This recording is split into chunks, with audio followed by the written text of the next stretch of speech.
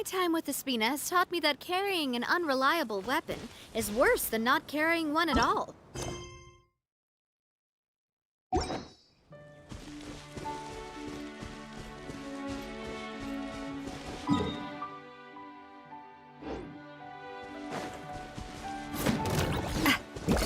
Hey there! Watch out! Fire! Well...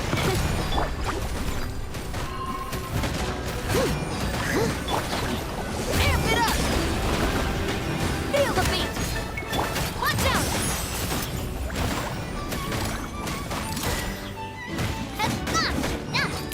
Hey there!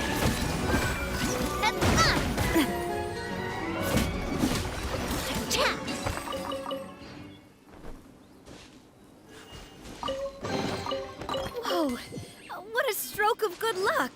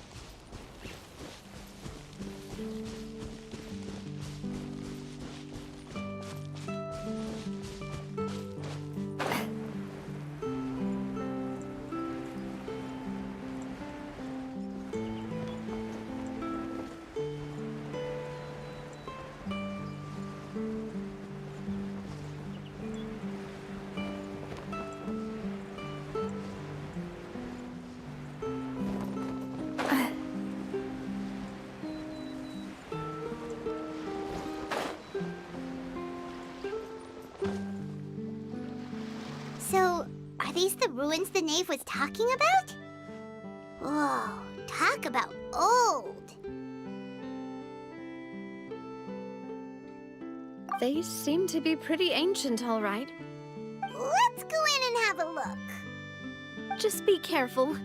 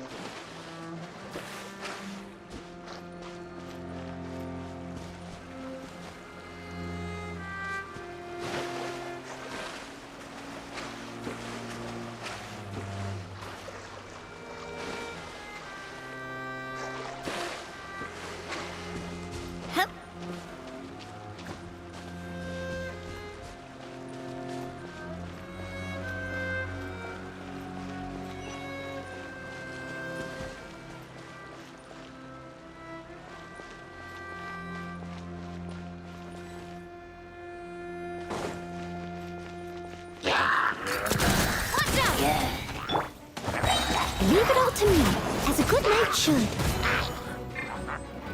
A proper send-off from the Spina with Power Core!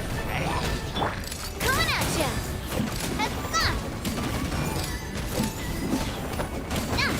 Watch out! Hiya!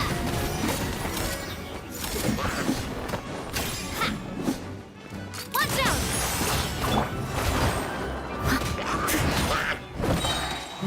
As a dutiful maid would. Coming at ya! Attack! That's the way.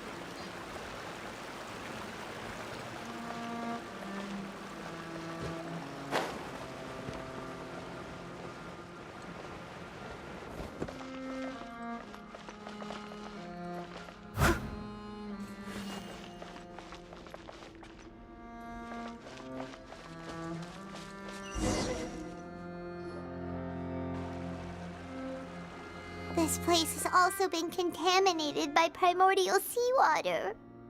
Yeah. And a lot of it, too. A Fontanian would most likely dissolve the moment they fell in. Right! You can't go down if there's primordial seawater. It's too dangerous, and it won't be any help for you to just stay here. Don't get Paimon wrong. We're not saying you're useless. It's just that... No, you're right. I can't do anything in this situation. I'll leave this to you.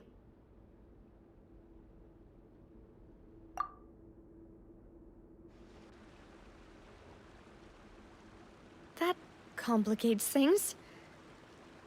Maybe the only way left is forward. In that case, do you want to wait for us here?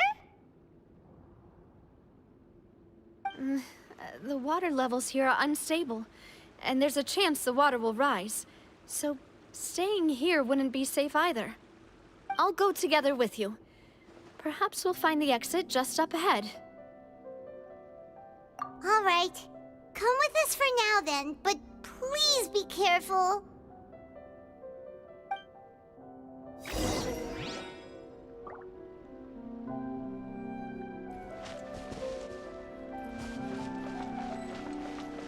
Oh no, it's a dead end! Let's try climbing over from the side.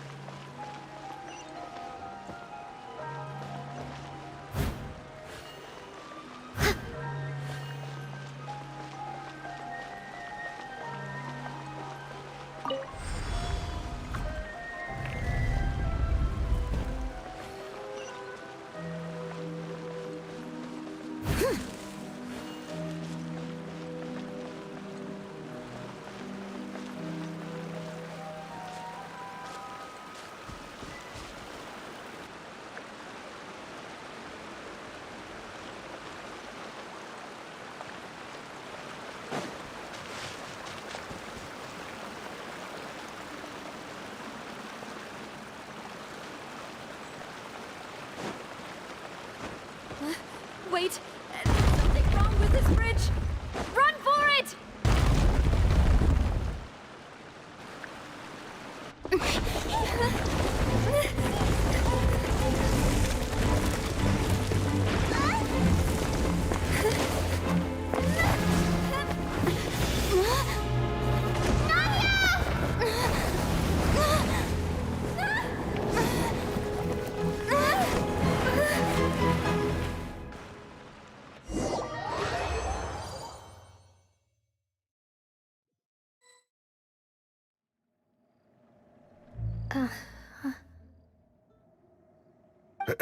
Demoiselle? Huh? Demoiselle, what are you doing here by yourself? Would you be standing here till dark if I hadn't come to get you? Maybe she just wants some time to herself, Malus. Oh, was I sleeping? Yes, it would appear so. I must be tired. That's quite possible. However, you were the one that suggested we go out for a walk. Oh, right. I nearly forgot. It must have slipped my mind when I dozed off. I haven't had a nap today yet. Have I? This is a familiar feeling, yet something's a little strange. Is something the matter, demoiselle? Oh, no. No, I'm fine. I was just trying to recall why we came out for a walk. Do you remember Mr. Giverny? He'd requested our help before with foreign merchants who had a debt dispute with him, and we'd resolved the matter not long ago. We were headed to see how things were going with him at the moment. Ah, right. Yes. I remember now. Oh, Miss Navia. Ah, Mr. Malus, and Mr. Silver, too. It's good to see all of you. How have you been? I've been great. Thanks to your help, those bothersome merchants finally realized that I wasn't the one they were looking for. Why, I wasn't even the guarantor for that person. They were knocking at my door day and night. Even my neighbor, Obina, was getting fed up with them. Sometimes force is required to calm someone down and get them to listen to what you have to say. That's right. Oh, by the way, Burnett, what was it that you wanted to give to Miss Navia again? Oh, yes. One moment, I have it right here. Miss Navia, these are some flower seeds that I prepared. Please take them. They're a very good variety, and they'll become very big and beautiful once they bloom. I don't know what we would have done without your help, so this is a little token of our appreciation. I hope you won't refuse. Did you cultivate them yourself? Thank you so much. I'll certainly take them. Malus, we do still have some empty flower pots at home, right? Why, we can have as many pots as you'd like, demoiselle. Perfect. In that case, we'll swap out some of the decorative plants for some of Mrs. Burnett's flowers. Very well. Wait. Something seems to be off here. Excuse me, madam. If I'm not mistaken, your name is Burnett, correct? That's right. Is something wrong? No, it's nothing.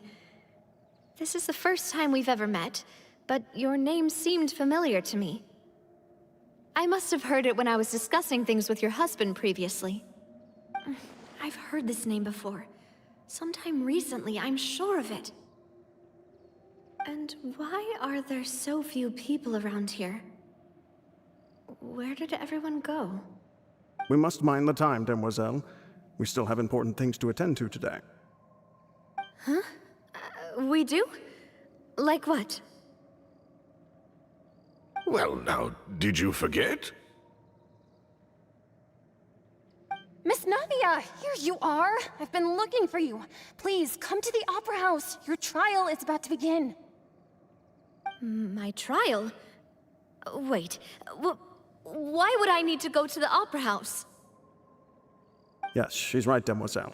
It's just about time now, so we should get going. Oh? All right then.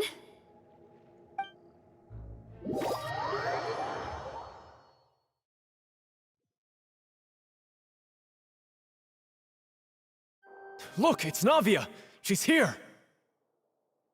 And her two attendants are with her. Goodness, everyone's finally here. There sure are a lot of people here to see the trial. And they all seem to be oddly excited about something. I I even know some of these people.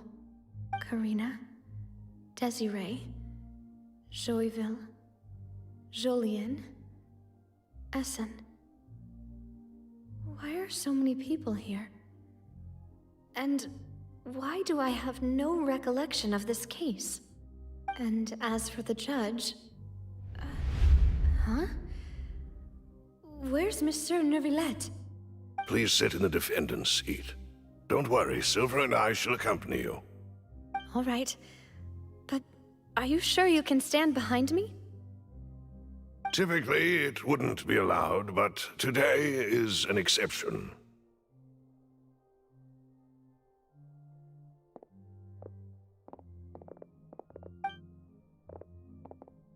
Hey, what kind of place do they think this is? Come on, do they have any idea what they're doing? Seriously. Enough with the whispering! Could someone please tell me where Monsieur Neuvillette is? And why I'm standing trial? My dear Miss Navia, have you not yet realized what you've done? In that case, allow me to explain. As all here know, you are Master Callus's successor, the head of the Spina di Rosula, someone held in high regard by every soul in Poisson. After you took over the Spina, you treated all of us just like the late Master Callus had. If anyone in need reached out to you for help, you responded. Not only you, but your butler, your subordinates, nearly everyone in the Spina di Rosula fought for the well-being of those in Poisson. Wait a moment. Aren't you just proving that I'm a good person? Yes, correct. Absolutely right. And that is why you stand accused. You have helped so many people get through so many difficulties. You are one with us. We are inseparable.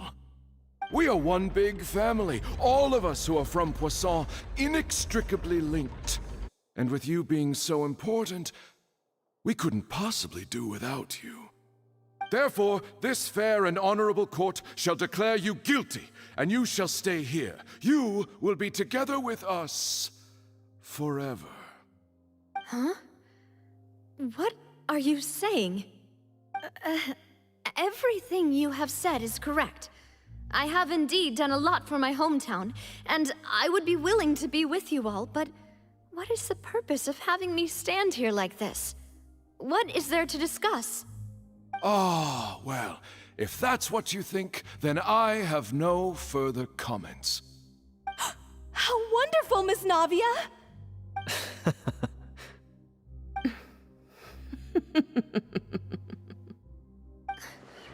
I know all these people. Why are they laughing? I seem to remember now. Yes, I get it. This trial is... Wait just a moment. This isn't right! Melus... What was that, Mr. Malus? Our conclusion is very clear and unanimous. Let the court judge her now. She's guilty! Stay here, Navia! You're one of us! Demoiselle, don't admit guilt. This trial means to keep you here forever. I wish to exercise my right to defend Our Lady.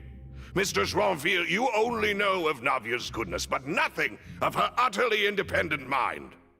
She was born a free and independent spirit. She has never been tied down by anything. Indeed, even the death of Master Callus couldn't stop her. Her actions cannot serve as proof that she identifies herself as part of any group. She merely acted as an individual, extending her hand to help others. Please do not mistake her actions as being otherwise. Really? As an individual, you say? Don't forget, we are all Fontanians here. This is the nation of justice, the nation of Hydro. Even if Miss Navia only voluntarily rendered her assistance, that doesn't change the fact that her beautiful soul must return to everyone. Water accepts all, blends with all. it will surely accept her kindness. Everything is measured here in the nation of Hydro, and in the end, everyone shall meld together.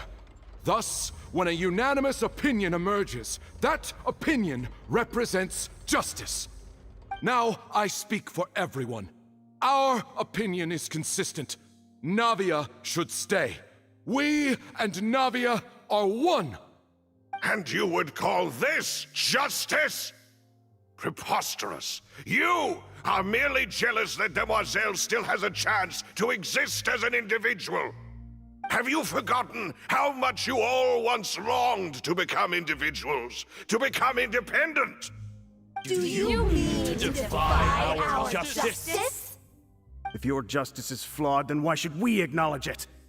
As you said, we can also have our own justice. Silver and I shall defend Demoiselle. And that is how we will enforce justice. Ugh, my head... it hurts. Demoiselle! Silver, it hurts. My head is spinning. All I can see is stars swirling in front of me. I remember now. Everything that seemed odd from the very beginning.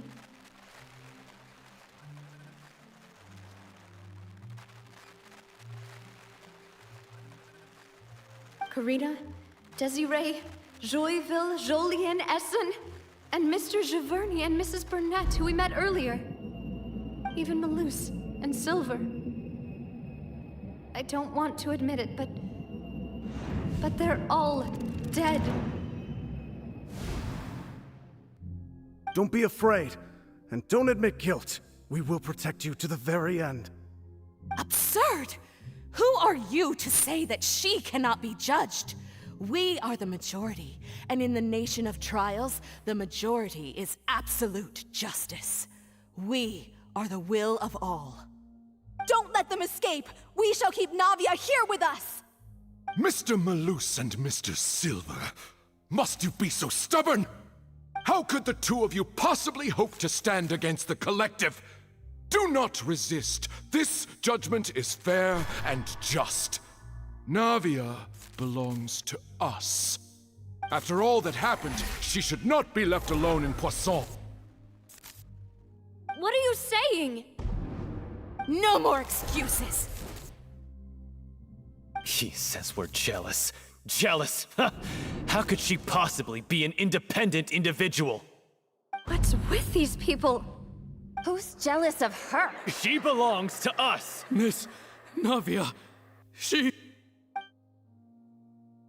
Silence! That's...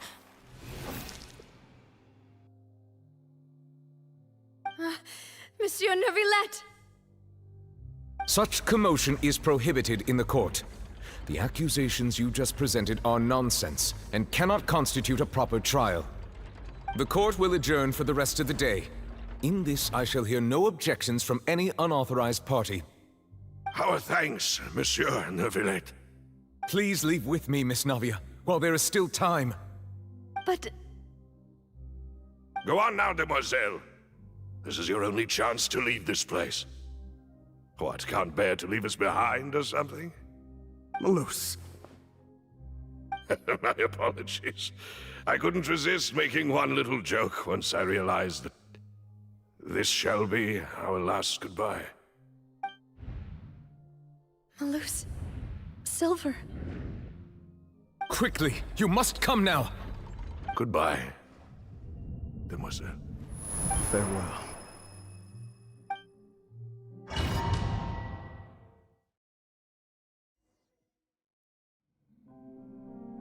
No, wait! Just a second! Navia? You're awake. Good.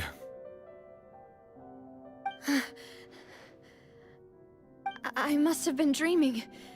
Malus and Silver were still alive, and they were defending me at some insane trial. It looks like you're all right. Did all the sad feelings cause you to have a nightmare? Paimon could give you a hug. The ruins you were exploring suffered a cave-in. When I arrived, I found you falling toward the water. You were just about to be dissolved within, but I...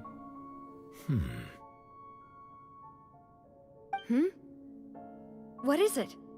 I think I saw 2 Oceanids protecting you. It was only for a moment, perhaps even a fraction of a second, but they gave me the chance to retrieve you. Were it not for their intervention, I would not have been able to rescue you before your consciousness dissipated. Wait, did you say Oceanids? You mean like what happened with Vache? Perhaps those 2 Oceanids were the people you saw in your dream. I always told them that they didn't have to protect me. To think that they'd keep doing so even after death.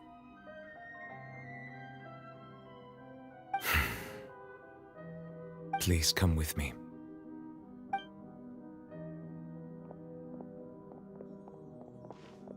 Neverlet, are you okay? Oh, I am quite all right. Perhaps there's something we could chat about? Why do you look so stiff all of a sudden? Oh, Paimon knows. You're the type who feels awkward when there's nothing to talk about, right? I merely thought that we should give Navia some time to herself. Huh? Why didn't you just say so then? Don't you think it's even more awkward to call us over like this and then have nothing to talk about? I suppose so. Ah, Sigewinne. I hope all is well with her these days. Her work in the Fortress of Meropide has not been too much for her, has it? No way, don't worry. She's doing fine down there. She's an amazing head nurse. I see. Well, that is good. I have always worried that Sigewinne would need a lot of time to understand the world of humanity, just as I have. Oh, and the Duke also says hi. Even though Sigewinne made him do that. He hopes that you haven't been overwhelmed by all that's happened lately. Thank you. I have indeed been busy lately, and I also hope that everything is going well in the Fortress of Meropide.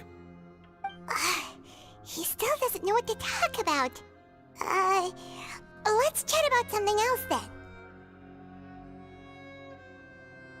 So, Neverlet, you're probably quite the swimmer, huh? Yes, of course. This isn't going anywhere. Let's try something else. How did you find these ruins? Did the knave tell you? Yes, in fact. I had arranged to meet you in Poisson, but when I arrived, I discovered that the Fatui were helping the residents evacuate. They had even transported a large quantity of supplies to the area. Amid my astonishment, I ran into the knave, and we had a chat. She informed me that she had asked you to investigate the ancient ruins here.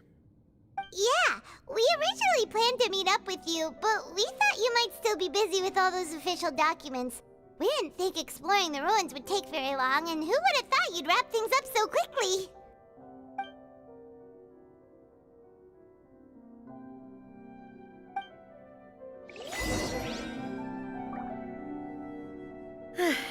I'm sorry to have kept you all waiting like that. I'm feeling much better now. I guess we should get going and...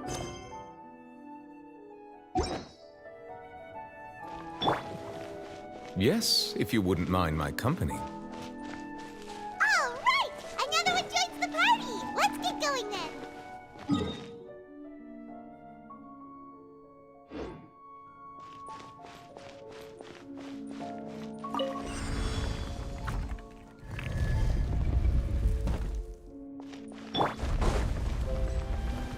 I must leave no stone unturned. Time to rock!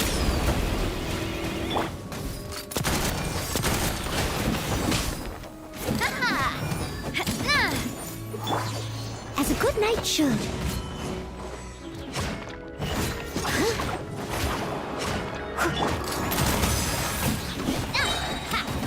Fire! Well, with rocks.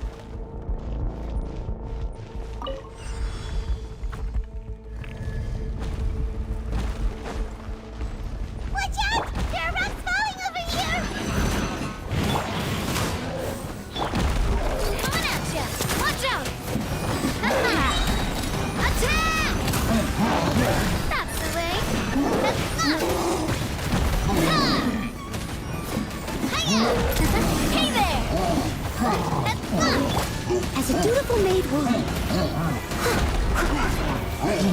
Leave it all to me. Shred till I'm dead! Feel the beat! Watch out! Watch out!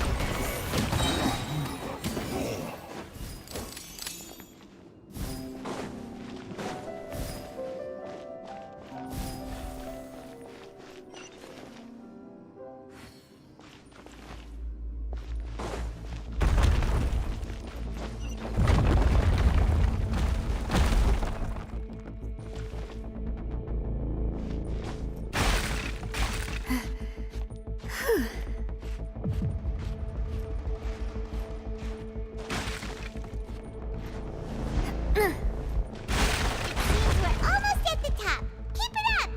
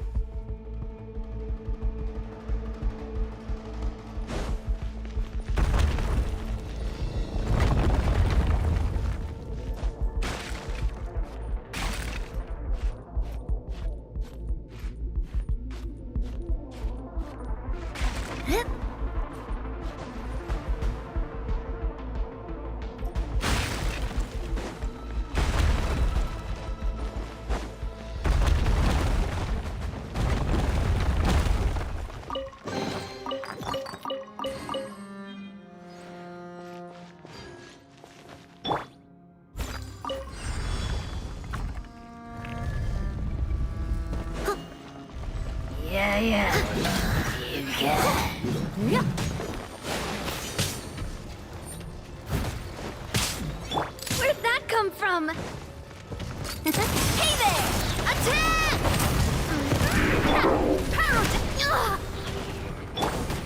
Time to clean up. I must leave no stone unturned.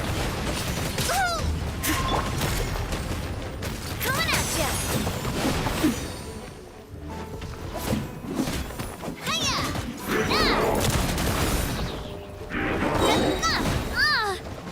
A proper send-off! From the Spinoid? La la la la!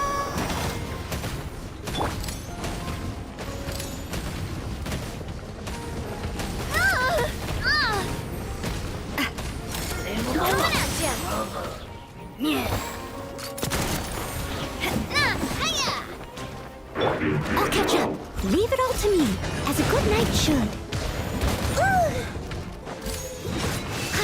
Amp it up! Power cord! Someone needs assist. Watch out! Hey there! Come on, Navia. Focus! Attack! That's the way.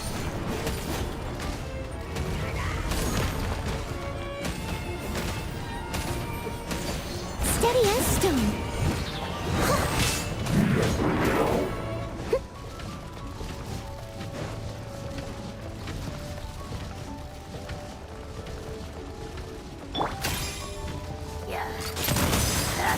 Watch out! I guess I'm going home.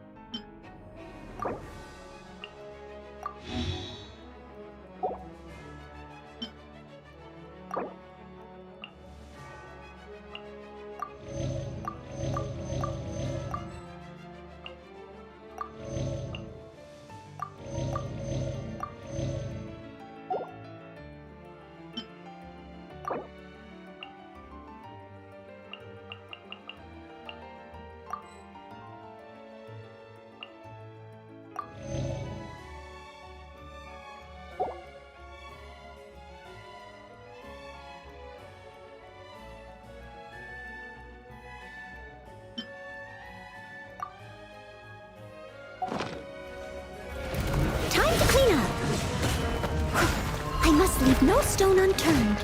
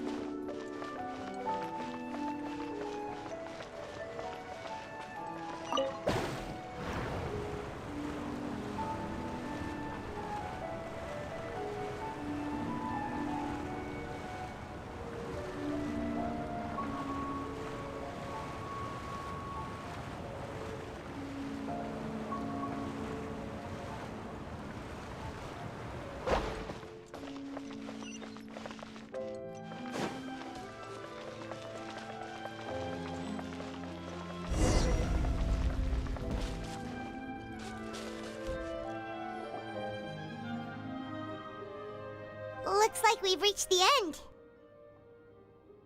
This is the place?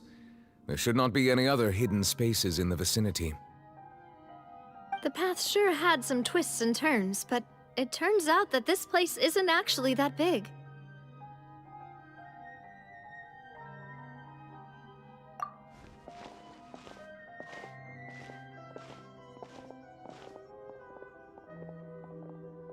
Stone slates? It seems like they were put here as an offering. Could we take them down and have a look? Perhaps we should just leave them be for now.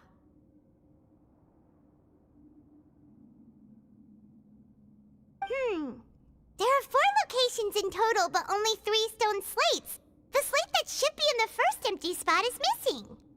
The surrounding walls also show signs of damage. There's something written below. Let Paimon see. Reason dictates that this nation be destroyed. I shall record the history of its future here in its past. Say what? It feels like someone left these slates and these words here for a purpose. But does he mean that Fontaine should be destroyed? That would fit the circumstances dictated by the prophecy, yes. Indeed, the slate's contents correspond to it. Take the second slate, for example. There's a person kneeling here. She seems so dedicated. And there's a whole bunch of other people behind her doing the same. She's facing this... what is this? Some kind of island in the sky? And is that Lady Farina in the third image? Did the Hydro Archon fall into the water? And is that a ring of people around her? Paimon doesn't quite get it. Are they all in the water? The fourth image. I know this one. This exactly matches the content of the prophecy. The people will all be dissolved into the waters, and only the Hydro Archon will remain, weeping on her throne.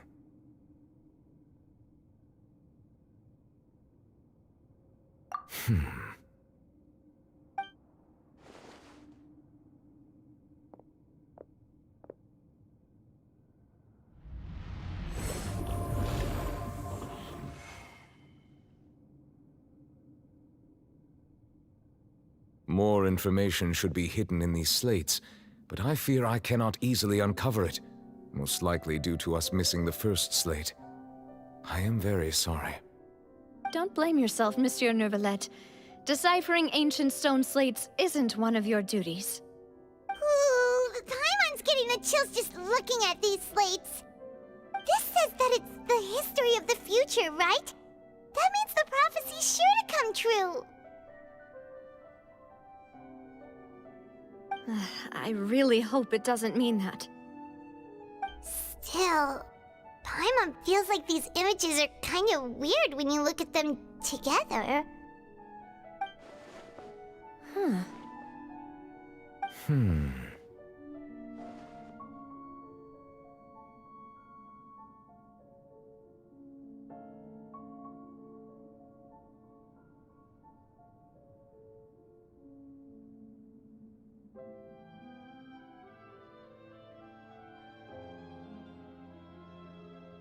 That's right! If the images are in chronological order, shouldn't the fourth, the waters drowning Fontaine, come before the third, where the Hydro Archon herself falls into the water? And yet the order is reversed here.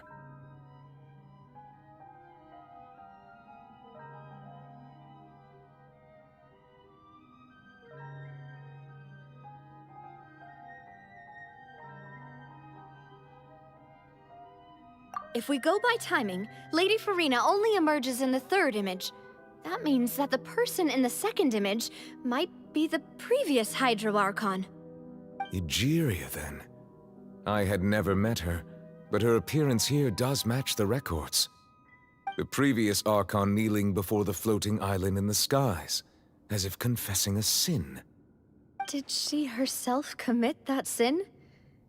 And if not, why would she be in such a posture? Also, I'm still wondering why these ancient stone slates are here at all. Judging from their contents, could this place be the origin of the prophecy? Does that mean that someone, or some people, once saw these slates? But who would have created these slates and left these words here?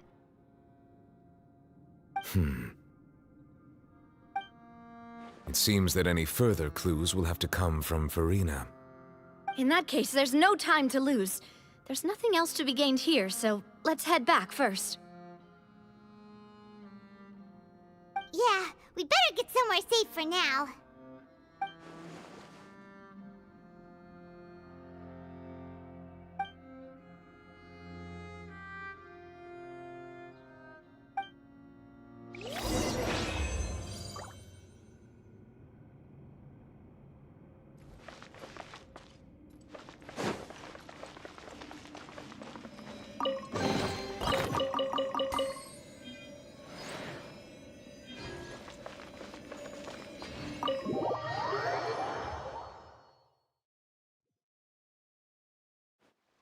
Let's split up here. I'm going to check on what's happening with the Spina. You know how it is. There's some things you just need to be there for yourself. You still have energy for that, Navia? Paimon's already beat. Just head back to the Fleuve Cendre and have a rest then. Thanks for keeping me company all this time. I'll depart as well. Thanks for your hard work today. Rest well, everyone. Traveler, I will go talk to Farina tomorrow morning to ask about the stone slates. I'm sure that you're concerned about this matter as well. If you have time, drop by my office. I will share the results of our discussion with you. Are you really gonna talk to her about this directly? Will that be a problem? Paimon's getting a little scared now that it's come to this. She has long been harboring secrets and will not give them up easily, which makes it all the more my duty to ensure that she understands the present situation. Alright, we'll leave it in your hands then. You're probably the best person to talk to her anyway. I will be carefully considering my words tonight. Traveler, Paimon, our safe house at the Fleuve Cendre is always open to you as ever, so please don't think you're an imposition. All right. I'll be on my way then.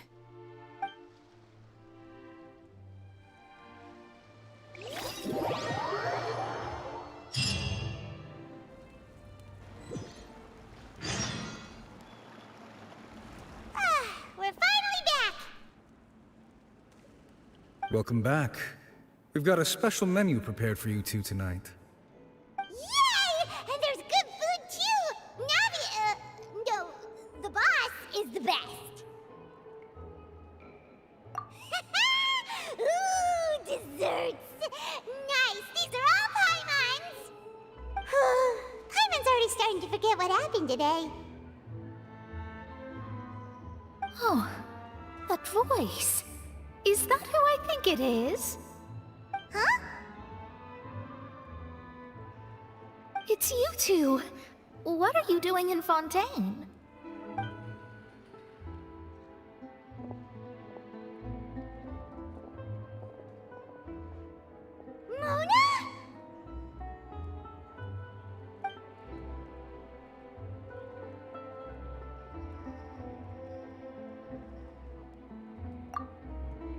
Seriously, nobody just uses a scry glass whenever they've got time to just see who they'll meet on the road.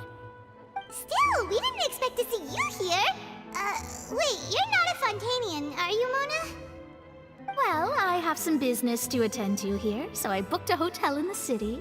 I was just out for a stroll when I bumped into you. Quite unexpectedly, if I might add. Why did you think I was from Fontaine, though? Is that because Magistus doesn't sound much like a Mondstadter surname? Yeah, let's go with that. Well, I used to have my own surname, which was, well, some other thing. Either way, the old hag told me when she took me as her disciple that the first step to being a great astrologist's pupil was to change that name. There was nothing for it, really. She really is amazing at astrology, so I changed my name to what it is now according to her wishes.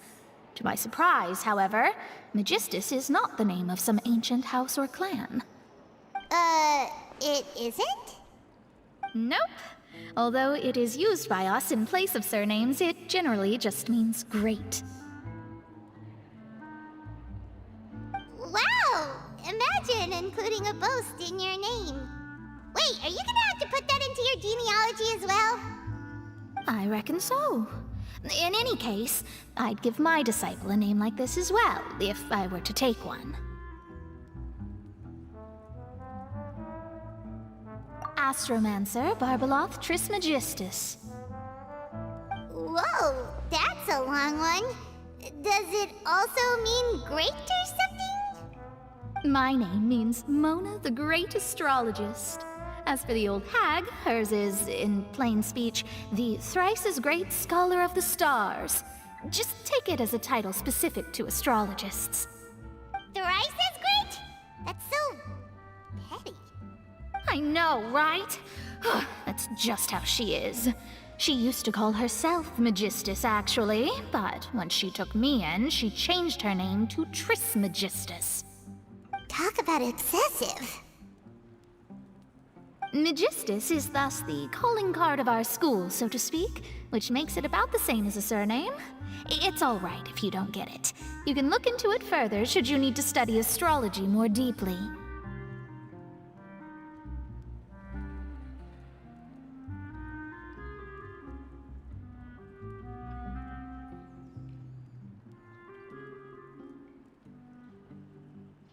That sounds terrible! But anyway, you're not Fontanian, are you, Mona? You're from Mondstadt, right? Well, I was born in Mondstadt, yes. My parents migrated to Dornman Port, and I traveled with the old hag for a while, after which I settled down in Mondstadt City. Oh, that's a good thing then. At least we know you won't be dissolved by Fontaine's waters. Speaking of that, I'm sure you're aware that a bunch of things have happened here in Fontaine, right? I know you're not a local, but I'd avoid getting too close to any water that looks strange all the same. There's something ominous about it. Well, the water, I mean.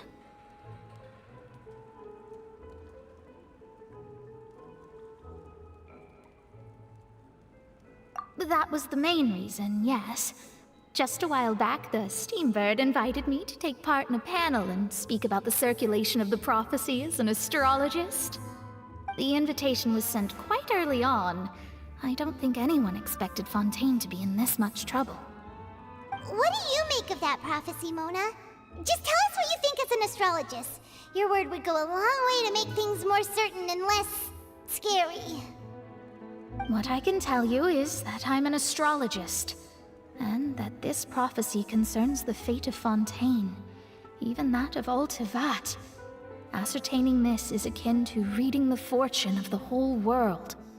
I'm afraid that this is not something that just anyone can do. If I could do it, you would no longer call me an astrologist, but a visionary. But on the flip side, the prophecy is so huge and powerful that it must surely come from a powerful visionary. Its contents involve the fate of the world.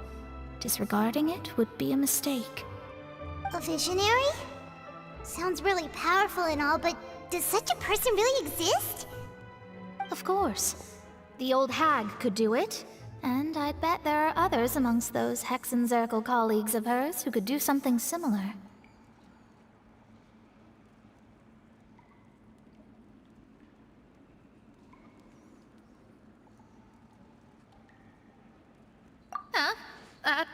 you sure? All right, I'll help you. It isn't often that I see you with such a serious look on your face. I'll tell you once I hear back from her. Thanks, Mona. You're amazing as always. Oh, well, this is something only I can do after all. So yes, your praises are quite welcome. That's the greatest of astrologists for you! Of all the people we know, you know the star's the best! Indeed, indeed. That's the spirit. Oh, sorry. I came to see what all the commotion was about. If there's anything you need, do not hesitate to inform the Spina di Rosula. Oh, whoops. Guess we were getting a little too carried away there. Well, I'll go tend to my own business now. If I receive any news, I'll be sure to come find you two again. And there she goes, quick as rushing water. And here we are with the Spina guy giving us suspicious looks.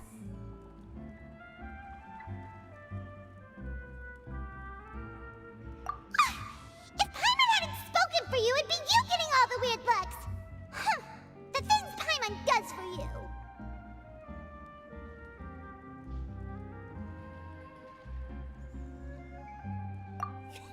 That's more like it.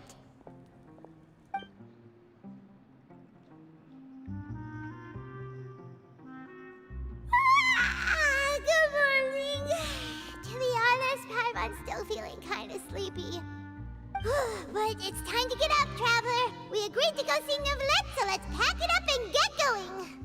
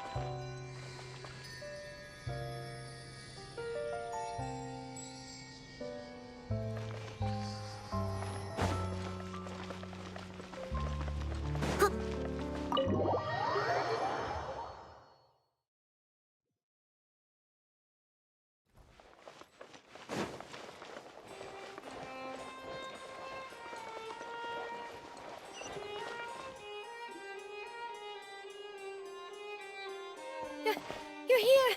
Finally! Is something wrong? Monsieur Neuvillette and Lady Farina, they seem to have gotten into a dispute. Please go see for yourself.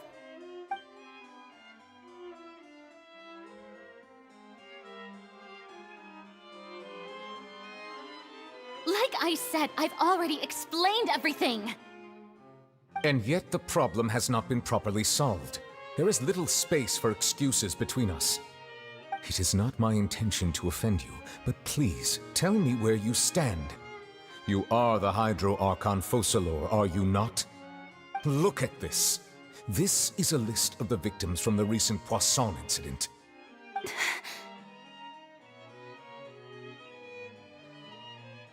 You mean... they're all...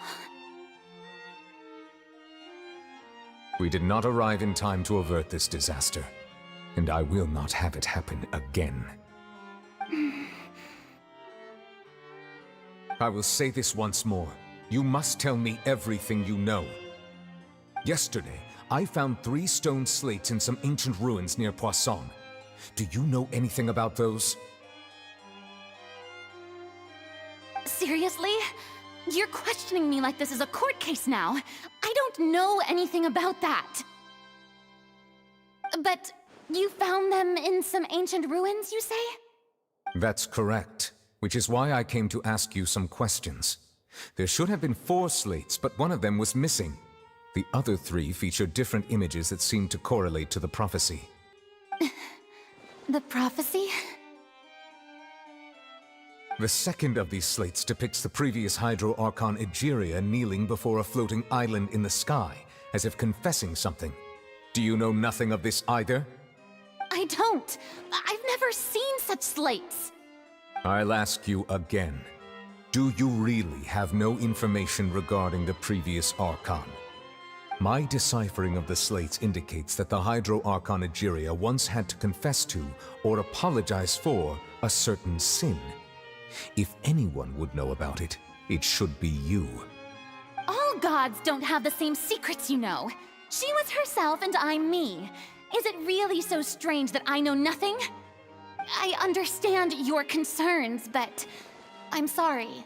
I just don't have anything to tell you. Forgive me for saying this now, Lady Farina, but I have long known of your various secret investigations into certain matters.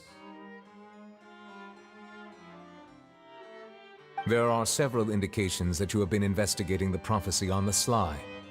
This is not strange in itself, considering that you are the Hydro Archon. But it is strange that you should also claim to not know any of Egeria's secrets, as well as do nothing following your inquiries. You have never been as superficial as you have presented yourself to be, nor are you a fool. And yet, your behavior is very inconsistent.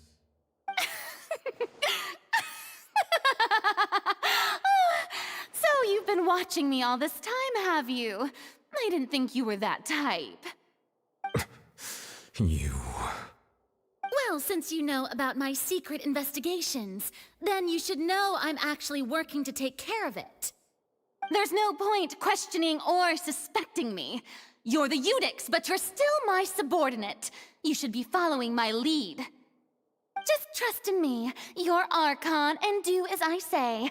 Never mind whether you can truly convince yourself to or not. It'll all turn out fine.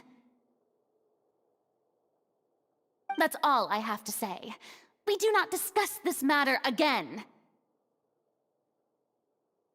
Oh, the opera's about to start.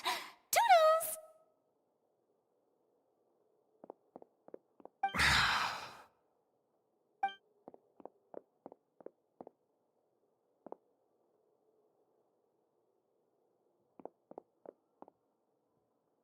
Did Farina not notice us standing by the door?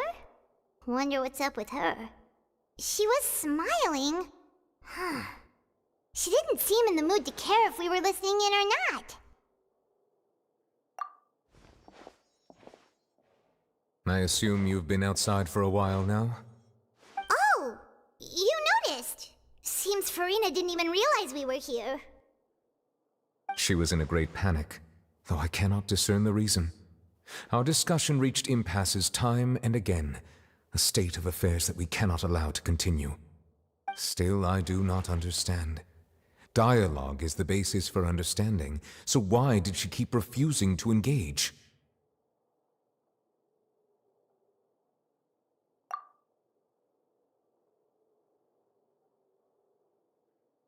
Everyone in her inner circle has noticed that she is hiding some secret. The issue is her attitude. I fear that she will not reveal anything unless absolutely forced to. We may have to create a situation in which she will have no choice but to speak. Oh? Like what? Normally, people will only reveal the truth when standing trial. Perhaps we must have the Hydro Archon experience just such a scenario. But Farina's seen so many trials, and she's really good at dodging questions. How do we make sure that she won't just slip away at the first chance she gets? We will need to consider this thoroughly, join forces with various parties, and then do what we can. If at all possible, I would prefer to recuse myself from this affair, but we must prevent the prophecy from coming to pass. This may be cruel to her, but all Fontaine is in crisis. The information a god possesses is too precious, and so we must take a chance on this. But who will lend us their aid to do such a thing?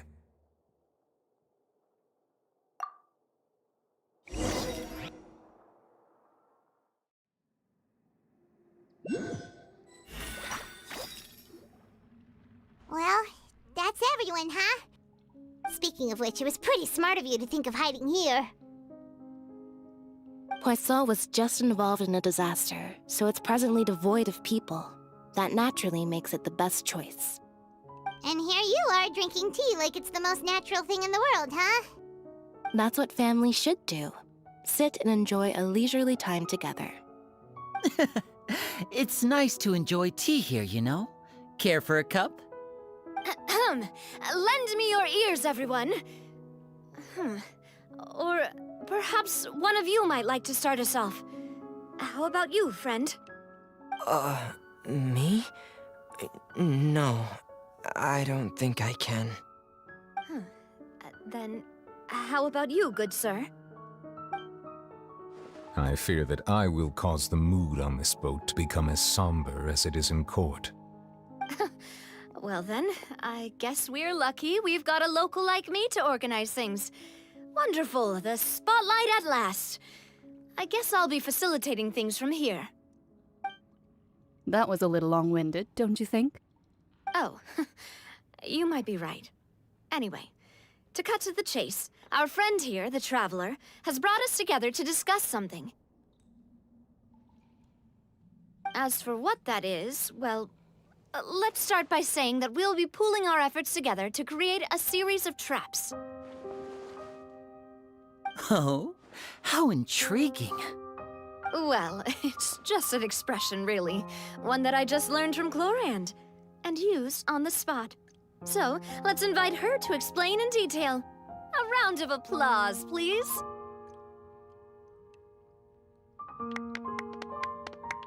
Huh? Didn't you say that you would be facilitating this? Oh, come now.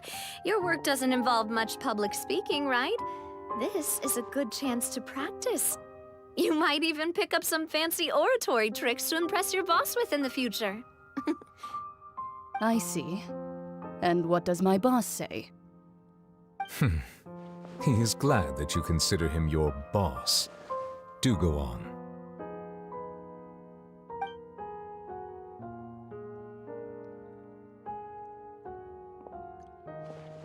In that case, do any of you have experience hunting? Not that I recall. Fremine and I once used a wooden stick in a basket to catch wild rabbits when we were younger. As for Lynette, oh, right. You were sick that day, weren't you? I've also gone diving to catch some fish before. Does that count? I'm afraid not. You may or may not have heard, but Fontaine once played host to a group known as the Marechaussee Hunters. Though that was their name, they did not hunt animals, but rather various monsters left behind by the ancient dynasty of King Remus. Today, Fontaine's monster population has already thinned greatly, so the hunters have blended back into society, taking up arms in other lines of work. They even left a unique methodology of hunting in their wake. A trap comprises of the following components: bait, a trigger, and a containment device. Sometimes a lethal implement will also be necessary to deal with the prey. So, if we were to build a trap together, right now, what would you choose to build it with? For me, I would prefer something basket-shaped. Pigeons and rabbits will see the bait and naturally enter the snare. Our line of work requires a deft hand, and we're some of the best in the industry, so you can count on our techniques. You used some of those techniques while moving the people of Poisson, didn't you? My subordinates mentioned that you even performed some magic for the bawling children. Yes, and I even managed to gather some intelligence in the meantime. I'm quite the multitasker if I do say so myself. I'm afraid I can't claim that as my strong suit. I prefer more stable methods, like placing bait in the water and waiting for the fish to come within reach. That's the kind of method I would count on. Calm and steady. Exactly the kind of person who would catch loads of fish. And I can be their assistant. With discretion, I'm sure. I'd probably use some sort of mechanical animal. Papa once bought me some small clockwork squirrels, mice, and such. When placed in the forest, they can attract others of their kind. I remember that you liked those too, didn't you? I did. And that would be a good way to go about it. If they're realistic enough, animals of the same kind will follow them all the way to the trap. What about you, Monsieur Neuvillette? I fear I do not have any related experience. That makes sense. You usually solve problems directly, without the use of any such tricks. But I do have one more question for you, Monsieur. If we were to create a trap now, how would you design it? I would like for it to be effective, but bring no harm to the prey. A more gentle trap would be ideal. Kind, as always.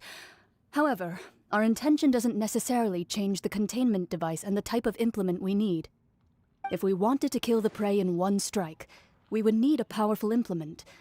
However, that also goes for prey that must be captured and safely contained.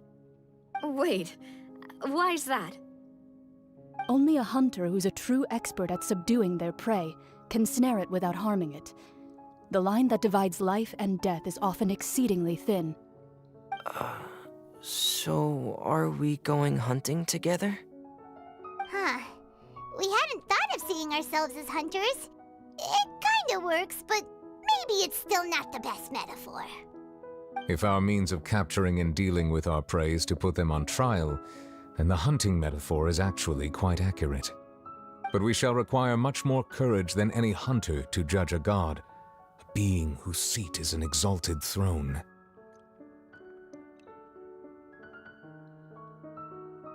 Oh, so that's what's going on. Sounds very interesting.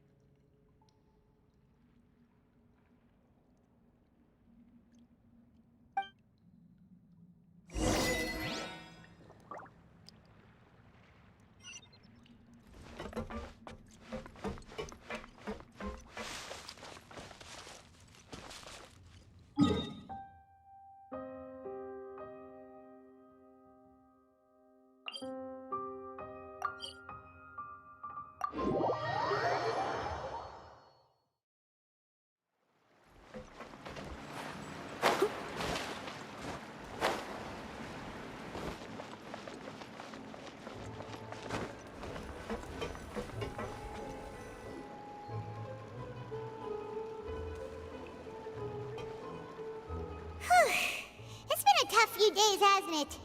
So much has been happening. Paimon didn't think the meetings would go on for so long, but everyone seemed pretty fired up, huh? Paimon thought they'd be at least a little frightened. Well, Fremine was, now that Paimon thinks about it, but everyone else just looked a little surprised. Well... It's hard to say. Paimon doesn't have any experience with this sort of thing. But with you around, Paimon sure will do great.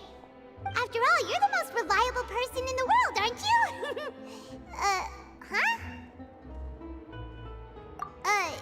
Did you just pour some tea? Paimon didn't notice you doing that at all. Then what's that? Paimon's never seen that cup before. Don't be frightened. I'm just joining you two for tea. I merely refrained from saying anything till now. Who's that voice?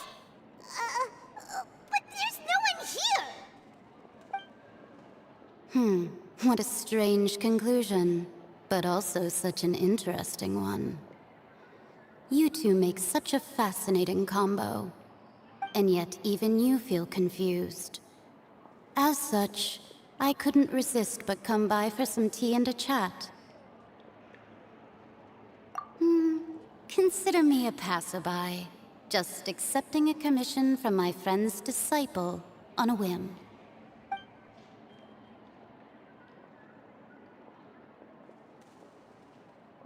Precisely. Call me N, a mage who wanders the world. At least, that's how my friends have suggested that I introduce myself. The prophecy. Yes, what has been prophesied will be fulfilled. You may view such things as the history of the future. What? Then is there any way we can stop it? People call such things fate, and it is written in the stars. It cannot so easily be altered.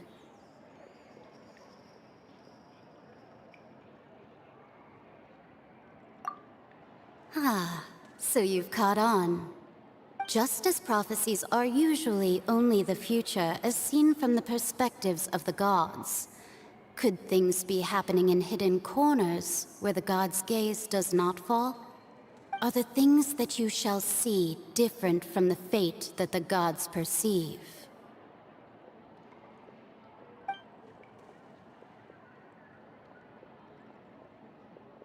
What is she talking about? It all sounds really impressive and important and stuff, but it also sounds kind of scary.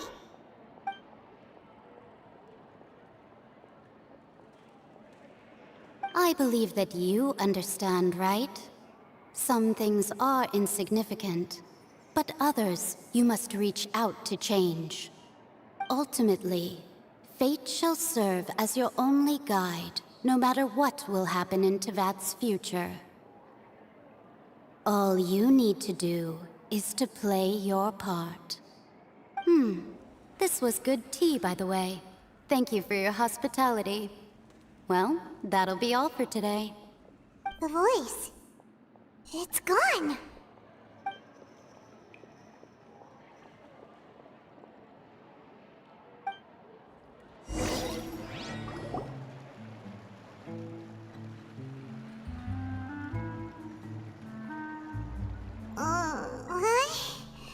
I want to hear someone talking. All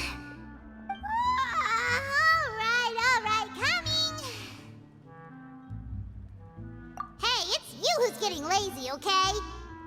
Well, I see I've walked in on some lively banter. Luna! Fine, just fine. I went to take part in that Steambird panel. It turned out to be more interesting than I expected. Not all Fontainians are pessimistic about this. One journalist mentioned that sitting around and waiting for the end to come would be wrong, and that they should make their own rescue preparations. I agreed, so we had a brief chat with her. Did she have pink hair by any chance? Why, yes, it was Charlotte. I assume you've heard of her, no? That daredevil journalist? I'm in full support of her view. Prophecies are very important, but how can people allow their lives to be commandeered by just a few words? That's right! Paimon's glad to hear something sensible for once. Ah, yes. About what we had discussed before. I did try, but I'm afraid I couldn't reach the old hag. I'll try again tonight, but I wouldn't get your hopes up.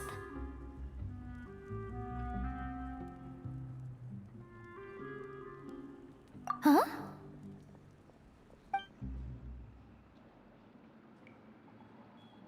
Goodness gracious. Are you serious?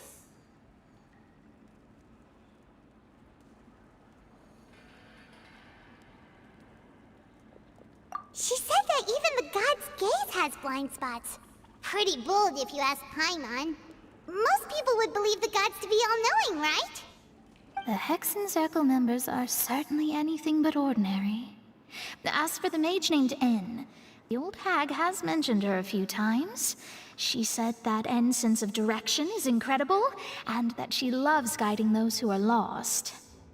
But I've never met her, and if she were still alive, she'd be...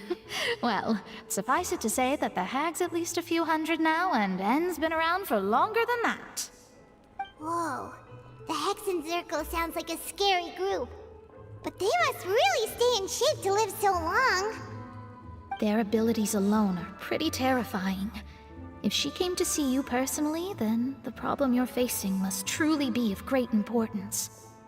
Well, it's not like Paimon could understand anything she said. Yes, she was quite cryptic, but I suspect she means that there is still a way to turn things around. She didn't say when or what that would be, though, so... Perhaps it is something that you cannot know right now.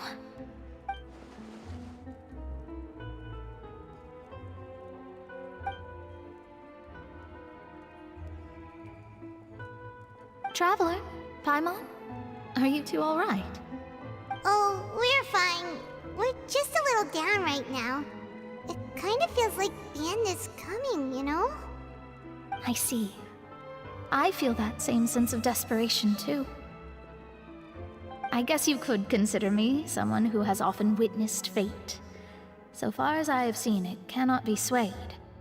But even so, I still hope for, and believe in, miracles. Astrology is eternal and rational, but fate may not be. It is cruel, but it can also be beautiful. Perhaps that's what En was trying to tell you. Not to lose heart, and to believe that what you are seeing playing out before you is not yet set in stone. I did originally think of steering clear of all this, but I couldn't. Even if this is all futile, I still wish to help everyone. If we don't struggle to the last, then how can we face the end when it comes? Huh. You do have a point. There I go, talking about astrological principles again. Sorry about that. The moment I start talking about work-related stuff... I need to get going.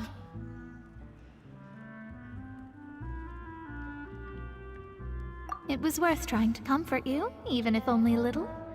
I believe that you'll help those who are struggling in the same way I did.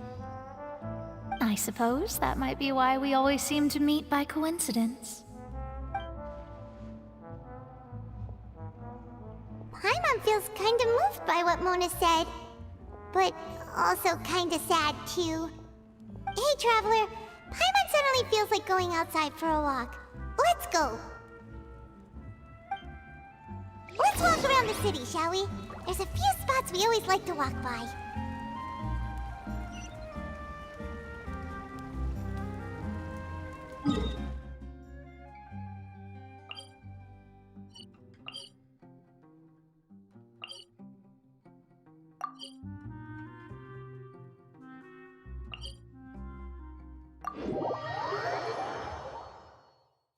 Tired. Would you like some tea? I'll brew you some. Do you take sugar? 1 cube or 2?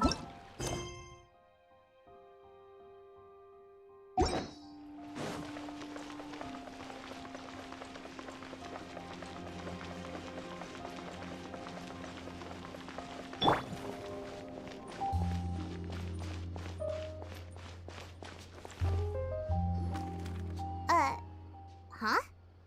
Our names are written in this newspaper. What's going on? Let Paimon see! The underwater stronghold, the Fortress of Meripede, has continued in its noble autonomy, but that does not mean that others cannot interact with it. My recent attempts to enter the fortress bore little fruit. Huh. Guess Charlotte still hasn't given up on that. Thus, did an Outlander friend become the focus of this report? A blonde adventurer with their white fairy, legends trailing in their wake. It is said that this mysterious traveler once visited the underwater fortress. So while the fortress's interior remains a mystery behind closed doors, do not fear, for the tales of the traveler contain surprises in spades. Journalist Charlotte's biggest scoop yet, the Traveler's Trail, World Walker. Huh. Charlotte took so many awesome photos of us and we never even noticed her. She hasn't been able to get a hold of anything at the fortress, so since we're easier to find, she's using us as the subject matter instead?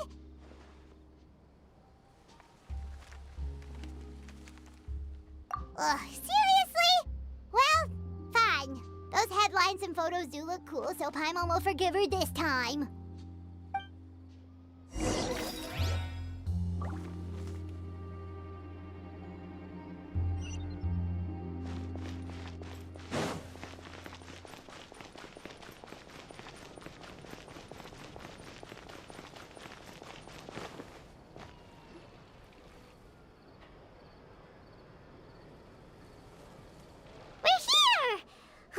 Paimon's hungry. Should we go in and get something to eat?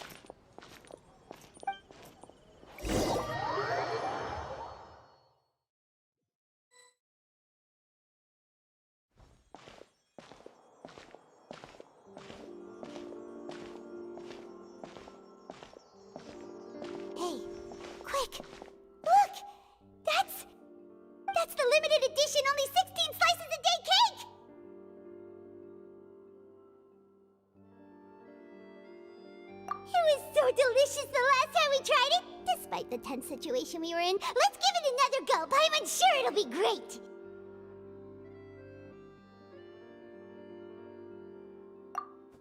One slice of cake, please. Someone showed up after all. Oh, wait, you're the one from the Palais Mermonia. Oh, are you here to buy cake too? It seems Monsieur Nervalette was right. You really can eat. Wait, did he really say something like that? That's right.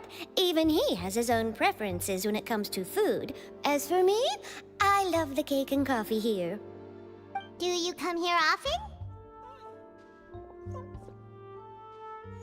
Usually every day. Every day? It's part of my daily schedule, apart from work. I shall have my cake and coffee. Then what if someone told you one day that this place would be closing soon, and you wouldn't get to eat cake here anymore? What would you think? But why would it close? Well, Paimon doesn't know either, but maybe the waters will rise tomorrow. You know, like in the prophecy. Oh, the prophecy. To be honest, I haven't paid much attention to that. No, still, even if there'd be no more cake tomorrow, that wouldn't keep me from having some today. No, it's the same for eating in general. You might not be able to eat tomorrow, but if you can do so today, then you should carry on. That's what people call living, you know. Huh.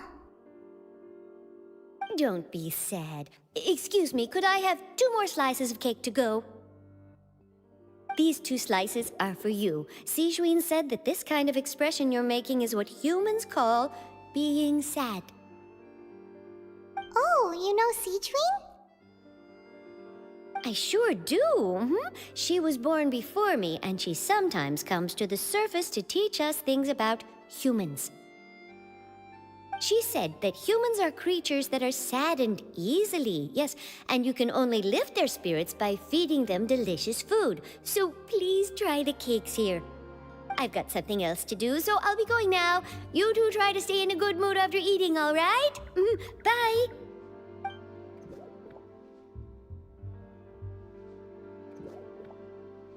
And there she goes! Alright, let's dig in. I'm sure this cake will be delicious.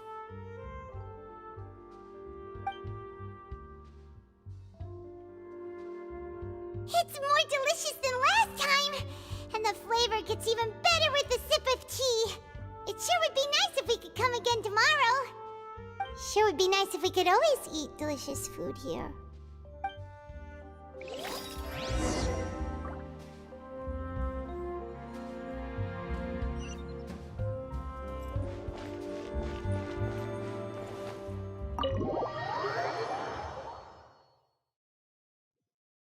Oh, we're near the Steambird office. Let's go look for Charlotte and have a chat.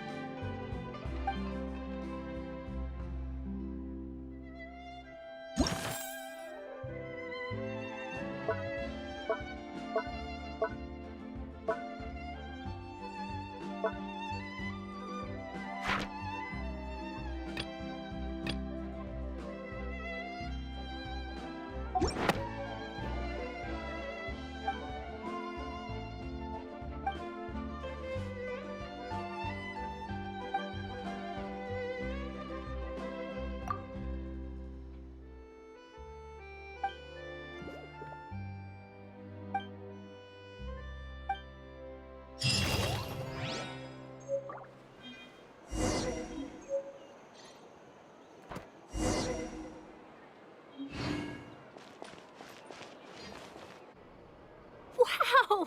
If it isn't the Traveler and Paimon! Oh, have you seen the article I wrote about you? Ha! You've got some nerve! You just used us to make some quick mora! Oh, you needn't worry about that. I heard that you were in Poisson some time back, so I sent you a letter to discuss just that.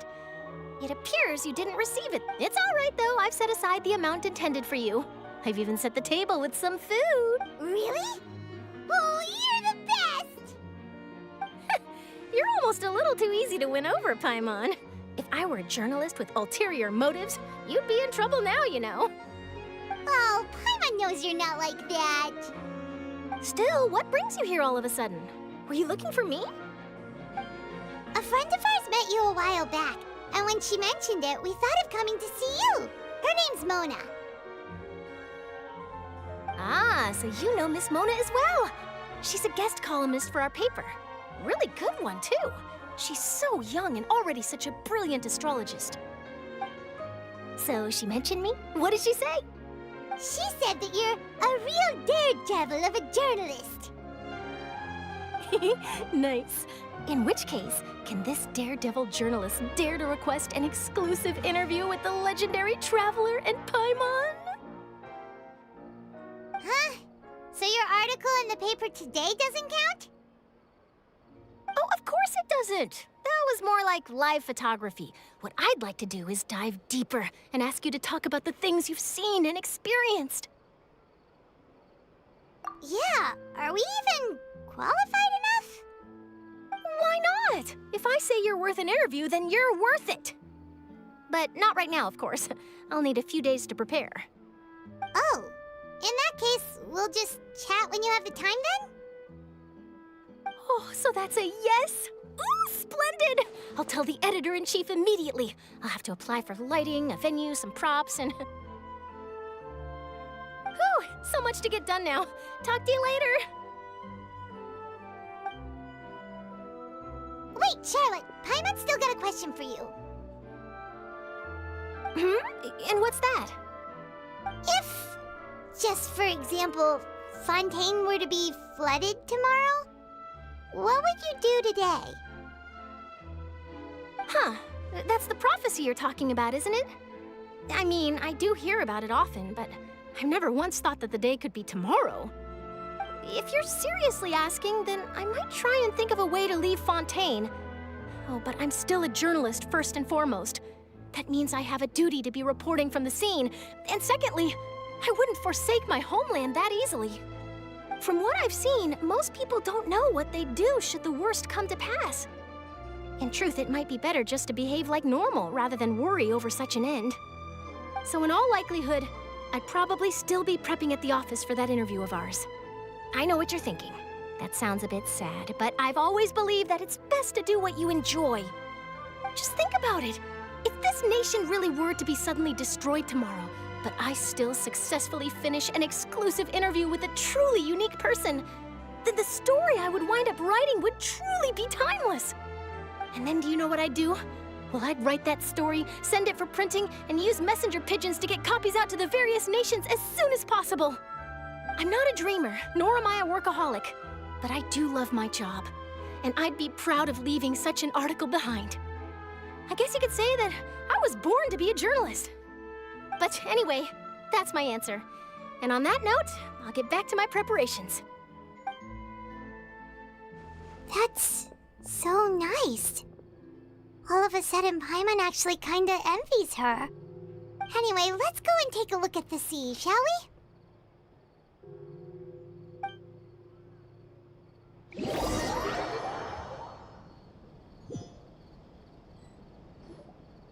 The sea breeze and scenery can be a pretty soothing combo, huh? Paimon's been thinking.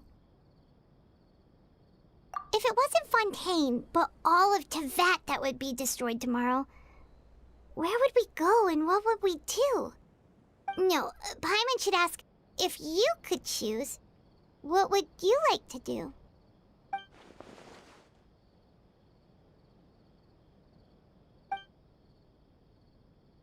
We've always been moving to the next destination, so we haven't spent much time thinking about these kinds of things. We didn't have to either, with us always being on the road and whatnot. You mean, still traveling?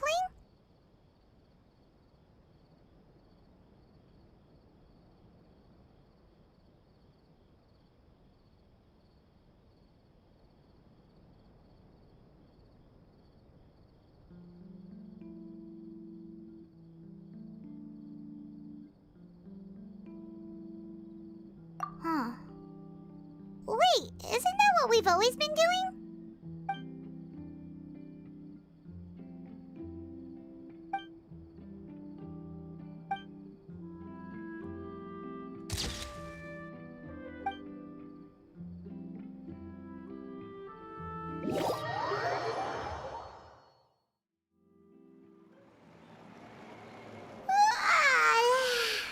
Feels like you'll grow mold if you stay here long enough. But it's still better than the Fortress of Meropide, that's for sure. It's not only damp there, but salty too. Ah, so the two of you are still here. Wonderful. Oh, you're from the Palais Mermonia, aren't you? Yes, I'm Isadora. Monsieur Nervillac sent me to look for you two before. I heard that afterward you went to the Fortress of Meropide. Not at all. I'm well aware that you're friends of his. Actually, I'm here to pass along a message from him. Yes, inside the Opera House. The Marechaussee Phantom has declared the incident a small-scale riot. A riot? Well, that said, I don't personally think it was that serious. Lady Farina was watching a performance at the Opera House, and while she was resting during an intermission, some other audience members suddenly started harassing her, loudly accusing her of doing nothing about the prophecy crisis. And before she could respond, others started to join in. The crowd continued to grow, and protests against the Hydro Archon started to break out. So people have started to put the blame on Farina. Guess they finally found an outlet for the pressure they've been under due to the prophecy. I agree. People will naturally rely on gods, as is customary. But the moment people feel threatened, gods are also the first to be blamed. So what happened after that? Is Farina okay? Seeing that the situation was spiraling out of control and that further argument was pointless, she claimed that she'd gotten tired of this and left in a hurry. The Marechaussee Phantom had their hands full maintaining order and did not catch where Lady Farina had gone. Only when things had stabilized did we realize that she had gone missing. So, you mean she's still missing? That's right. The Marechaussee has dispatched many people to search for her, but we don't have any leads yet.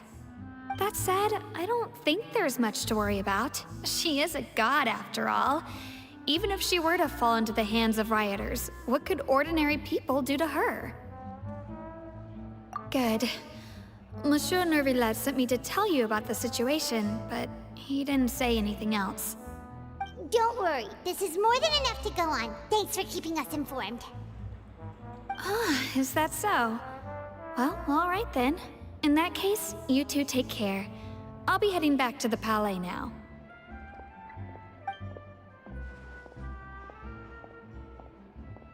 Well, sounds like we should hurry over to Poisson then. If we know Farina, she won't try to fix things in this situation. Instead, she'll look for a place to wait out the heat. And, as we also know, she may be loud and dramatic, but she doesn't have a heart of stone. When Nervillet was talking to her in the Palais Mermonia, and she heard about Poisson, she couldn't hide her sadness and remorse. It would be hard for her to ignore being accused by the public today. Paimon thinks Farina's probably taken the opportunity to slip away to Poisson and try to relieve the sense of guilt that she's feeling. Huh! Well, what do you think? Paimon knows the answer, of course, but Paimon can do the analysis to back it up, too. Cool, huh?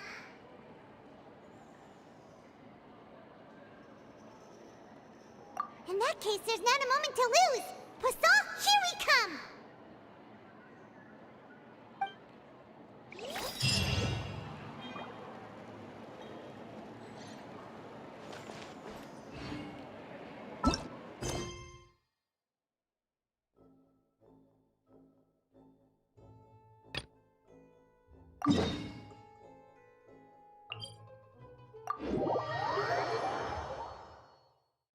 This place looks deserted. Guess all the survivors must have evacuated already. All that's left here are signs of devastation. Could Farina really be here? Let's try to find her as soon as possible.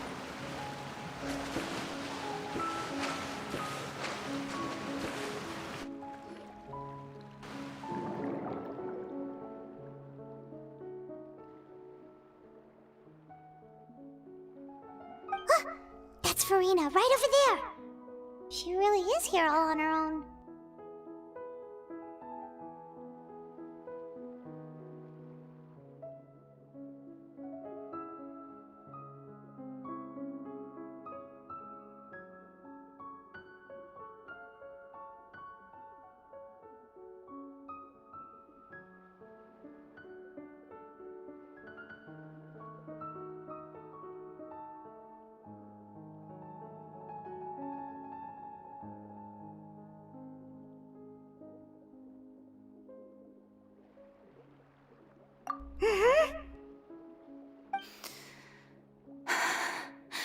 Should I just give up?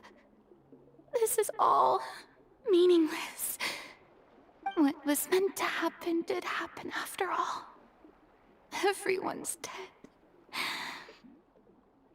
I'm sorry. I am so sorry. Give up, Verena. There's no point in holding out. I'm sorry. But what can I even do other than to repeat meaningless apologies over and over?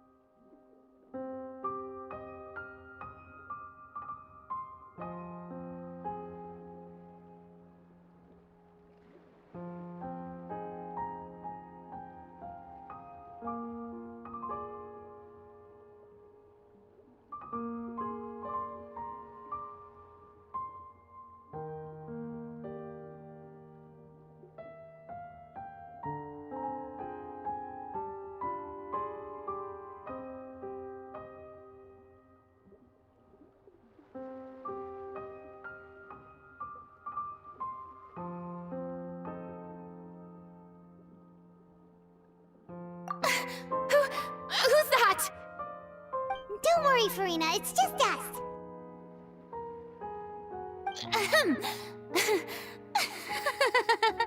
So it is you, blonde traveler from another land.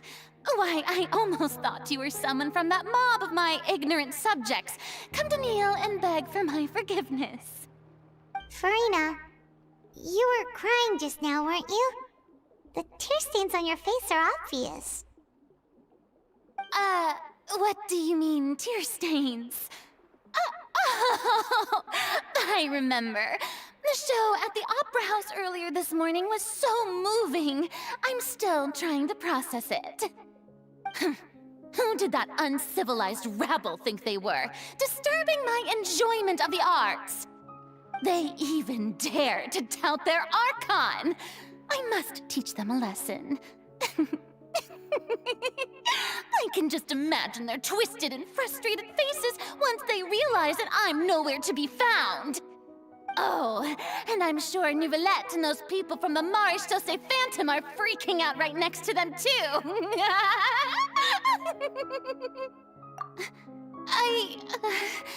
Of course not. Hey, there she is! The Hydro Archon's over there! Quick, after her! Farina, those people seem to be after you. They are? They're just some rabid fans who want to cut the line because they haven't been able to meet me in person, aren't they? That's against the rules. I can't let them get their way. Farina just ran off! Quick, we have to catch up with her!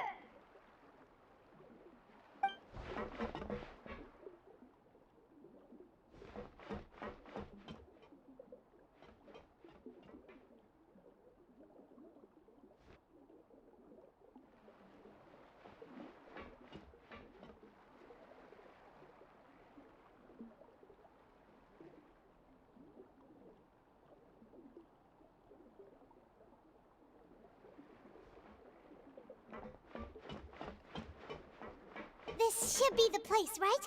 Hey, Farina! There's a good hiding spot over here. Quick, come to Paimon before the rest of them catch up to you. What is this place? Hurry, they're almost here!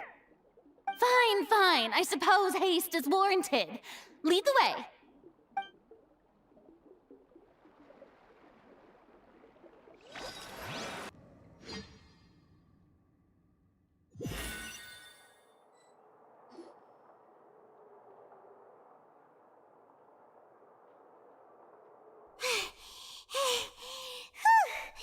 Paimon's exhausted.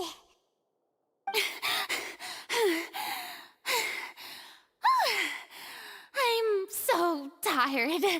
I totally thought they had caught me. No, I mean, I merely gave in to the sheer enthusiasm they displayed.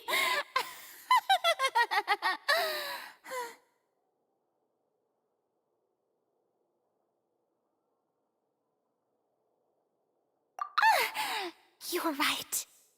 Yep, that's a good girl.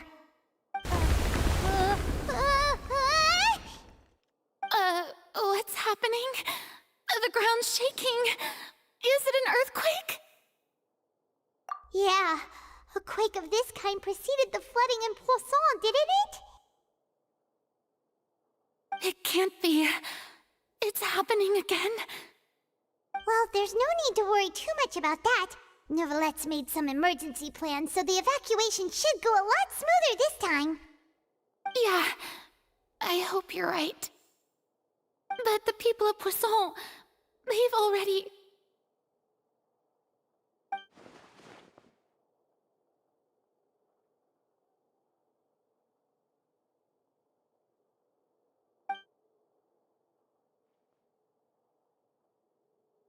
It's true. I've been investigating the prophecy for hundreds of years.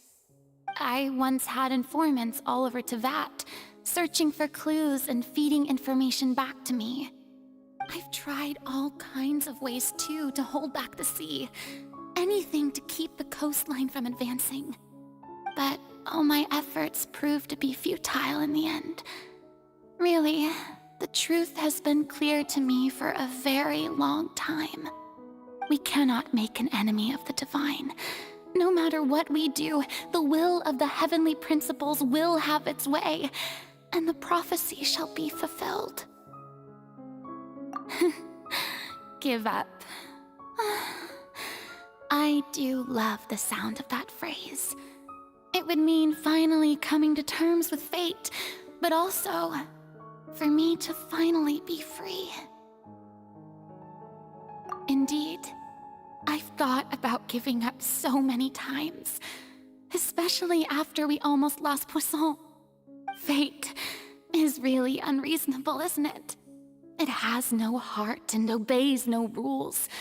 The prophecy has only just started to come true, and so many people have already lost their lives. But just now, it all became clear to me. I still don't have the right to come to terms with fate on behalf of everyone else. As long as the final moment hasn't come, it's still not too late. Don't worry. I will keep hope alive for everyone until the very end. Well, that's enough for now. I got the impulse to play the stricken maiden, but honestly, considering my rank and station, that wasn't a good fit at all. Don't take any of what I just said seriously. How could I possibly let Fontaine fall to the whims of trivial prophecy? Come on! Paimon could have sworn you were actually being honest just now.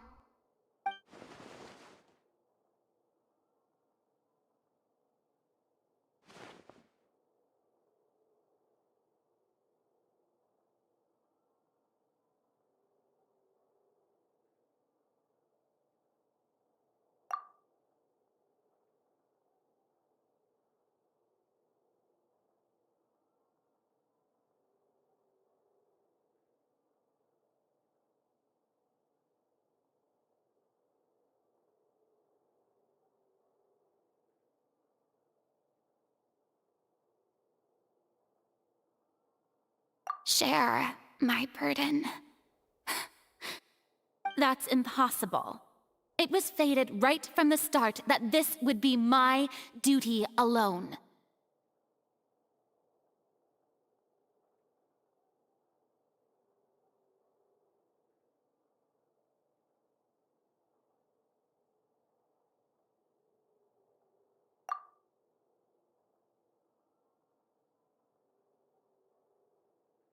A witness.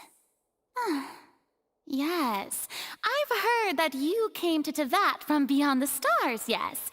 In other words, you never belonged here.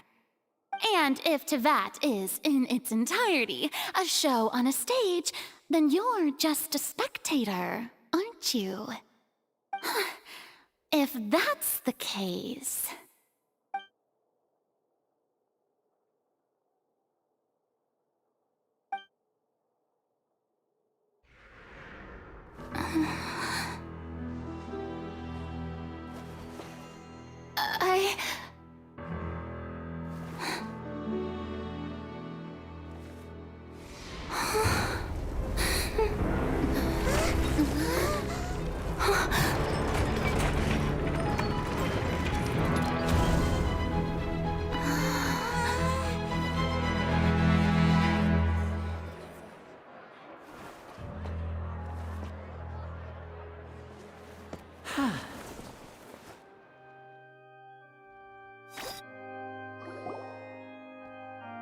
Ladies and gentlemen, this concludes my opening performance.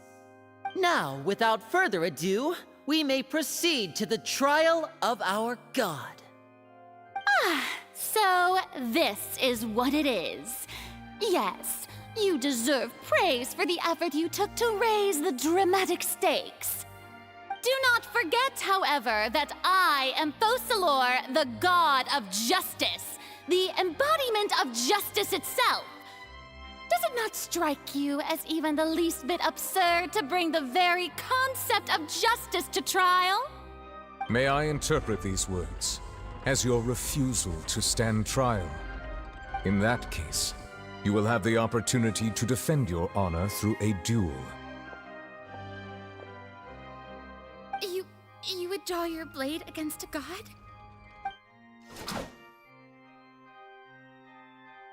I see. It seems like you have made up your mind.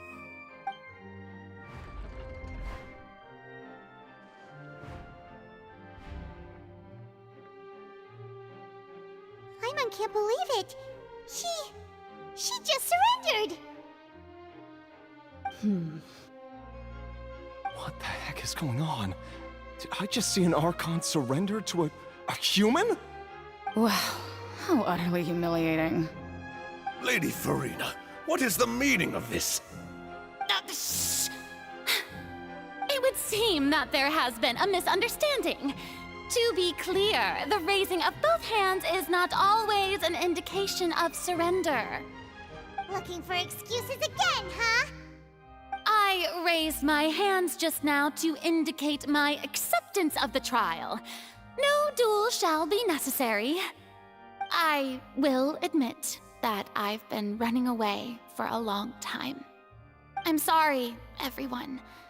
I was unable to protect the people of Poisson. It is my duty to stand trial for my crimes. You are not the only ones to be disappointed in me.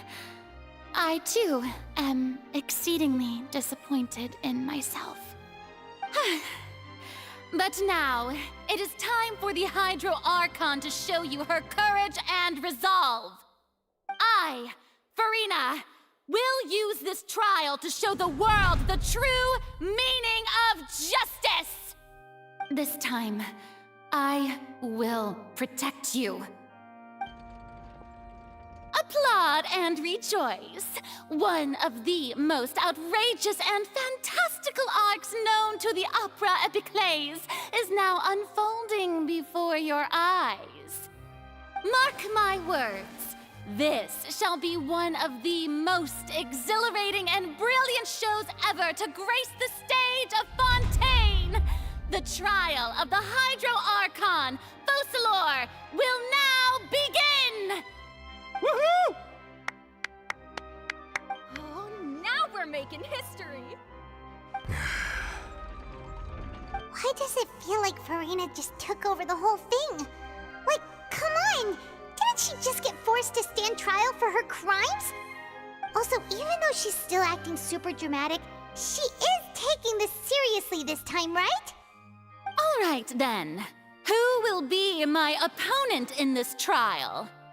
The court asks the prosecutor to please take the stand.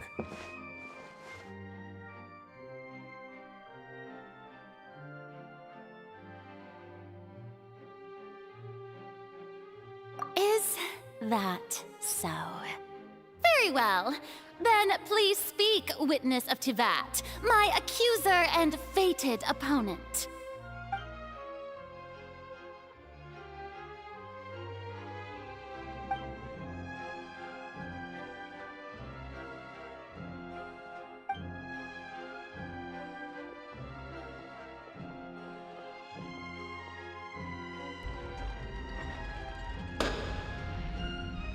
Also, please allow me to ask, as a final question before the trial begins. Just how much work did you do to force me onto this stage? Well, we did do a lot of prep after the meeting that day.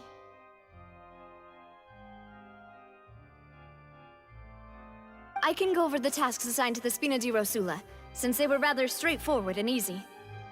Navia, the president of the Spina di Rosula. Most of the people who participated in the disturbance this morning were my subordinates. They changed into plain clothes and came to the Opera House as regular audience members, waiting for the perfect opportunity to incite insurrection against you. The people's resentment against their Archon has been building as more and more of the prophecy is fulfilled. A spark was all we needed to turn smoldering anger into a flame. Moreover, according to our understanding and analysis of you, When something like that occurred, you would likely flee the scene and head to Poisson by yourself.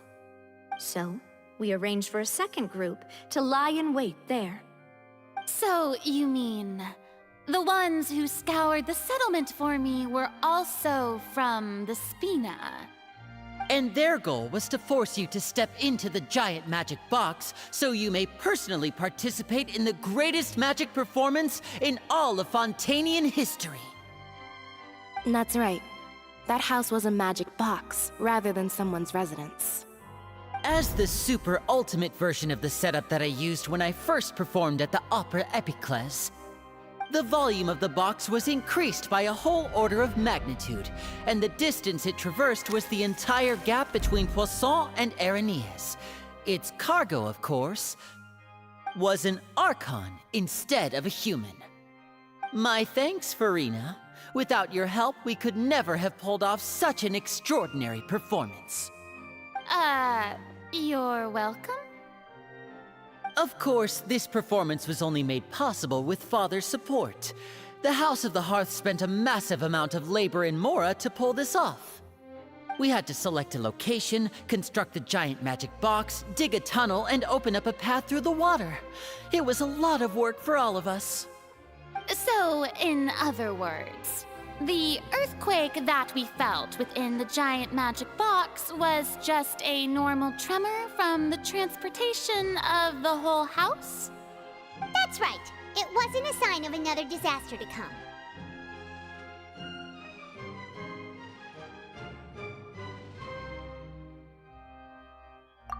Then, I can guess Nervillette and Cloran's parts.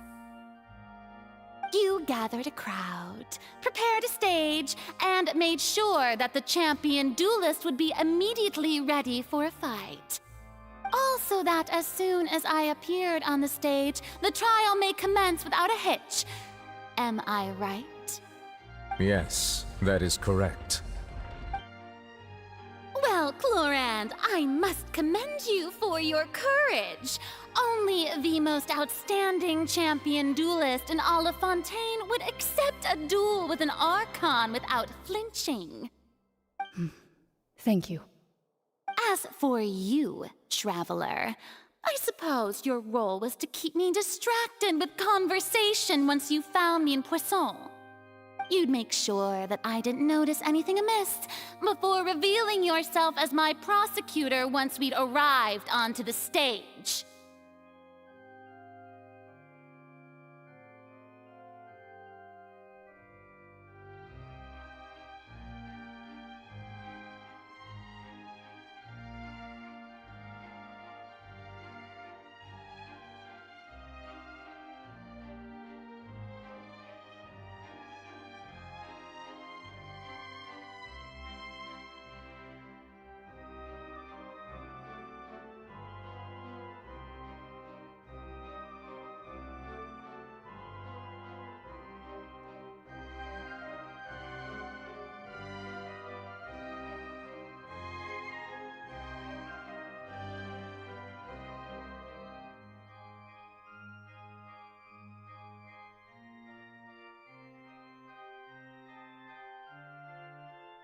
Oh?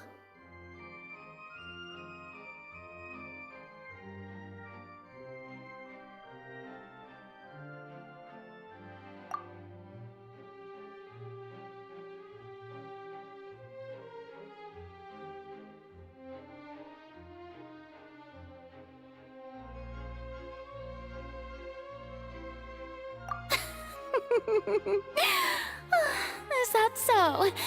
Then I suppose I must have missed my final chance. It's fine. It matters not. What's done is done. The stage is already set, so there's no reason to disappoint the audience. Let's see this trial through to the very end.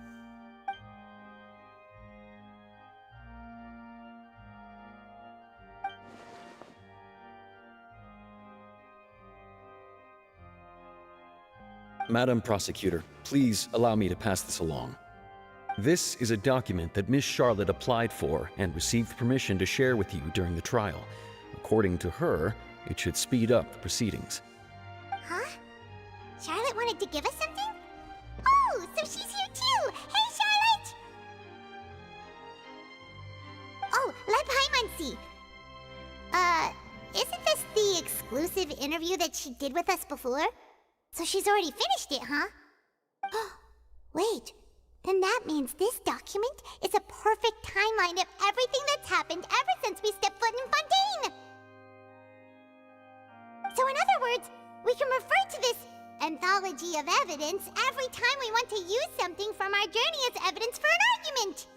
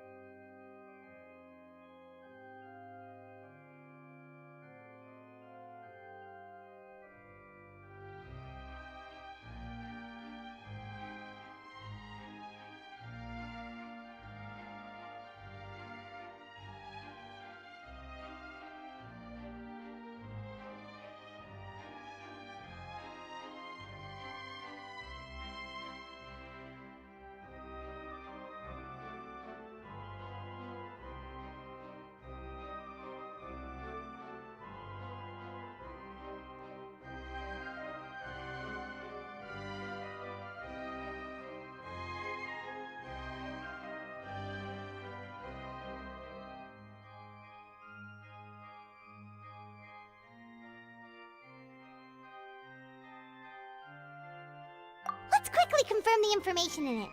Just think of it as a refresher, alright? You defeated the Hydro Archon in the very first duels you took part in at the Opera House. That's one for the history books, all right.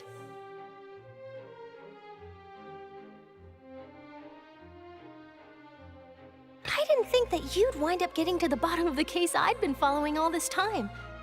I guess you could also see this as a happy coincidence.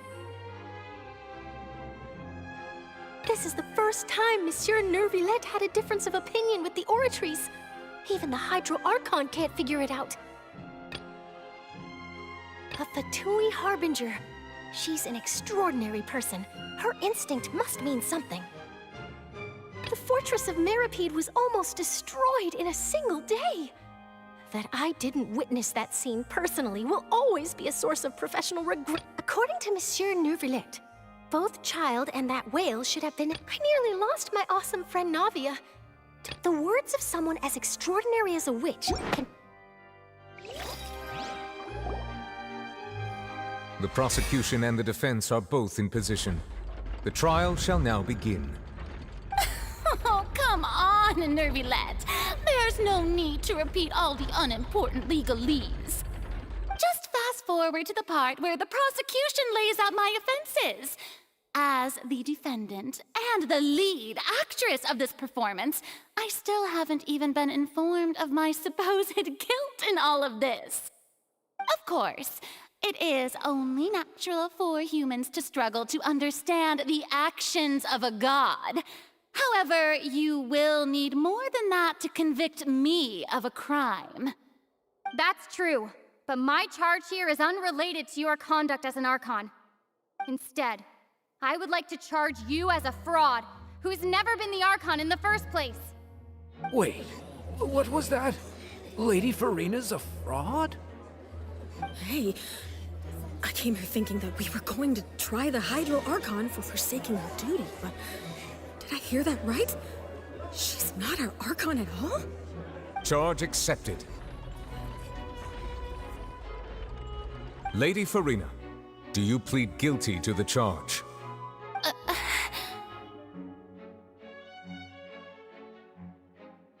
Lady Farina. I plead not guilty. How can I be guilty?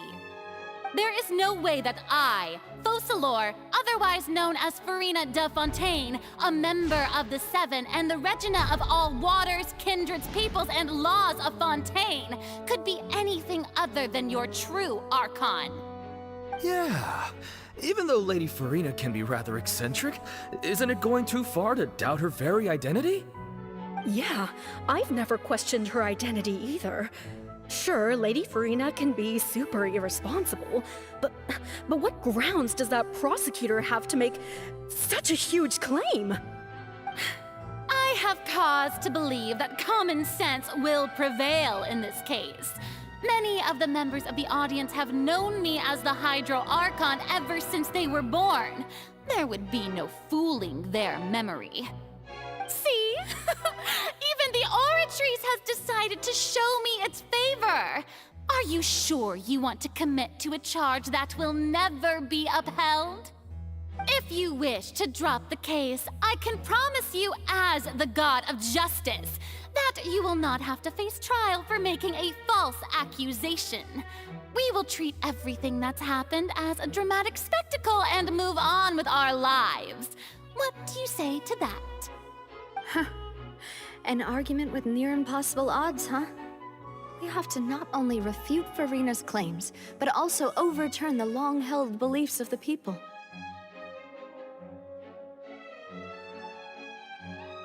Well, I tried to give you the chance to surrender. If you must persist, then let me ask. If you believe I'm not the Archon, then what manner of being do you think I am? And if I was not the Archon, then how did I manage to live for over 500 years?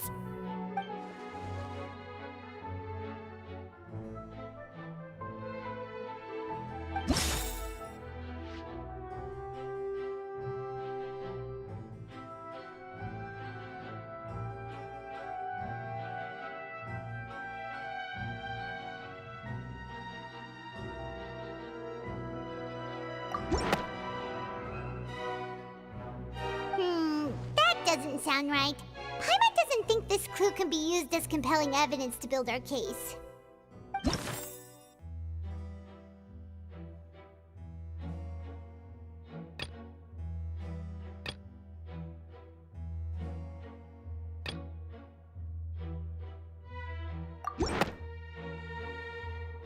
First of all, you may be a member of another long-lived race, which would allow you to naturally possess an extended lifespan.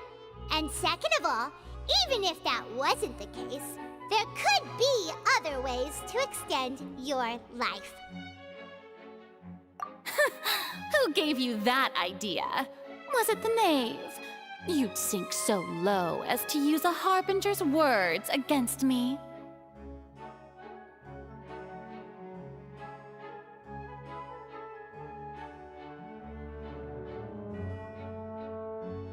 A curse? I once thought it possible that the aura of an Archon might naturally resemble a type of curse.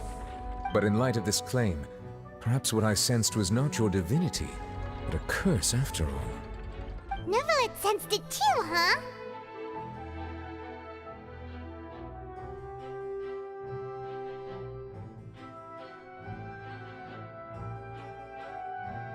Lady Farina is actually a human?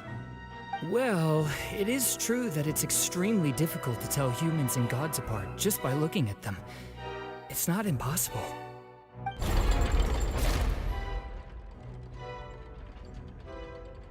Well, don't start celebrating too early now. Even if I have been carrying a curse like you said, how does that prove that I am merely a human being?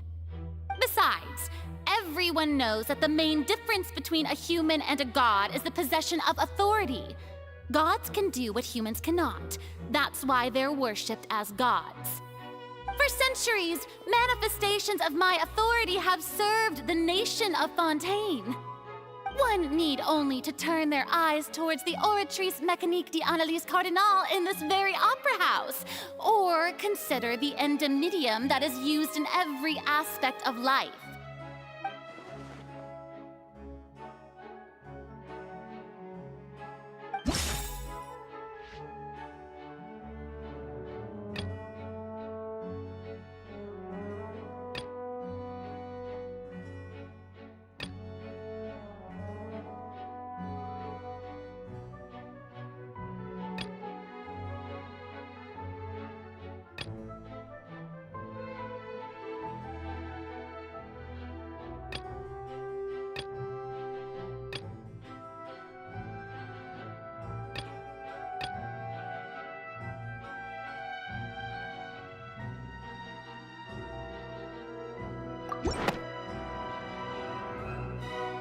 You tried to reference the Oratrice, but weren't you as confused as all the rest of us when the Oratrice declared Child to be guilty without any proof? Otherwise, you should have come up with a good explanation for that by now. Didn't I make myself clear at the time? The decisions of the gods are naturally difficult for humans to comprehend. There is no need to provide an explanation. Lady Farina, I believe a reminder of your current circumstances is in order. While the court is in session, the principles of justice and the law must come before all else. While you are an Archon, you are also first and foremost the defendant in this trial. You will prove yourself unable to defend against the prosecution's charges if you continue to withhold vital information against the rules of the court. I never thought you'd use that kind of rhetoric against me. That was no trick of rhetoric, Lady Farina. I've merely reiterated the rules of the court. Rules that all should respect and follow. So, you neither knew why Child was declared guilty, nor did you understand the structure and operations of the Oratrice. Instead of having been created by you, the manifestations of authority you mentioned have been made by the real Hydro Archon, haven't they? The real Hydro Archon? Well, now you're really losing me. It is true that I did not know why the Oratrice gave out a guilty verdict that day. But the Oratrice handed out that verdict unilaterally. And it has been operating independently ever since it was first created. You can't argue that just because a divine creation is flawed, that the god behind it must also be no god at all. She's still throwing out all kinds of excuses. Seems like she's confident that we won't be able to produce proof that she has no power over the Oratrice.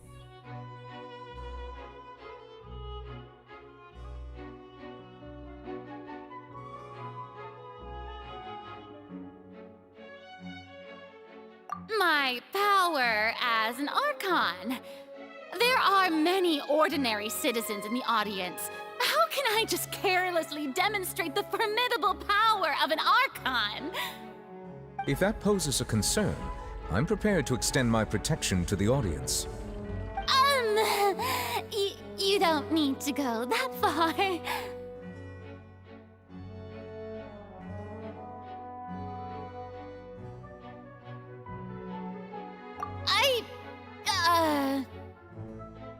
Aren't you the Hydro Archon? Or is it that you can't even wield the power of Hydro, much less the authority of a god? Indemnitium! Yes! It's all because of Indemnitium!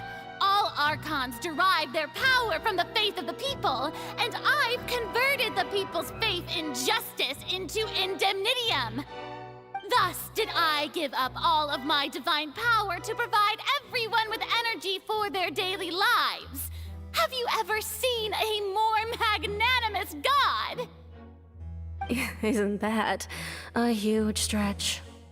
Yeah, no matter how generous an Archon can be, how could they give up all their power? Can a god with no power even still be called a god? It seems like nobody's buying Furina's excuse. Hey, come now, everyone! Please don't stare at me as if I was a liar! I'm still the same Furina you knew, right? The one that you loved! Shouldn't you want to believe in me? Please? You've got to believe me! If what the prosecutor said is true, she really has committed a grave offense. Did she deceive all of us? And all of our parents and grandparents too? And then all of our ancestors? Ever since they were born? Enough! That's enough. Tell me then, if I'm not the real Hydro Archon, then who is? If you have no evidence of another Hydro Archon's existence, nor can you find anyone who can back up their claim to be such, then what grounds have you to say that I'm not actually the real deal? Wow, she came up with yet another argument. How can we refute her now? Seems like she really doesn't want to give up.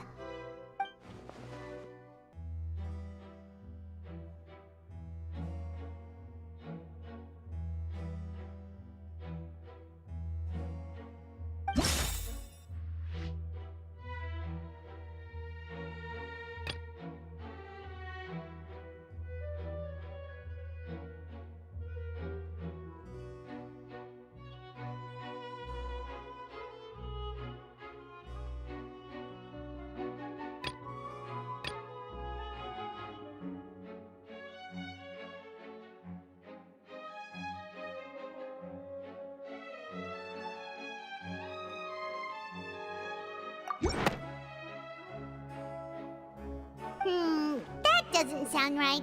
Paimon doesn't think this clue can be used as compelling evidence to build our case.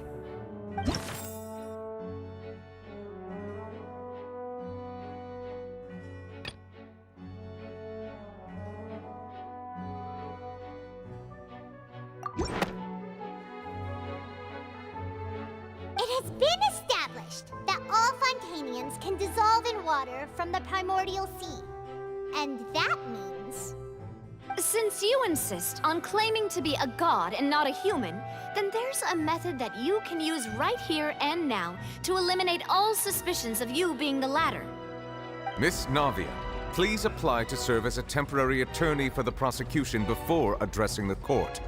Though you act in partnership with the prosecutor, you must still adhere to proper procedure. Super sorry, Monsieur Chief Justice. I swear this really will be the last time that I'll speak out of turn. Now, I've brought some seawater from Poisson. As everyone knows, a massive flood struck the area not long ago, taking many lives, including those of some of my closest friends. So, Miss Farina, would you dare to touch some of this seawater? If we are to believe that you are indeed the real Hydro Archon, touching this seawater would have no effect on you. All it should do is strengthen your case. But if you don't dare to touch it, then we would have basically proved the reverse. Oh, and I must remind you that after the disaster at Poisson, nobody wants to see any more people dissolve. I do hope you'll act prudently and choose the simpler path of admitting guilt. Navia from the Spina di Rasula. The Spina has governed Poisson for many years. I guess her suggestion is valid. If Lady Farina is indeed just a human, she's probably Fontanian like all the rest of us. Would she really dare to try?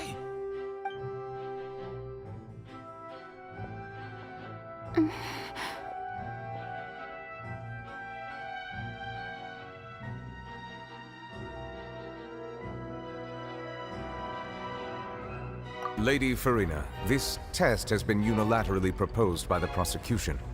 As it falls outside the realm of standard court proceedings, you possess the right to decline participation. Well, of course he had to tell her that. But refusing to participate is basically the same as a confession of guilt. She's just staring at the water without saying a single word. It really does seem like she's quite terrified of it. That could only mean... What's going on? Is she really planning to... that's not what we thought she would... Due to the inherent risk of the test, Lady Farina, you may... What? Hey!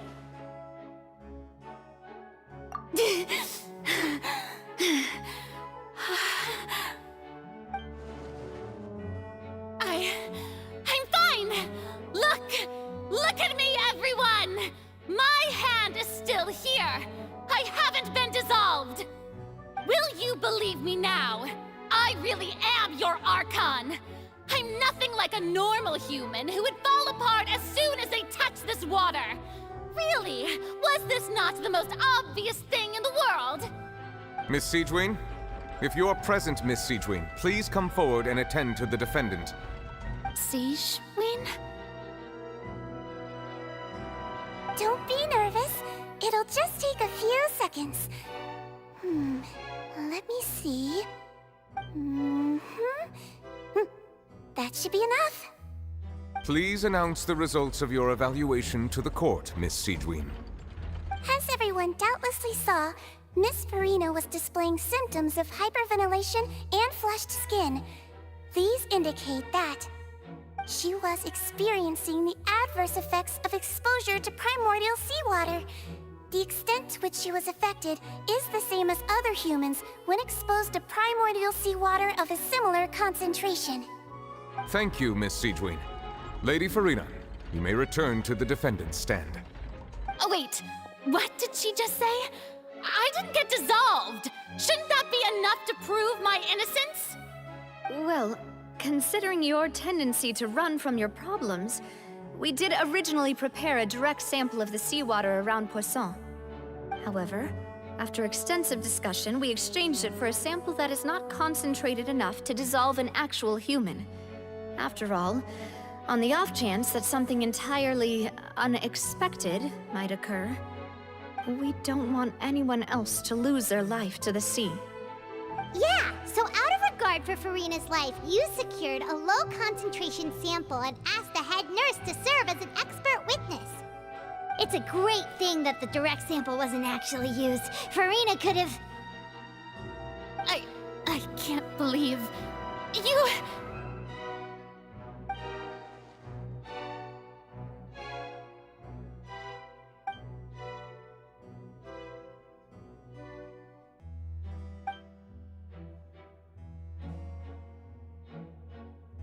Listen to me! Listen to me, everyone! Please don't give me such cold and disdainful looks! What happened just now didn't prove a single thing! Think about it! How can you conclusively prove that an Archon can't also be affected by the primordial seawater? Also, if I was really just a human, why would I dare to just put my hand in that kind of water?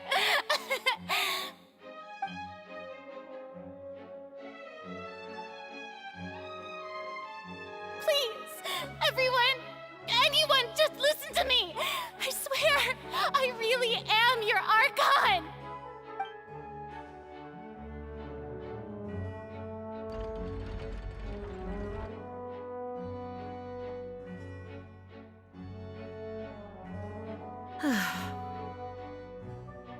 I don't think anything she says at this point will sway anyone. The odds are just too stacked against her now. With all the things that have been said, Paimon doesn't think there's any way left for Furina to win. I believe the time for arguments and presentation of evidence has come to an end. If there are no objections, we will move on to the final judgment.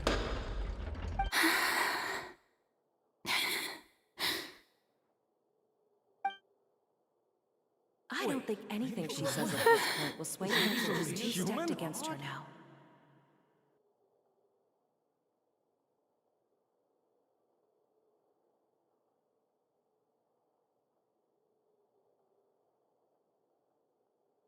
In my capacity as Chief Justice, I shall now render judgment on Furina's misrepresentation of herself as the Archon of Fontaine. As a human who knowingly deceived her fellow citizens, Furina is guilty.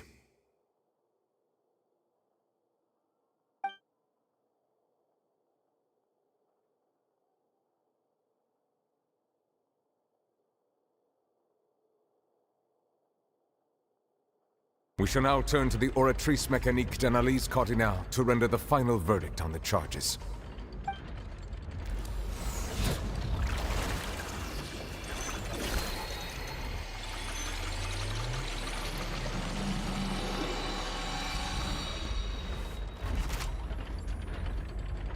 According to the judgment of the Oratrice Mécanique d'Analyse Cardinale, Furina is...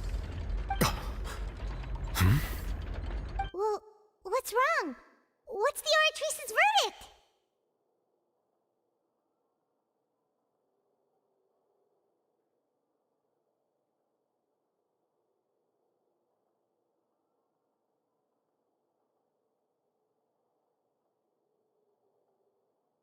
No, the Oratrice also displays a guilty verdict. Isn't that correct then? However, the exact wording of the verdict is thus: the Hydro Archon, guilty, to be punished via the death sentence. The death sentence? That's actually one of the available sentences? I've always thought that it was just a myth. The one and only time the death sentence has been handed out at the court, and it's been given to the very person we've worshipped as the god of justice? What an unexpected twist. Furina's been sentenced to death by the Oratrice? We just wanted to use the trial to show her the seriousness of things so she'd tell us the truth. How did things escalate this quickly? This outcome is indeed quite strange. According to Fontaine's current definitions of justice, as well as its recommendations for criminal sentences, is this sentence really appropriate for the crimes that have been committed? Yeah! Even Fauché wasn't sentenced to death by the Oratrice. You know, the real evil mastermind behind the serial disappearances case.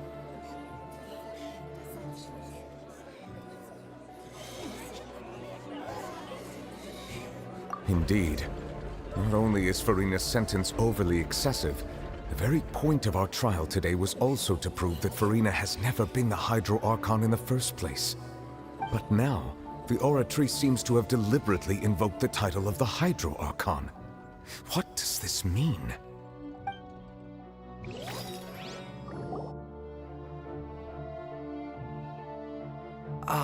Excuse me, if I may interrupt. Is the trial still going? Fremine! You finally made it. I assume this means you've completed your mission? Mm-hmm. Any mission Father assigns to me will always be top priority.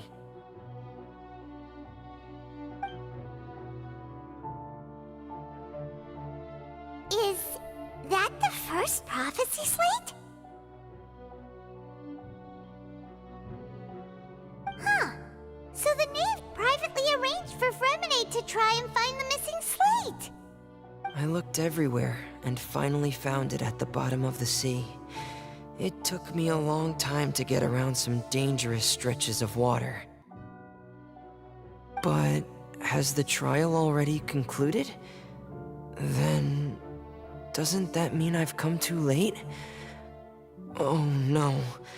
Father will be disappointed in me. Thank you for your hard work, Mr. Fremine. Please allow me to review the record left on the slate. Traveler, I believe that you have already seen the other existing slates. I would like you to come here and confirm their contents.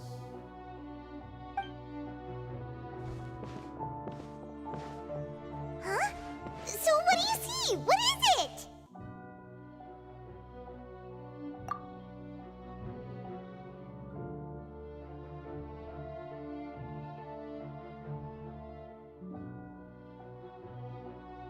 I believe I've now made sense of the Hydro Archon's crime. It has to do with Fontaine's lost history. Huh? Isn't the Hydro Archon just guilty of deceiving her people? Oh, wait, no, that's Farina, and we've already proven that she's not the Hydro Archon. So when you say Hydro Archon, do you mean the real Hydro Archon we've been kinda talking about? In truth, everything that you've encountered in Fontaine up until this point can be traced back to the contents of these stone slates. However, I'm uncertain as to how much sense they currently make to you. Okay, let's try to recall the contents of the other 3 stone slates. Paimon will do her best to help you remember.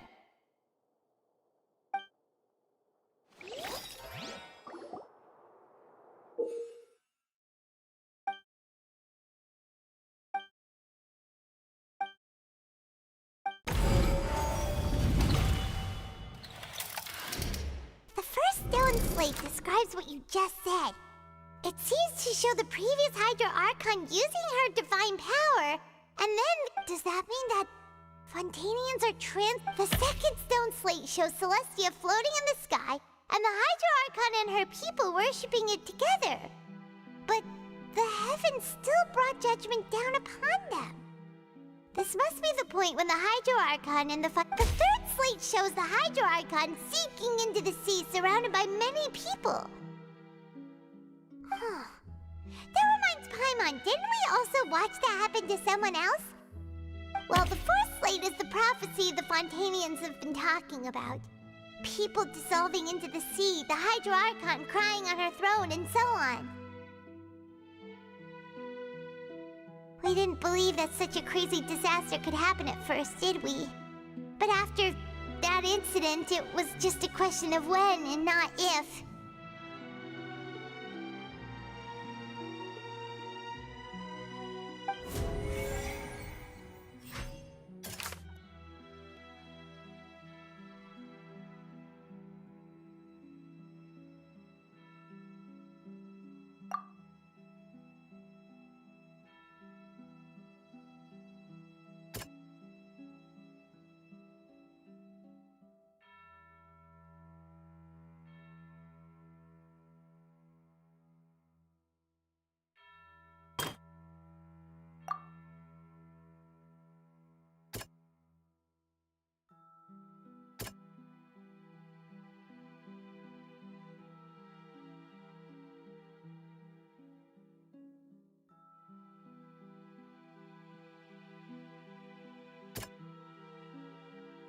That doesn't sound quite right. That doesn't sound quite...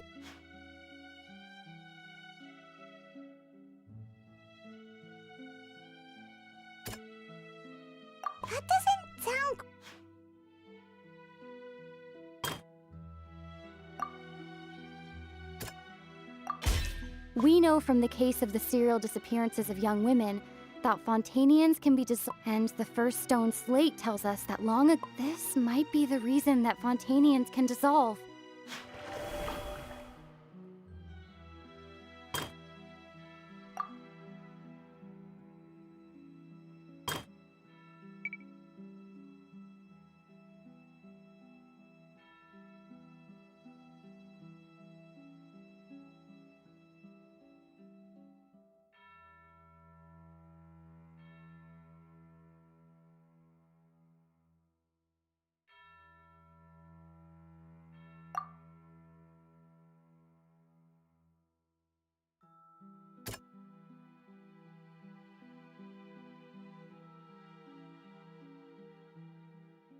That doesn't sound quite...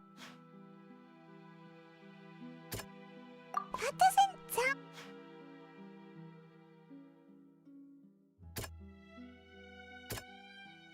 That doesn't sound... That doesn't sound...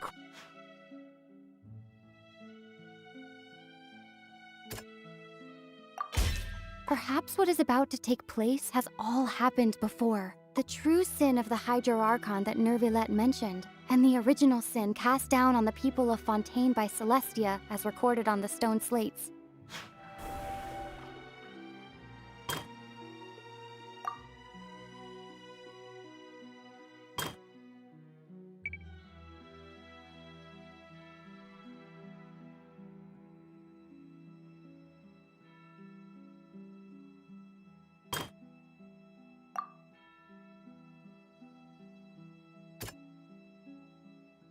That doesn't sound quite... That doesn't sound quite... That doesn't sound quite right.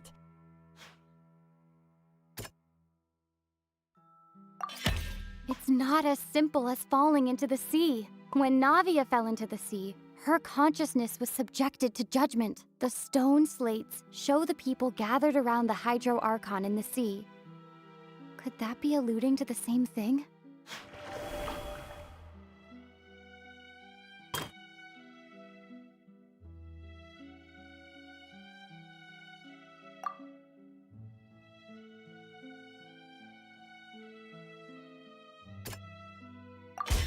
The prophecy from the stone slates found its way into society.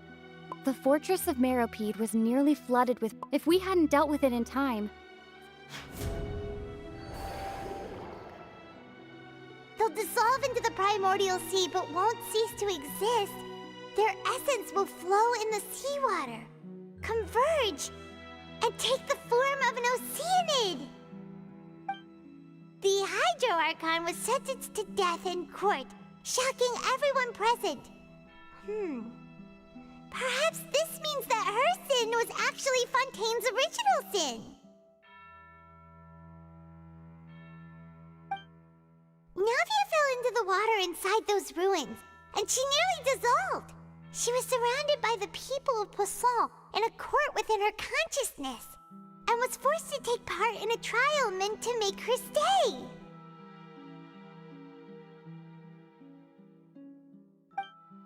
The eruption of the primordial sea at the fortress of Meropide was the surest sign that the prophecy was about to come to pass no matter what. The stone slate's content can all be verified by recent events. If we combine what we know together, loads of truths should come to light.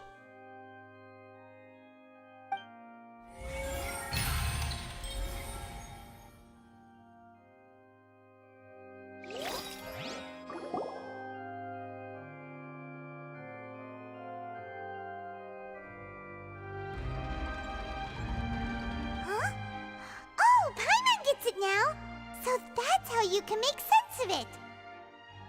But then it feels like we're going to have to share some truly shocking revelations. Let's hear them.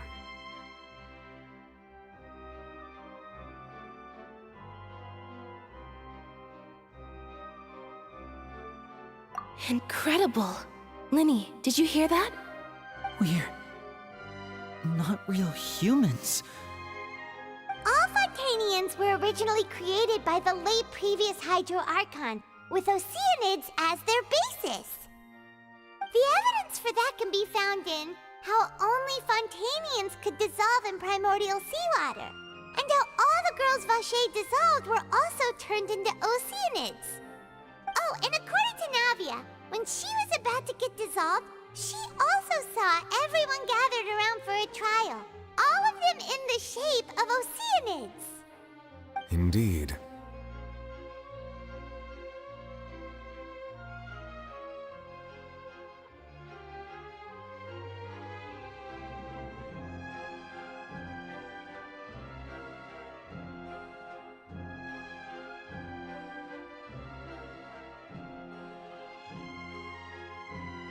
Yeah, and it follows from the content of the first slate that she probably angered Celestia by creating humans without prior permission. That could also explain why the Oratrice judged the Hydro Archon to be guilty. It's to account for that ancient sin. The Hydro Archon's true sin was creating us? And yet, after many hundreds of years, the Hydro Archon's creations have turned around to try to judge the Archon within the Opera Epiclese. The twists of history are often the most unexpected of all.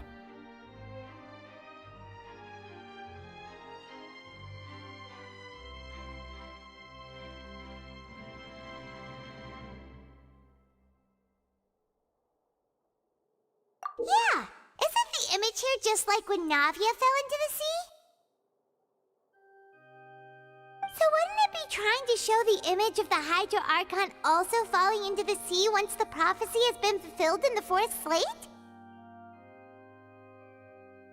In the end, the people will all be dissolved into the waters, and only the Hydro Archon will remain weeping on her throne. Only then will the sins of the people of Fontaine be washed away. Did Paimon get all that right? You've made some keen deductions. I must say, given how much you still don't know, it is impressive that you've already managed to connect so many pieces of the truth. However, while you were able to decode all the information on the slates, they've also been etched with an additional layer of hidden information using a different power source. When we were at the ruins, I tried to decipher the hidden information recorded in the slates. But since we only had 3 slates at the time, I was unable to come to a full conclusion. Now that the slate collection is complete, I shall make another attempt to decipher the narrative recorded within. If everything goes well, we should finally be informed of the unadulterated truth.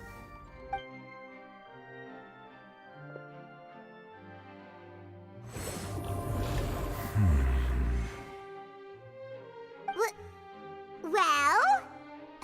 I believe I should share this truth not only with you, but with all the people of Fontaine as well. I will try to briefly summarize it for you. Your hypotheses regarding the origin of Fontanians and the sin of the Hydro Archon were both correct. In the Fontaine of old, the previous Hydro Archon sensed the yearning of her Oceanid familiars for life on land.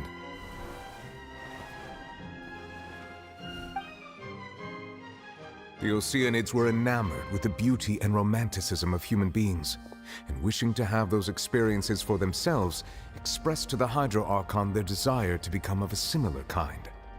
However, even though water as an element is intricately linked with the power of life, the Hydro Archon, as one of the 7, did not possess the authority to create a new form of human life. Not one to give in, she eventually found a way to create permanent humanoid bodies for her familiars by appropriating the power of this planet's primordial sea. She poured primordial seawater into the Oceanid's blood vessels, creating humanoid mimics in the process.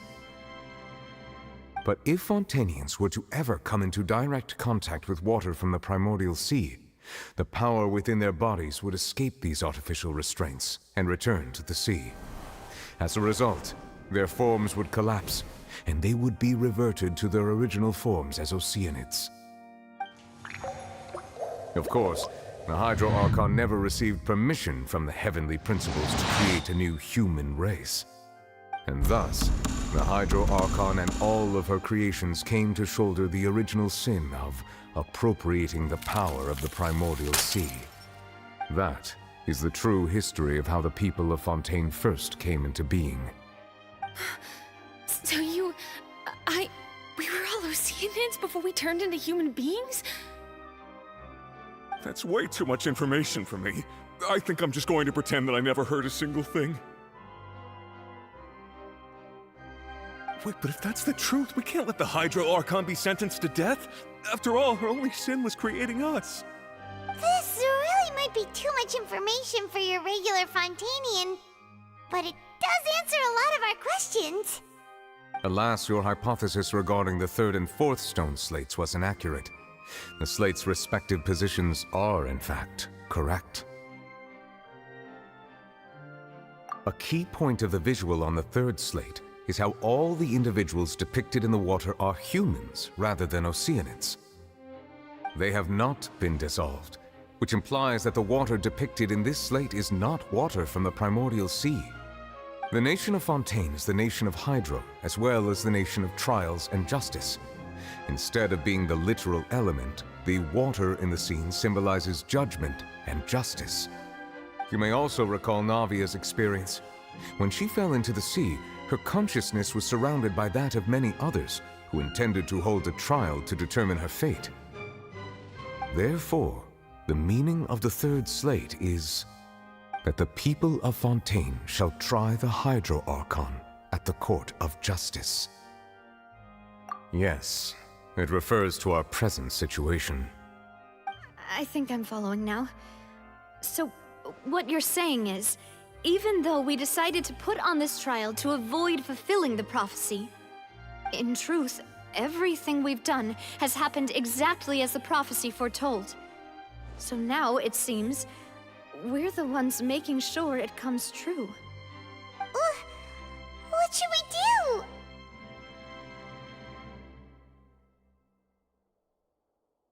Huh. No matter what, the prophecy will be fulfilled. Is this what it feels like to be a prisoner of fate? If that's the case, does that mean the scene in the fourth slate will also be fulfilled soon? Traveler, I would like to point out another small fallacy in your deductions. About the fourth slate, you probably thought that the eruption of primordial seawater beneath the fortress of Meripede served as the surest sign that the prophecy was about to come to pass, yes? However, I believe that rather than being a sure sign, that eruption could in fact only be a small warning of something far worse to come. As for the root cause of the catastrophe, I believe you've already encountered it once before.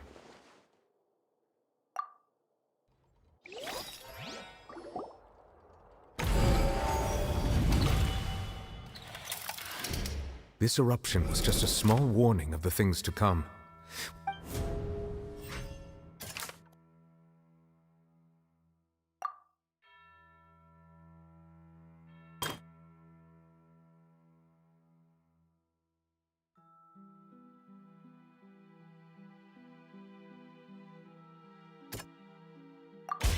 It was both dream and reality. If we're talking about a true culprit, that could only be that thing inside the primordial sea, right? The truth, the original sin, the trial, and the root cause of the disaster.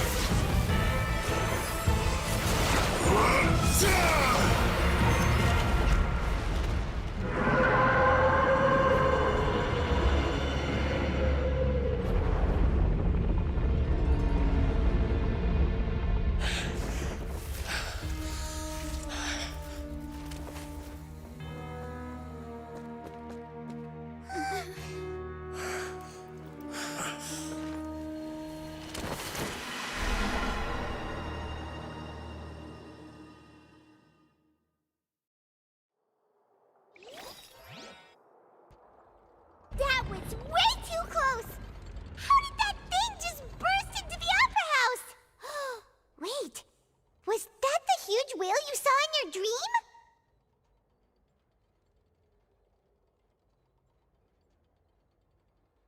So we've met it at last. I understand very well why it has chosen to make an appearance here. That whale does not belong to Teyvat. It is a monster that has traversed the stars, weeping all the while. It has been greedily consuming the energy from the planet's primordial sea, using it to grow. That is the main cause for the rising sea levels. And once it has finished consuming all of the energy contained within the sea, its next step will be... You said that when the Hydro Archon first created Fontanians out of Oceanids, she filled their blood vessels with primordial seawater. Precisely. That whale finds the blood of Fontanians nigh impossible to resist. Therefore, when it left the primordial sea, it decided to make its next stop a packed opera house full of food. Food in the form of Fontanians. We just barely managed to push it back, right? In that case, won't it come back to target the people again once it's managed to recover its strength? That is correct. Indeed, it is more accurate to say that we should thank that Harbinger for buying us some time. Without him, the whale would have likely come onto land far sooner. From the way he looked, he must have been fighting the creature for quite a long time. That battle maniac. We've always known that he had a special connection with that whale, but we definitely didn't expect it to help us out like this. Anyway, now that we know that this whale is the actual cause of the disaster recorded in the prophecy, all we need to do to stop the prophecy would be to find a way to beat it up, right? It is too late. It had already absorbed too much of the primordial sea's energy before we could notice it. At this point, it has become practically integrated with the sea itself. Even if the entirety of Teyvat were to be destroyed, it could still survive and swim off towards some other world. That's not something I will accept. We've already done everything we can, and we even found the true culprit. We've come so far. You can't just tell me that the last hurdle is some impossible foe. That's just not fair. Indeed, that's not how a grand performance should end. I'll fight it to the end, no matter what. So the prophecy will be fulfilled no matter what, huh?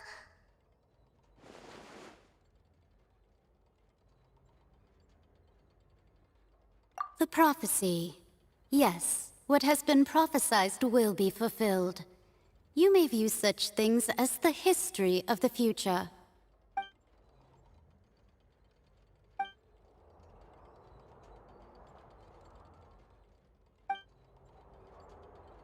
Just as prophecies are usually only the future as seen from the perspectives of the gods, could things be happening in hidden corners where the gods' gaze does not fall? Ultimately, fate shall serve as your only guide, no matter what will happen in Teyvat's future.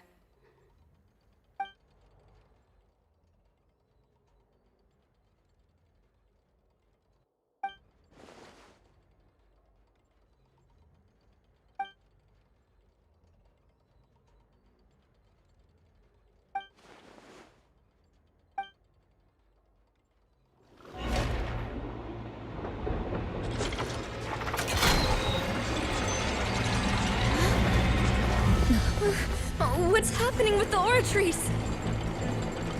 I believe it is preparing to carry out the death sentence.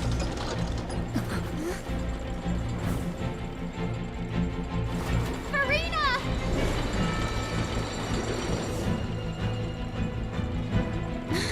No, I still need answers.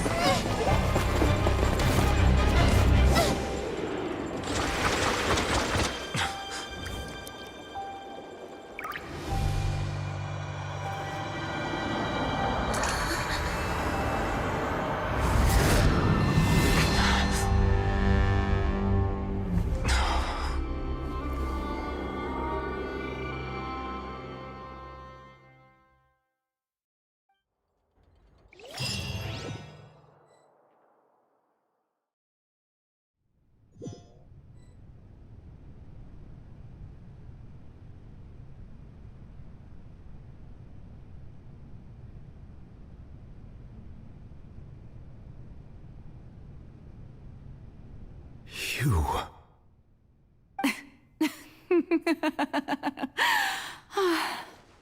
Sorry. That shocked expression on your face is just too amusing. I couldn't help myself. You are not Farina. Who are you? The sweet sound of bewilderment. Marvelous. A sure sign that my attempt to deceive everyone was a resounding success. But to answer your question, I am Focalor. You know, the god. Focalor? Why did you deceive us? Oh, that wasn't my goal, of course. Goodness, no. But I had to fool everyone else too, if I was to stand any chance of deceiving the heavenly principles. Deceiving the heavenly principles? It's all because of that pernicious prophecy. Dreadful, wasn't it? Everyone doomed to dissolve. Fontaine condemned to be flooded. One was not amused. In fact, one was positively bemused when that problem was thrust upon me by my dearest predecessor. That's the former Hydro Archon Egeria, for the uninitiated. It hardly gets more disastrous than a preordained national catastrophe, now does it? She knew full well that the prophecy would surely come to pass. And as one of the seven, she also knew full well that one defies the heavenly principles at one's peril. So yes, as you have no doubt surmised, it was a rather impossible situation that I found myself in. I spent a terribly long time mulling it over, alone on the ocean floor. And I was almost growing barnacles by the time I finally realized there was only one possible solution to this confounding conundrum. I had to outwit the heavenly principles, allow the prophecy to be fulfilled, ostensibly at least, while saving everyone at the same time. I'm a genius, I know. I can only assume that's why Egeria chose me as her successor. Although, looking back now, it was hardly the inheritance one dreams of. Between the task of saving the nation, the quotidian duties of the Hydro Archon, and not to mention the original sin of creating a new race of humans, I dare say she left me quite a colossal mess to clean up. But one can only play the hand one is dealt. I did not choose this, any more than I chose to be one of her Oceanid familiars. So you were also once one of the Oceanids, transformed into a human by Egeria's hand? Yes, I was. I always dreamed of becoming human. And I still do, even now. In my eyes, to be human is to be part of the greatest opera ever known. After becoming a god, I separated my divinity from my body and spirit, leaving behind only a self that was as naive and bewildered as my past self on her first day as a human being. The me you see before you now is that divinity. And the human counterpart I left behind, I named Farina. She could feel joy, sorrow, and everything in between. She could be as vain and conceited, or as meek and vulnerable as she wished. Her strengths were of a kind only a human could possess, as were her shortcomings. But in my eyes, Farina's humanity was what made her perfect. She was perfectly human in every way. The person I always wanted to be. Anyway, so then I cursed her. All part of the plan, of course. The plan to deceive the heavenly principles. Do you still remember the final scene of the prophecy? The Hydra Archon alone, weeping on her throne. In order that the prophecy might appear fulfilled, I invited Farina to be an actress, to play the part of the Hydro Archon in the prophecy. Under the curse I placed on her, so long as I, Focalor's divinity, continued to exist, she could not die. But nor was she free to live her life in the pursuit of happiness. Instead, she was forced to take the stage in the opera house, to embrace the role of leading lady, to forever play the part of the god from the prophecy, all to create a deceitful appearance of that prophecy coming to pass. I suppose now you probably understand why your court is called the Opera Epiclese. But Farina is only human, isn't she? Even though she has had a long life, her mind is no stronger than that of any other ordinary human being. I cannot begin to fathom what she has had to endure. It must have been torture for her. It has indeed. And although she is, in a sense, me in human form, I most definitely owe her an apology for it. It's been 500 years, and all along, she's been playing her part in the most unimaginably long, unbearably lonely, and agonizingly painful opera of all time.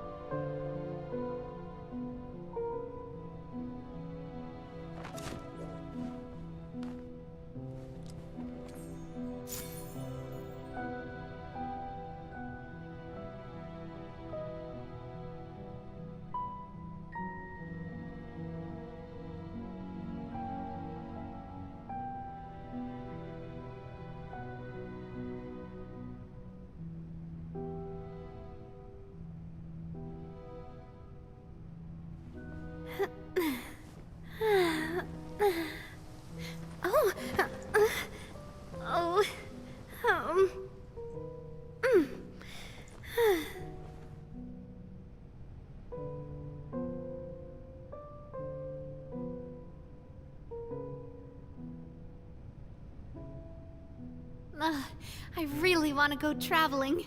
I don't mind where we go, as long as I have my friends with me.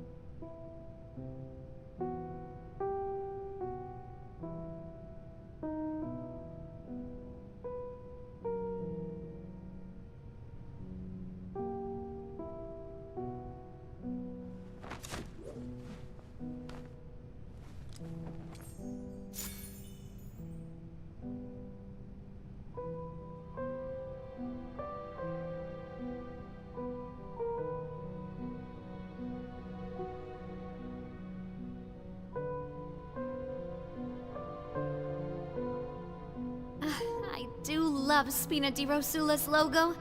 It was designed by my mother. Have you noticed how it's shaped like a heart?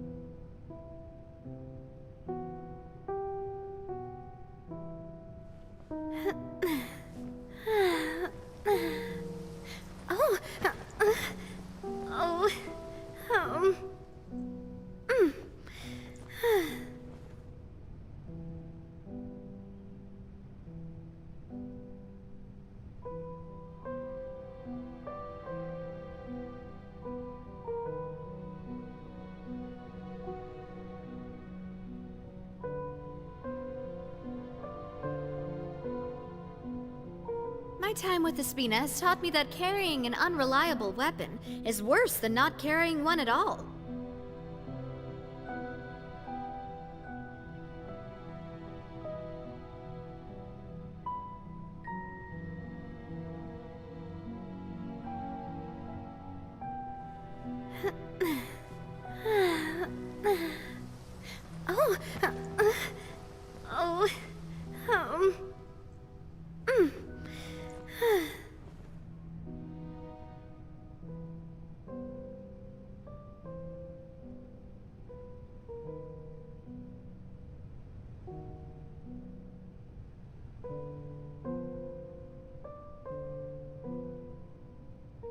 I do love Spina di Rosula's logo.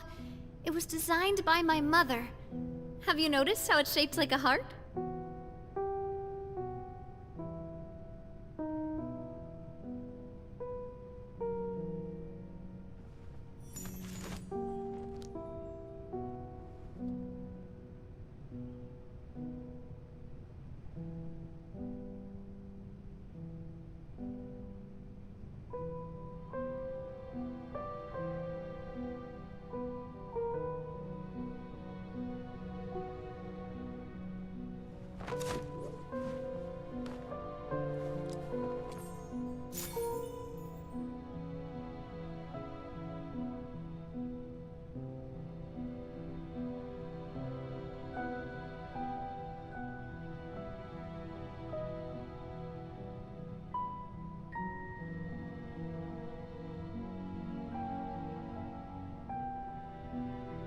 My time with the Spina has taught me that carrying an unreliable weapon is worse than not carrying one at all.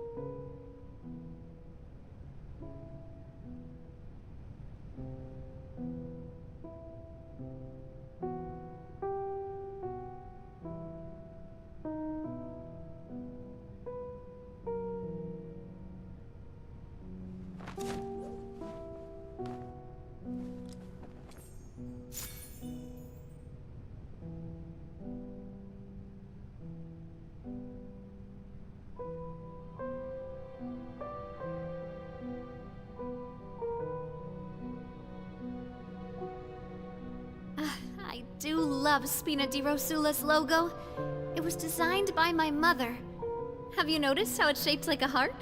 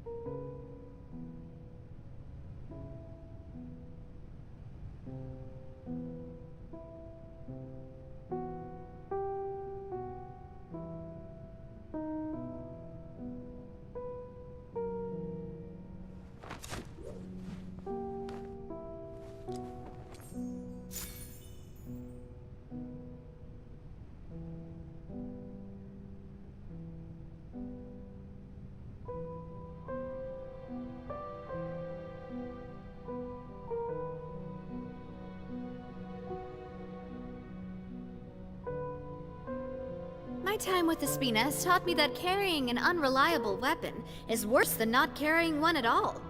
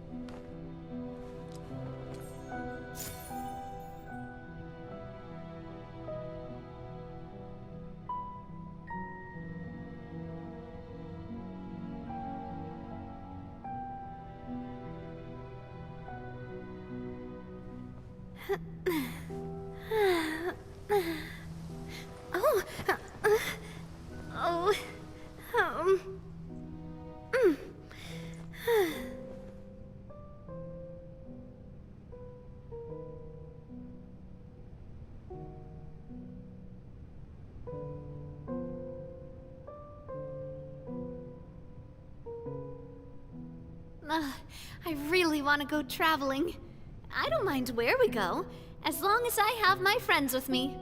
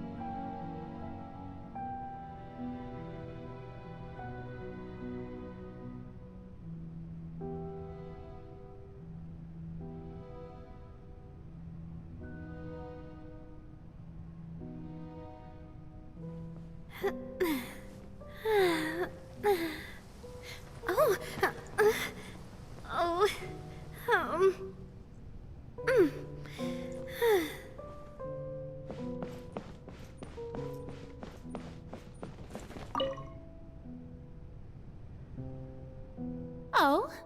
Who permitted you to come onto this stage? Now, I understand your admiration for my august self, but I must ask you to keep to the rules.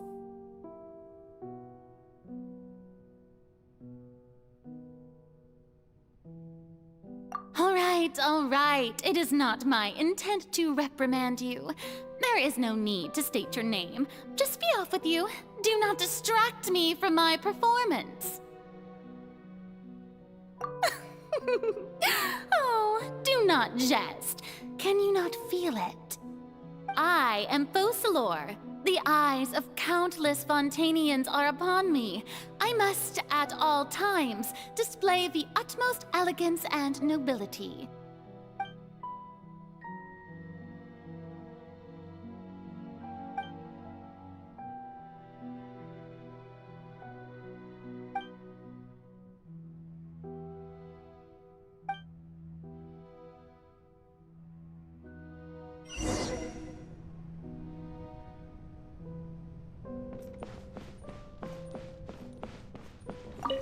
Dear audience, the performance is experiencing a technical difficulty, but worry not. The guards shall resolve it soon enough.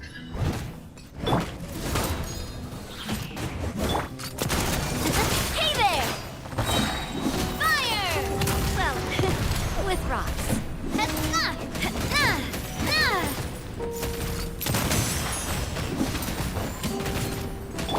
As a dutiful maid would. I must leave no stone unturned. Power cord! Shred till I'm dead! Watch out! Watch out!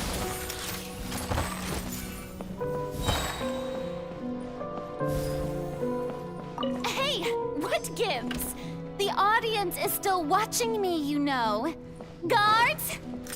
Wait, where are the guards? Guards!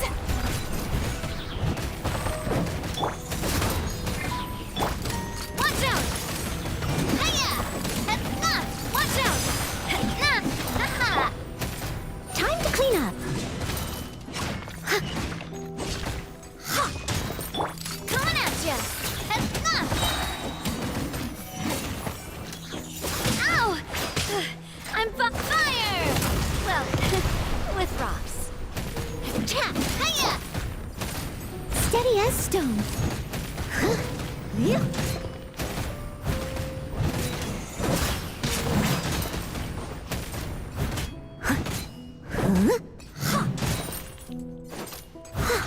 Coming at ya!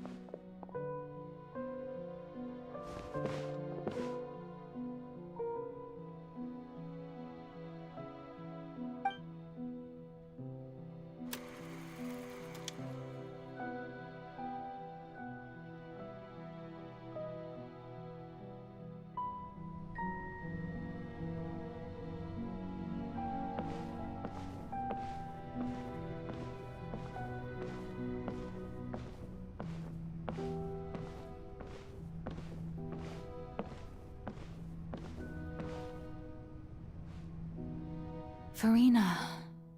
Furina. Huh? Who's that? Who's calling me? Where are you? Be not nervous.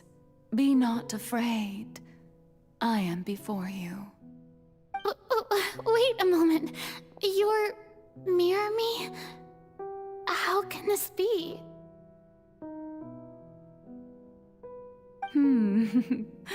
Mirror you, huh? You know what? That's not bad. Let's go with that. Mirror me? What do you wish to say? The prophecy. Have you heard of it? What prophecy? Wait. I know. I think. I don't know why, but it's in my head somehow. The people will all be dissolved into the waters, and only the Hydro Archon will remain, weeping on her throne. Only then will the sins of the people of Fontaine be washed away. Oh, very good. You know it well. What's going on? I can't seem to remember anything clearly. The only thing I know for sure is this prophecy. Will it really come to pass? Yes, it will. And that is why I've come to you. Disaster will come to Fontaine sooner or later. Things will develop just as the prophecy declared. There is no escaping it. But doesn't that mean everyone will die? I'm a Fontainian just like them. Will I dissolve too? Oh, don't worry.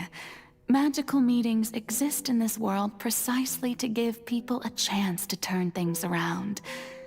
It is the reason why you met me today. I will tell you how to save everyone, but you may have to suffer somewhat. Oh, so there's still hope after all. Goodness, you frightened me. You spoke so much and with so much certainty. As for the suffering, well, I will admit that the first thing that came to mind was, why do I have to be the one to suffer? But if the prophecy will come true, I'll also die anyway, right? So if I've already met you as my magical meeting in this world, if there were scales, with all the people of Fontaine on one side, and my pain on the other, is it not obvious where the scales should tilt? You truly are the perfect human, my ideal. I suppose this would also be the justice that belongs to you. Huh? Don't worry, it's nothing. Listen well. Fontaine has just lost its Hydro Archon. I need you to play a role, that of the new Archon. Play as a god? That's right. You must begin a never-ending masquerade. You must never let anyone suspect your identity. If you can keep it up, then I shall have my way of defying this prophecy. But should your identity be revealed, then all hope will be lost. But how will I do this? A human assuming the role of a god without being exposed. Don't worry. What you must do is not to turn yourself into a real god. You simply need to play the role of a god as humans imagine them to be. Being a human yourself, I'm sure you already know what such an entity would be like. Remember, your true challenge will not be pursuing divinity, but contending against humanity. I'm still not sure I understand, but I'll try. I'll try to do this. So, how long am I going to have to play this role? To accomplish this mission, you will have to stay on the stage for many, many years. You will endure and not grow old until your task ends. But I promise you, all will eventually end in a magnificent and dramatic trial, and everyone will be saved. A trial, huh? How exciting. I'll be looking forward to it.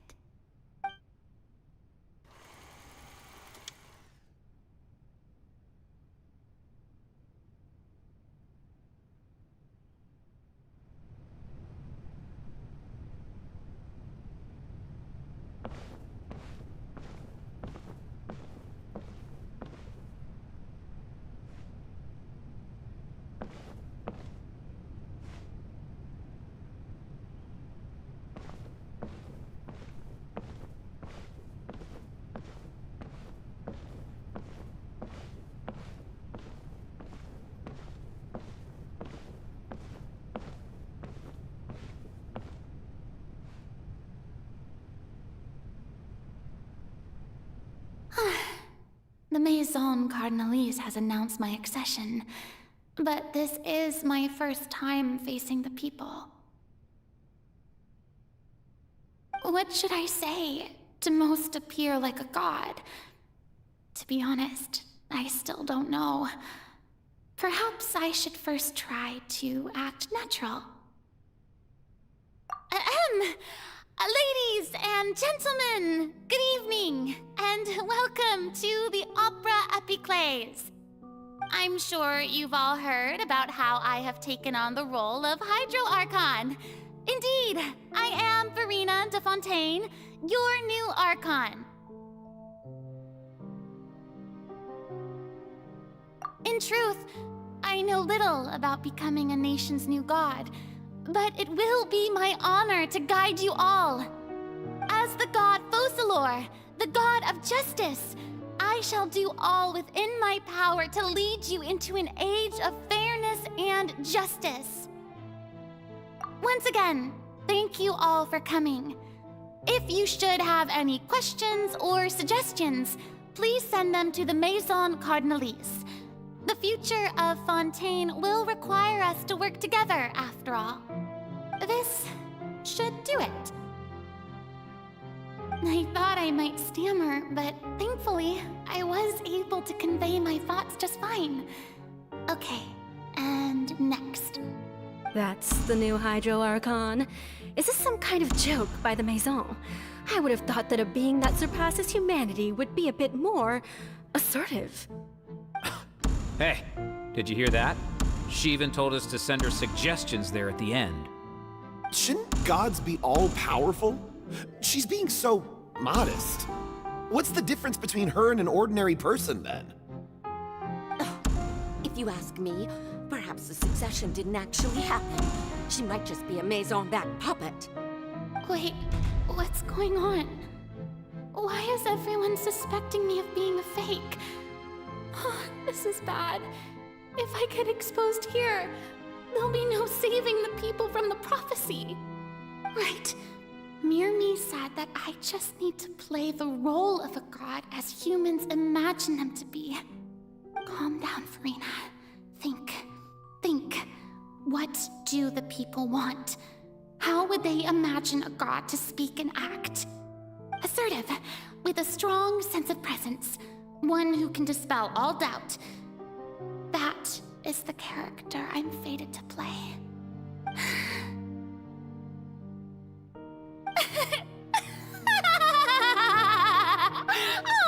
Oh, very good, my people.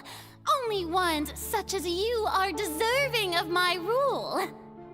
Now, I was wondering, if some weak puppet were to one day come onto the stage and claim ownership of this opera house, would the children of Fontaine follow them? Well, it seems that you would all see right through them. Having passed my test, you are qualified to witness wondrous trials alongside my august self, here in this opera house. You may consider my previous act a door gift of sorts. I thought it was a debut that suited the atmosphere. Now then, let us be reintroduced. Ah, so that was just a performance. How could I have forgotten that we were inside an opera house? Her personality? It's quite shocking, to be honest, but I suppose it's a better look than before. Such a fascinating and bold deity. How wonderful! Our future may yet be bright after all. It seems I've turned them around. Best follow this flow and restart my accession speech. My dear people, whether you acknowledge me or not, whether you trust me or nay, I say to you, keep faith in your ardor for justice. We have heard it said that this nation's sins can no longer be washed away. Well, I say that justice is most fragrant when it blooms amid sin.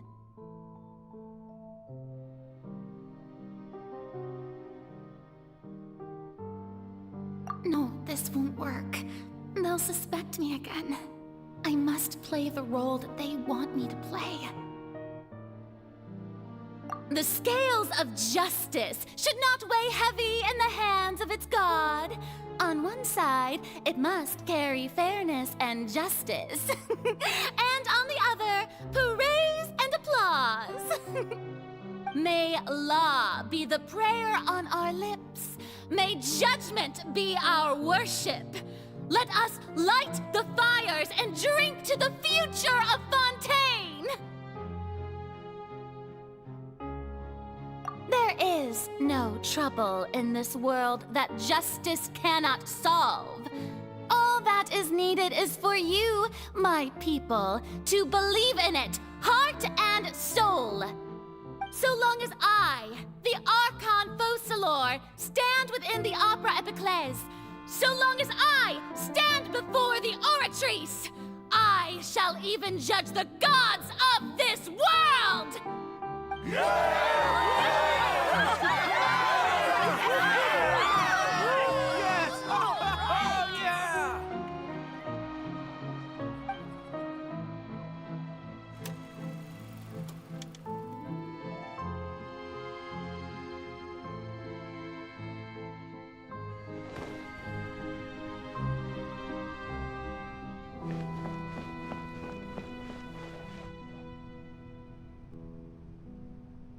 Lady Farina, here are today's case reports, as well as a summary of the follow-up for your perusal. Come now, was I not just at the Opera House in person? Leave these kinds of things to Neuvillette. Besides, none of these trials were the one that I'm looking forward to the most. If I may be so impertinent, what kind of trial are you truly looking forward to? A magnificent, dramatic, and wondrous trial. A trial to end all things. How could you hope to understand? That's true. I fear I lack the ability to grasp your divine thought, Lady Archon. No need for fright, and do not take what I said before too seriously. Go now, do your duties. The trial I await. It will come one day.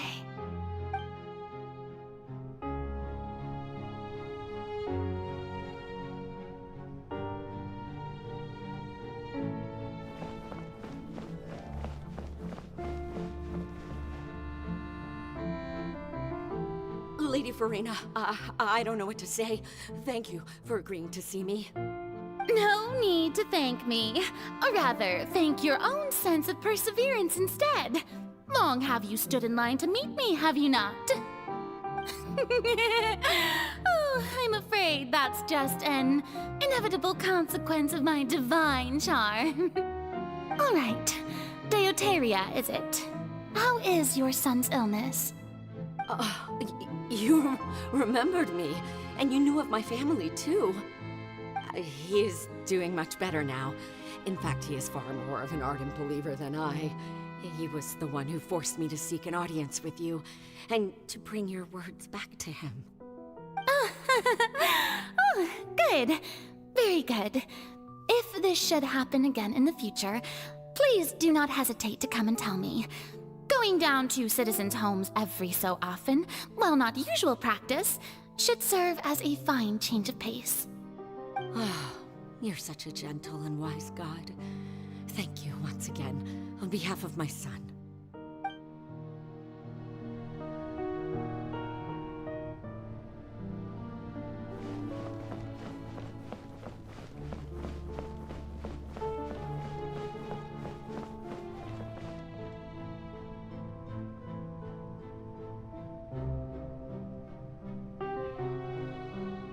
Lady Farina, here are the latest hydrological reports.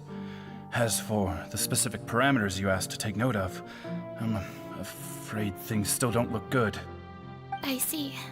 It's as I thought then.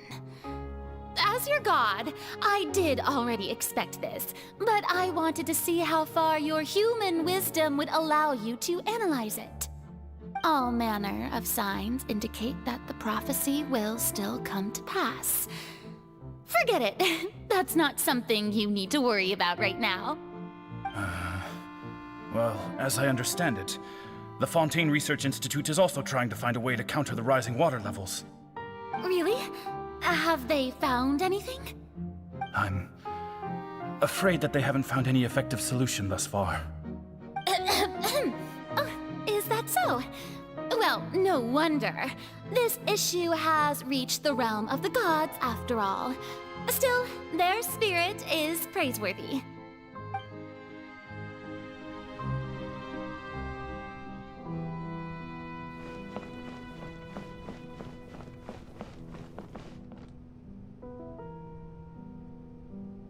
is finally over.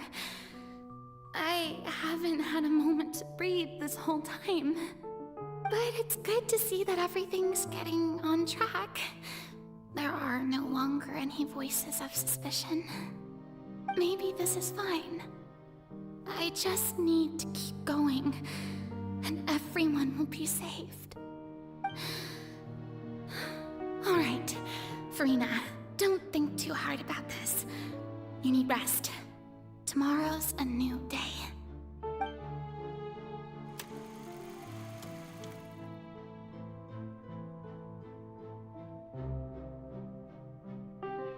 Lady Furina, here are the new trial reports for the latest cases, as well as a summary of the follow-up. There'll be no need for that. I've seen them already. There's no need to go back over scenes I've witnessed in person before. Lady Furina, I've waited so long for this chance to see you in this manner. Indeed, my dear, loyal citizen. This joyous moment is an honor for us both.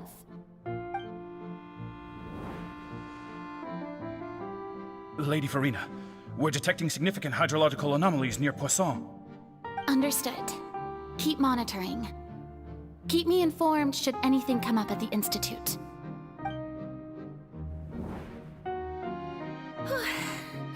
I don't think I let anything slip today. I must show the people that there is nothing to worry about. I just don't know when these days will end. I feel utterly exhausted.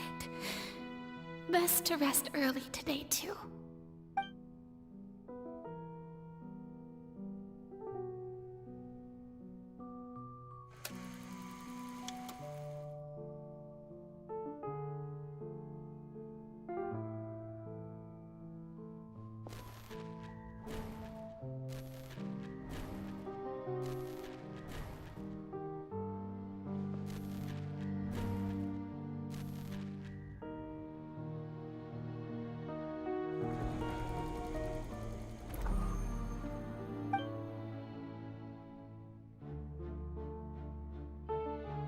Lady Furina, it's like a dream being able to speak with you up close like this. I've heard that the first member of our family who was honored to receive an audience with you was Madame Dioteria, almost 20 generations ago. And what a fine family yours is indeed. It brings me great joy to meet such a faithful believer. A descendant of a line most ardent. Surely you exaggerate, Lady Furina. My lady? What is it, good citizen? Oh, are you crying? Oh, really now? I didn't even notice. This must be the overflow of hydro from my person. Well, can't quite help being the god whose dominion is the waters, can I? No wonder. No wonder. A manifestation of your power, then. Oh, Archon, I am honored to have witnessed it. Honored indeed.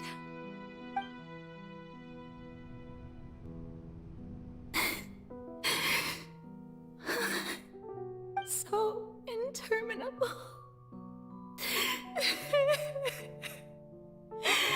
So lonely. Just how much longer? Hundreds of years must have passed by now. Perhaps the show must go on for hundreds more. I never imagined that it would hurt so much. Have I reached my limit? No. Perhaps I reached it long ago. Today I didn't even notice my own tears. I want to tell someone, anyone, about this. But would that not destroy all I've I've done so far. I've conducted so many investigations across the centuries. But there's not even a sliver of hope that we might break the prophecy. All I can do is keep heart. I must maintain this act. It is the only way to save Fontaine. Please, mirror me. You have to succeed.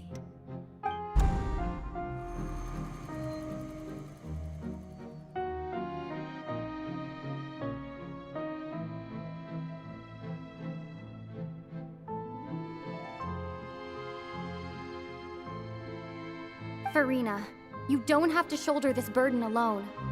Although I don't know what you might be keeping from everyone, your people are more than willing to share your burden with you.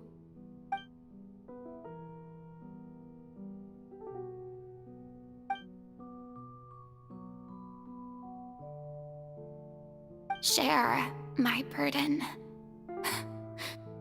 That's impossible. It was fated right from the start that this would be my duty alone. But even if your burden doesn't need to be shared, you can still choose to confide in someone. Just share it with me. I'm what you'd call a witness. A witness? Yes, I've heard that you came to Tevat from beyond the stars, yes. In other words, you never belonged here. And if Tevat is, in its entirety, a show on a stage, then you're just a spectator, aren't you? If that's the case... She's right. I could confide in her, couldn't I? But if things don't play out as expected, the people of Fontaine will be the ones to pay the price. No, Farina, you shouldn't be selfish. But what if it's really all right? Farina, you've worked so hard for so long. Surely it would be okay to put yourself first for once. Just this once. Is it such an outrageous thing to do anyway? To find someone in whom you can confide your frustrations and sorrows? Surely it could not hurt. If you let this opportunity slip through your fingers, it might never come by again. Think about it long and hard.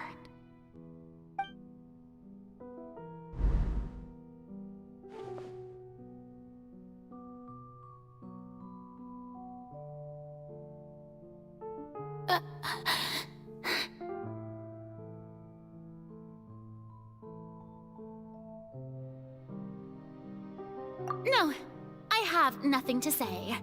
I am Farina, the Archon of Fontaine. Everything will surely get better.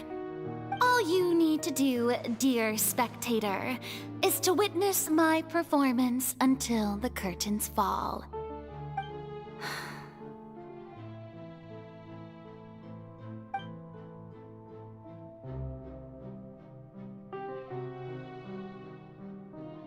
Fine.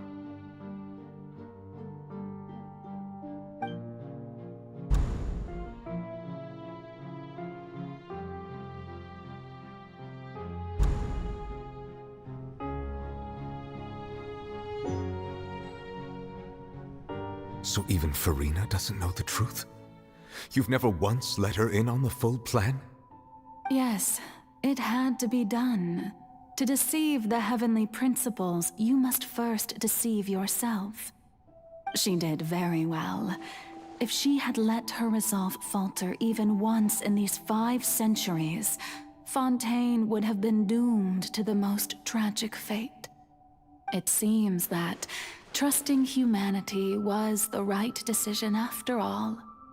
I believe that I understand how your deception works, but that is only half the truth, is it not? How would you build on this foundation to save the people of Fontaine? That is the most important thing. Ah, good, good. Of course, the Eudex of Fontaine has pinpointed the crux of the issue. I'm sure you've long sensed that the Oratrice is no simple machine, yes?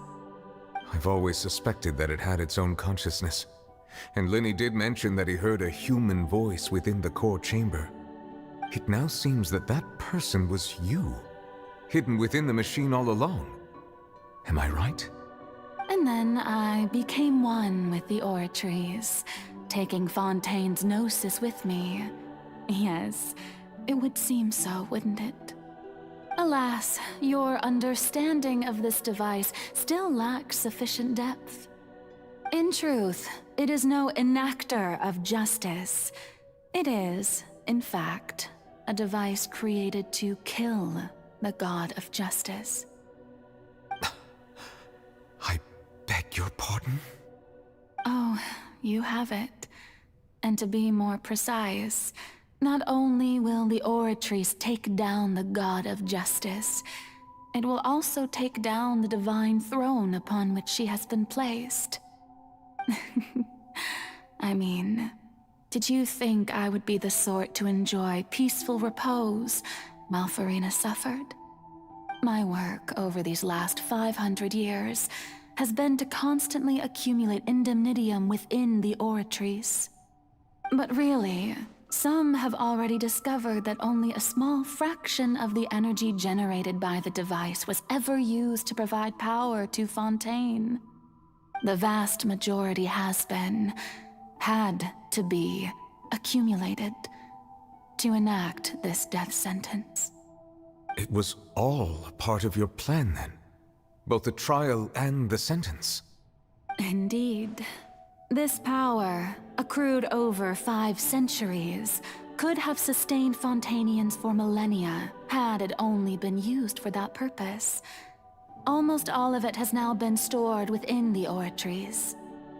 But only power of this magnitude could hope to destroy the Hydro Archon's divine throne, shaking the rules established by Celestia, and breaking through the institution that is the Seven. So the Oratrice's call for death was for neither Farina nor Focalor, but for the Hydro Archon. The destruction of that divine throne. If I do not misunderstand your intent, you must be... Returning what's rightfully yours to you, of course. In other words, this was all done to return the authority of the Hydro Archon to the Hydro Dragon of this planet. But...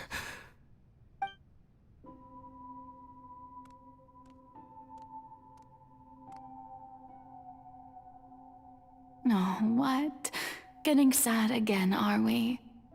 The authority of the ancient dragons shall soon be yours once more, O Hydro Dragon Sovereign. And this is the face you make. All you've done throughout the years is just so you can sacrifice yourself at the very end. I've never quite seen it that way, you know. Even now, I'm quite pleased at how well my deception worked.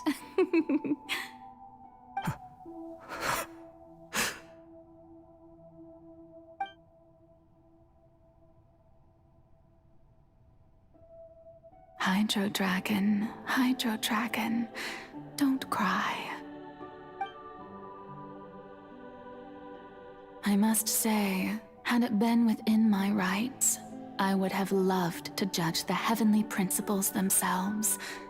Were they not guilty of essentially the same crime? Egeria stole the power of the primordial sea, and the heavenly principles stole the power you ancient dragons possessed. I, for my part, am the god of justice. And is it not just that your original powers should be returned to you? Speaking of justice, I have always believed that justice lies in the process of pursuing human existence itself. So, if the theft of the primordial sea's might was Fontaine's original sin, then, leaving matters of procedural right and wrong aside, the descent of the Fontainians as humans and their right to exist in this world would be Fontaine's original justice. In other words, existence was Egeria's justice, and to me, justice is the continuation of that existence. Defying the prophecy and ensuring that Fontaine's people shall live on, that should be the justice enthroned over all others.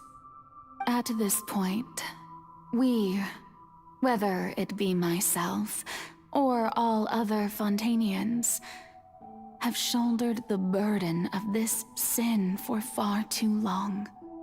Iudex Neuvillette, the highest judge in our land, when you regain your full power as an elemental self. So when I was invited to the court of Fontaine to serve as Iudex, I see now that that was your idea too. At last, I now understand the true purpose behind this position. In the beginning, I was uninterested in human existence. But these 5 centuries of living alongside them have gradually brought about mutual understanding between us. And I have even attempted to feel as they feel. You are a devious one, Focalors. Things being as they are, surely you know that I could never declare them to be guilty.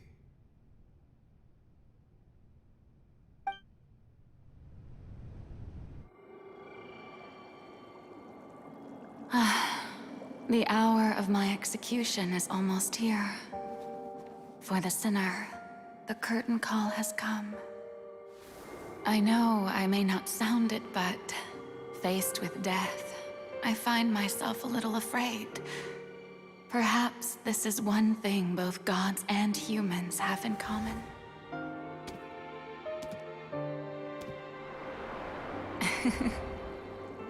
Farewell, Neuvillette. I hope you've enjoyed the part you played these 500 years.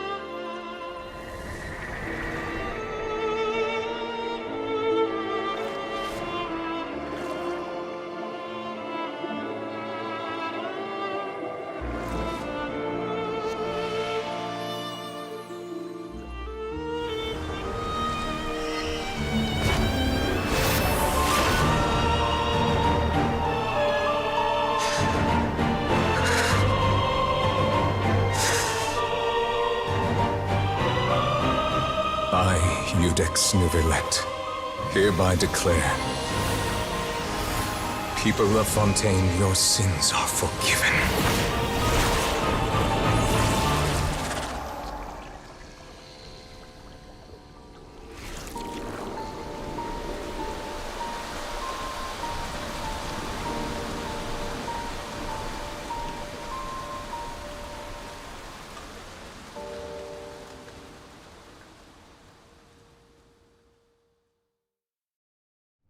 Leave it to...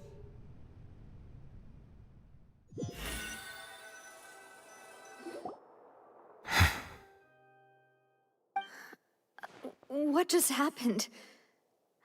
Has the death sentence been carried out? Was that bright light some sort of misdirection?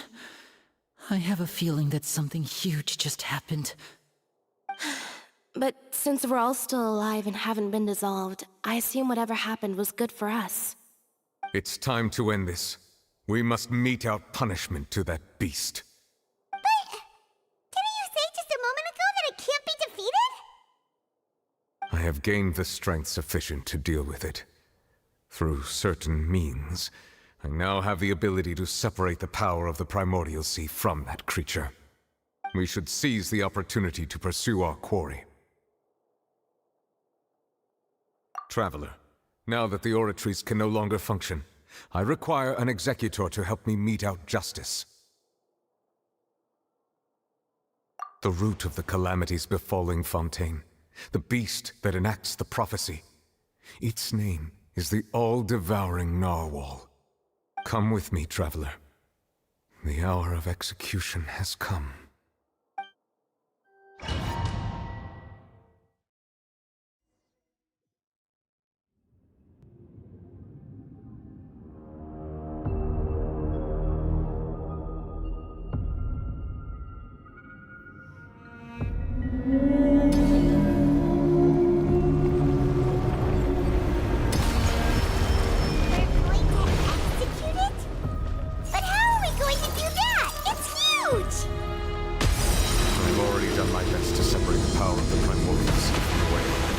Considering the size of the beast, I cannot reach the power source.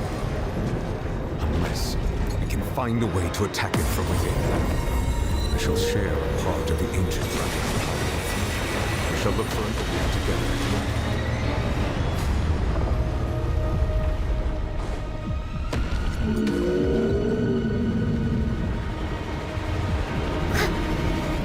Steady as stone. Sorrow turning to hostility.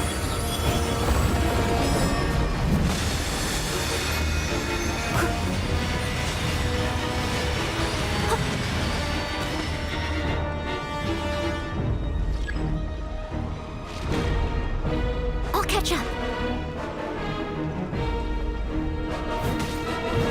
Leave it all to me. Coming at ya!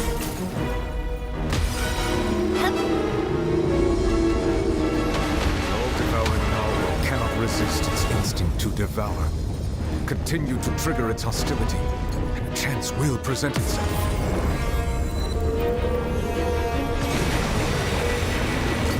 Hey there!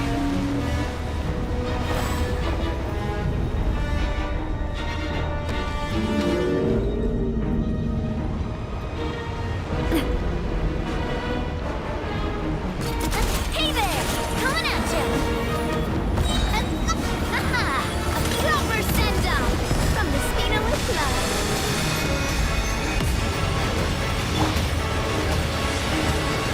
Steady as stone.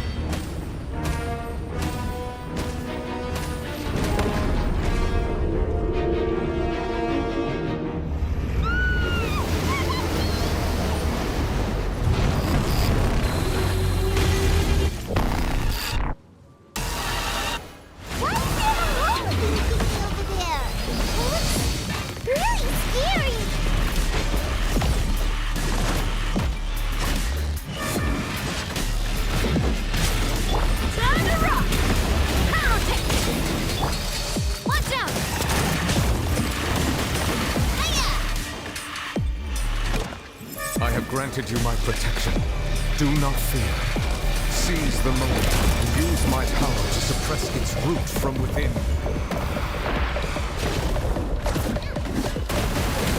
Coming at ya! Leave it all to me.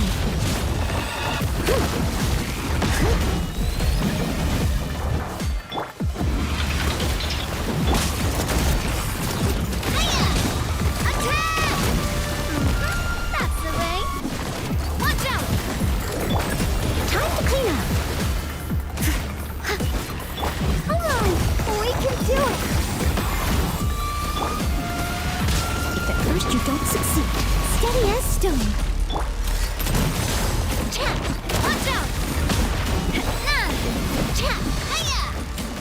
Power core!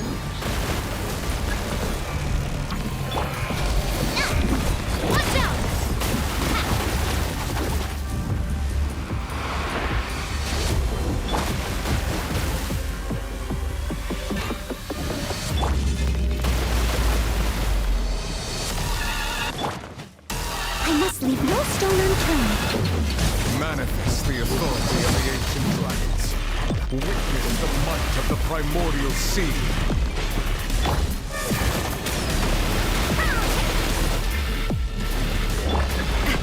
Watch out!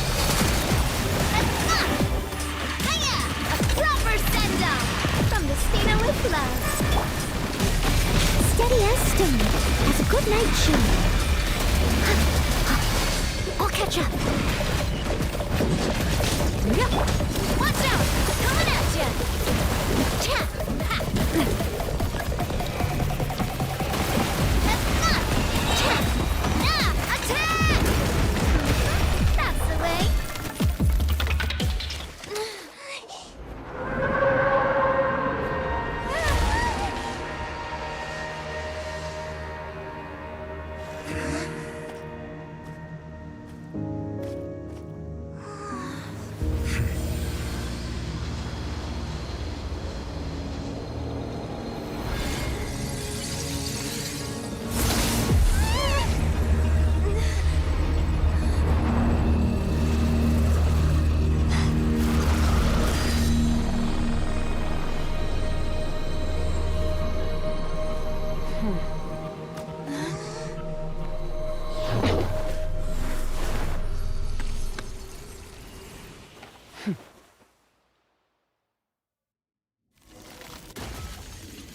Thanks for helping with the cleanup. It should have been my job, but... oh well. It was just supposed to be a short private training session for me. I didn't think that my disciple and my master's pet would start brawling in the meantime. Well, actually, I had a feeling that it would happen at some point, but they bumped into one another earlier than I thought. What a blunder. I suppose I'll have to swing my sword 3 million times as penance.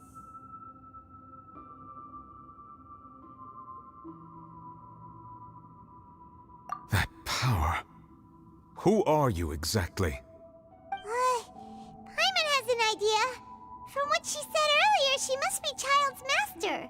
Skirk, right? It's just that he gave us the impression that she was the less talkative person. I simply did not have anything to say to the weak. But you, on the other hand, managed to defeat the all-devouring narwhal without using power from beyond this world. So you may speak to me as equals.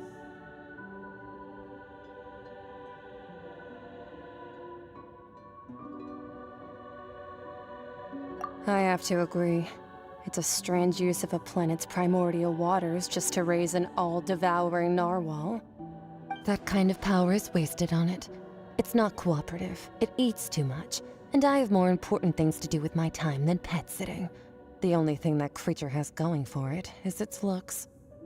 All in all, it fails as a pet. Miss Skirk? I think you might have missed the point. The point being? Well, being that this pet almost destroyed an entire nation. So what sort of person is your master? Well, Child's master's master. Wait, is that right?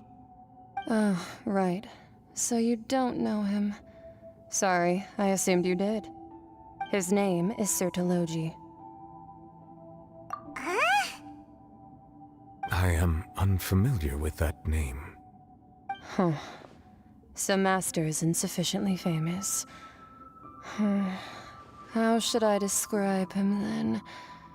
Have you heard of the name The Fowl? The Fowl? Still nothing? Well, how about the Visionary? Vetterfulnir then? Or Gold Rhindaughter? Ooh, that one we've heard! Rhindaughter's part of the Hexen Circle. She's Albedo's mom, right? Oh, so you do know that name. To be honest, I also heard all of those names and titles from my master. I don't actually know them either. But I suppose you understand now, yes? My master is likely a similar sort to Rhindaughter. They are both pursuing some form of perfection. Wait! Didn't you also mention a visionary person? Paimon didn't quite catch their name. Actually, never mind that. I believe it expedient to inform you that the all-devouring narwhal used up nearly all its strength fighting you. Such roiling hydro energies will prove difficult for the planet's deep seas to digest. As such, the fontaine back on the surface has most likely been thrown into chaos. In other words, the prophecy that you've been fretting over should now be in full swing. What?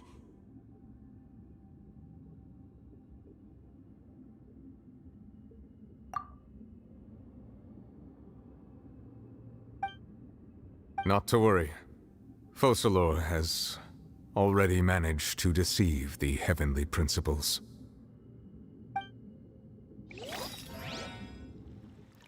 In the end, the people will all be dissolved into the waters, and only Farina will remain, weeping on her throne.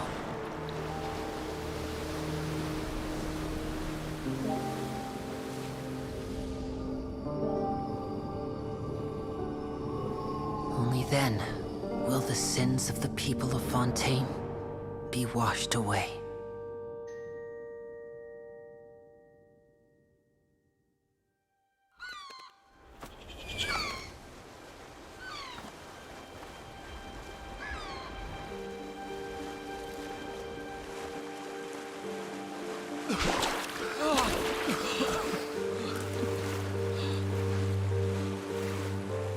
Hey! Help! Over here!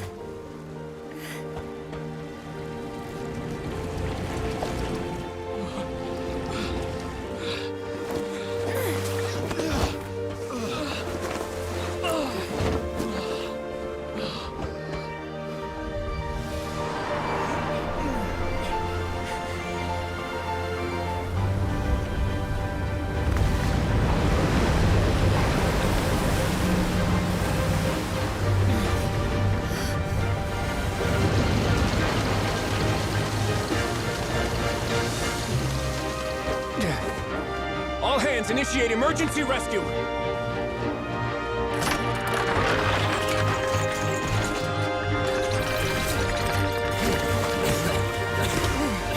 Hurry!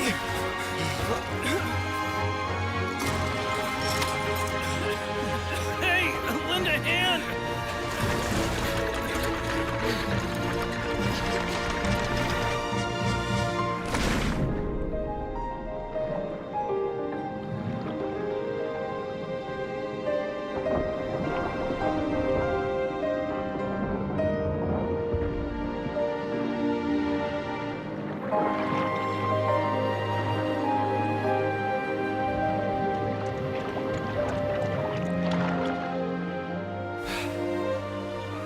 Look! The water's receding!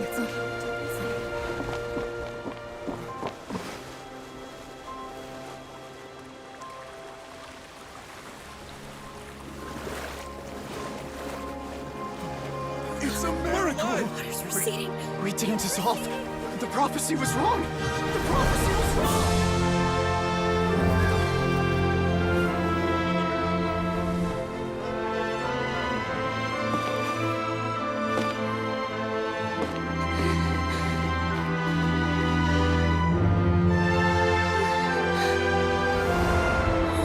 Are you alright? Yeah. We're safe. The prophecy was wrong.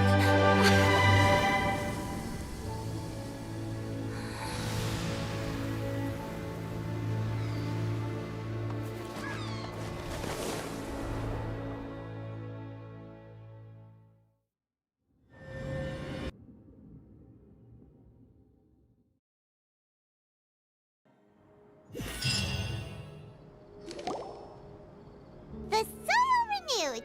The Svina di Rasula tax post-disaster rebuilding. I recently visited Poisson to meet with Miss Navia, spokesperson of the Svina di Rasula, and we spoke about Poisson's present and future. Old soil can still give birth to new bloom, Miss Navia stated. Hope is like seeing a small cookie when you're starving late at night. You just need a little of it. Skyship Winglet, lunar brain of the Fontaine Research Institute. The various disputes that have arisen on account of Mr. Edwin have suddenly become a shield over the Institute. with Jurier turning out to be a once overlooked hidden gem. People always call the first researcher mad, but few know what to call the second. And should that latter person achieve a miracle, they would find it all the harder to find a word with which to classify him and his team. Wow! Paimon barely recognizes the people in the reports. Are those really Jurier and Navia? They sound like real big shots.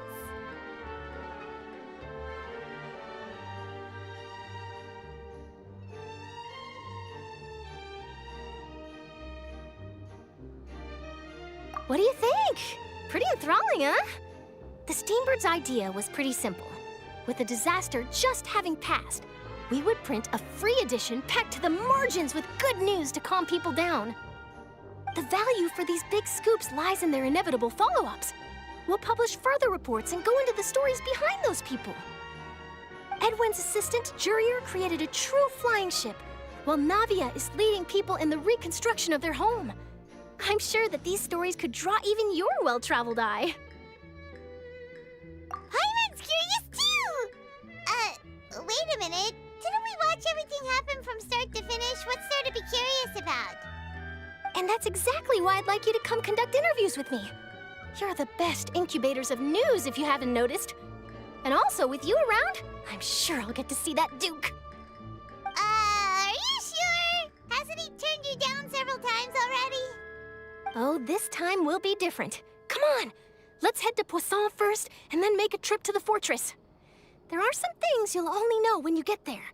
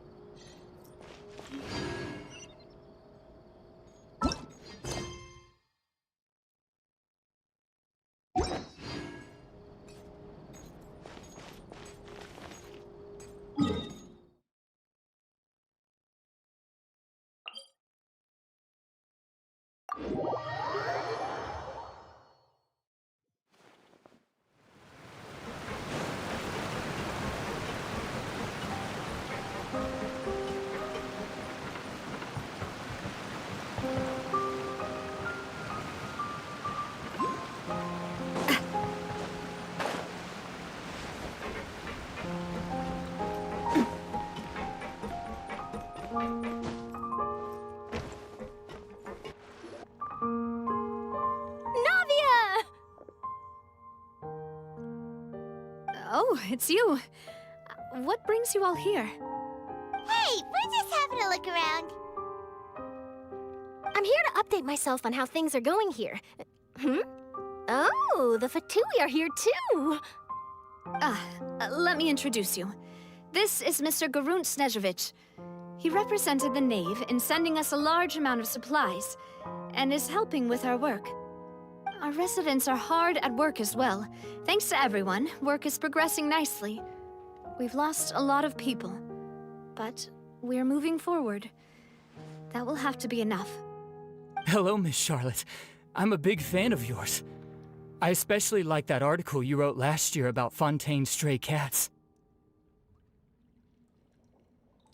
But if you don't mind, could you not emphasize our role too much in your report? It's not charity we're doing here. We just happen to share the same interests as the Spina. I get where you're coming from. I'll keep it as simple as possible. Or would you be willing to feature as friendly neighbors? That would be fine. Thanks. Oh, you're back too. How are things? We finished laying down the construction materials. It'll be another hour before the workers are able to go over there. Huh? You're here too, Clorinde? Well, her reputation's greatly risen after that whole duel business with Miss Farina. So she's here in Poisson to wait out the heat. All right. She really came here to help me out. There's too much to consider in the reconstruction of Poisson. The Spina has need of more decision-makers. And, well, I do already happen to be connected to Mr. Callis. Oh, wait just a moment. Do you mind me asking a few questions? You know, about how you felt before the duel, about what it was like facing down a god. There's lots of exciting material there, I bet. Forget it. I'm sure you can find a better theme than that, Miss Charlotte. I see you're the same as always. Couldn't you do me a favor, for Navia's sake? Well, if we're talking about doing things for my sake, you might as well just take a few more photos of me. Or of the Traveler. It's better than wasting time persuading Chlorand, at any rate. Of course I will. I'm not gonna let her off that easy. All right, then everyone who wants to be in the photo, gather up. And smile.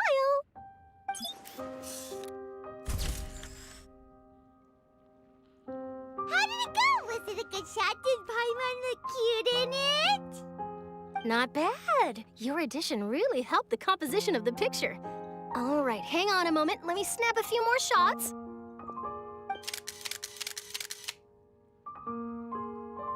All right, that should do it. I'll be back here later anyway, so let's call it a day.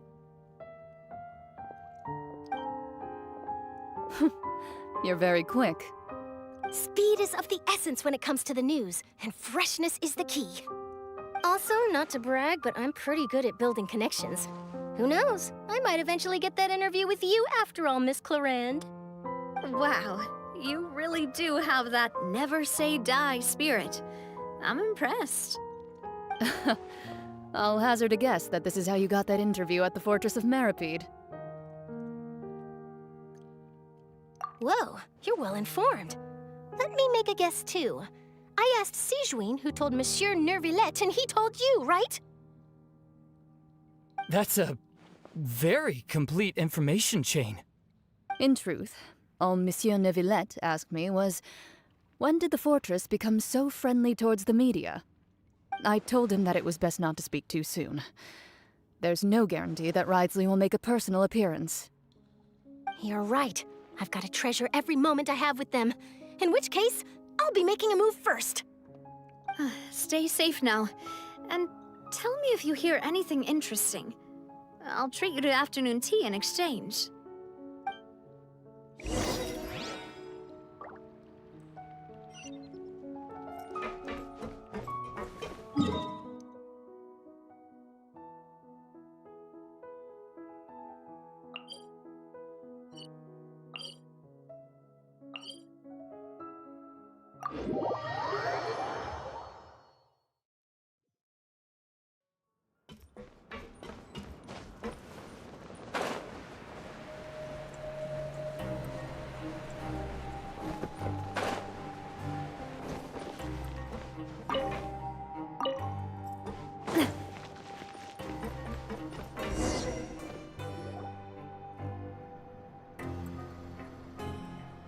Wow, guess we're here again, huh? There's a real nostalgic feeling to this place. Looks like you've been missing us. Duke! Did you come all the way to the entrance to greet us? Of course. I'm here to welcome you and our dear Miss Charlotte, whom our good head nurse recommended to me. It's an honor to finally meet the much-rumored Duke. Thank you for consenting to my visit to the fortress, sir. No need to thank me. But that said, I shouldn't be the focus of your interview. I trust you recall our agreement? Of course, of course. All right then, this way.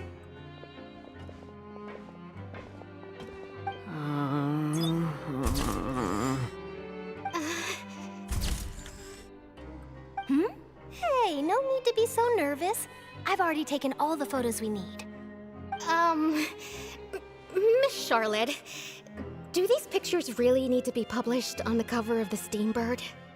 It would seem that Miss Lorvine doesn't want her face to appear beside that of Mr. Jurier, Sir, please don't say things like that. But it looks like dear Mr. Jurier denies it. Might this interview be very important to you, then? No, I just... This is my first time being interviewed, and I'm very thankful to the Steambird for... Now, I might not look it, but I actually did meet Mr. Edwin once. And I'll be honest, I enjoyed chatting with you more. You've definitely got more of that genius vibe going on. The boat that brought about a miracle, the ark that saved the people. Why, you recreated a myth back there, like an emissary of legend. Still, if I might ask, where's that flying ship now? Huh! Looks like Charlotte's trying to get herself another exclusive scoop. I have to apologize, but that ship is presently in the bowels of our factory. I'm afraid it won't be easy for you to get a shot of it. Really? Well, then in that case, could I have an interview with you to make up for that loss? You already know my answer, I'm afraid. Best you interview our head nurse instead. Or perhaps you'd like to take another photo of this couple of researchers? Did you really have to use the word couple? Well, then, 2 solo photos will do. Is my hair messed up? Please, someone help me have a look. Things sure are getting pretty lively here. We've seen this kind of thing before. Oh, seems like everyone's here. Would any of you like to try this new drink I came up with? Ah, Siegeween. Hey, Miss Charlotte. Why don't you, take some pretty photos of our head nurse? Sure. Come on, Miss Siegeween. Over this way. Let's find a brighter spot. Huh? Sure. Do I have to smile? So, how have things been at the fortress? Same old, as you can see. Fontaine's undergone some changes, but this place is still more or less the same. Other than that flying ship, it got a tad too much attention, I think. That's why I decided to let the interview go through. We should direct more public opinions toward the behind-the-scenes heroes. Am I right, Mr. Jurrier? Miss Lurvine? You're too kind, sir. I believe that you too should have your day in the sun. Not that you would want that, which is a pity. I'll just leave the spotlight to you two.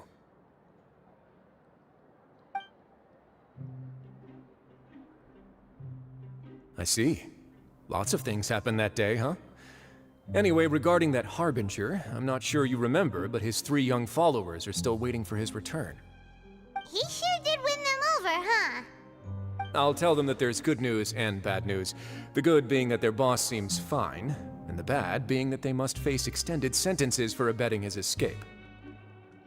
Oh, actually, what about you? Are things gonna change for you too? What change can there be? The fortress will keep chugging along, and so will my duties. As to what Miss Farina's departure will mean for the nation, and if our laws and governance will be transformed, we'll leave those to the folks in the overworld. Hey everyone, the photo shoot's done. Good. In that case, let's call it a day here. Thanks for your cooperation. Come on, Traveler, let's go. Till next time, everyone. There'll be a next time? Maybe. Who knows? I might write a story about the underwater factory next time. Until then. All right. Last stop, the docks.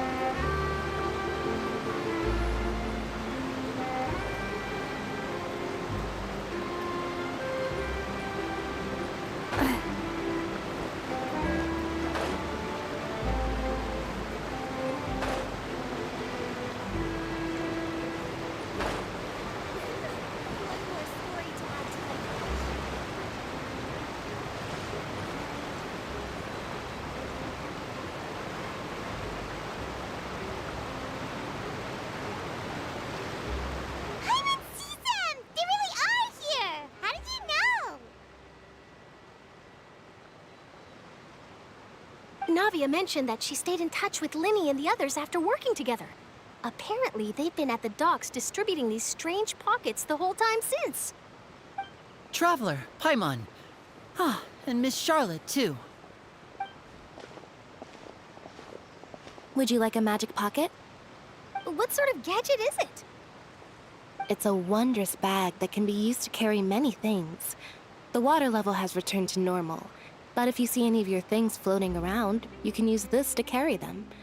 Or you could trick a friend into doing it for you. Trick a friend? I wonder which of my friends would fall for that.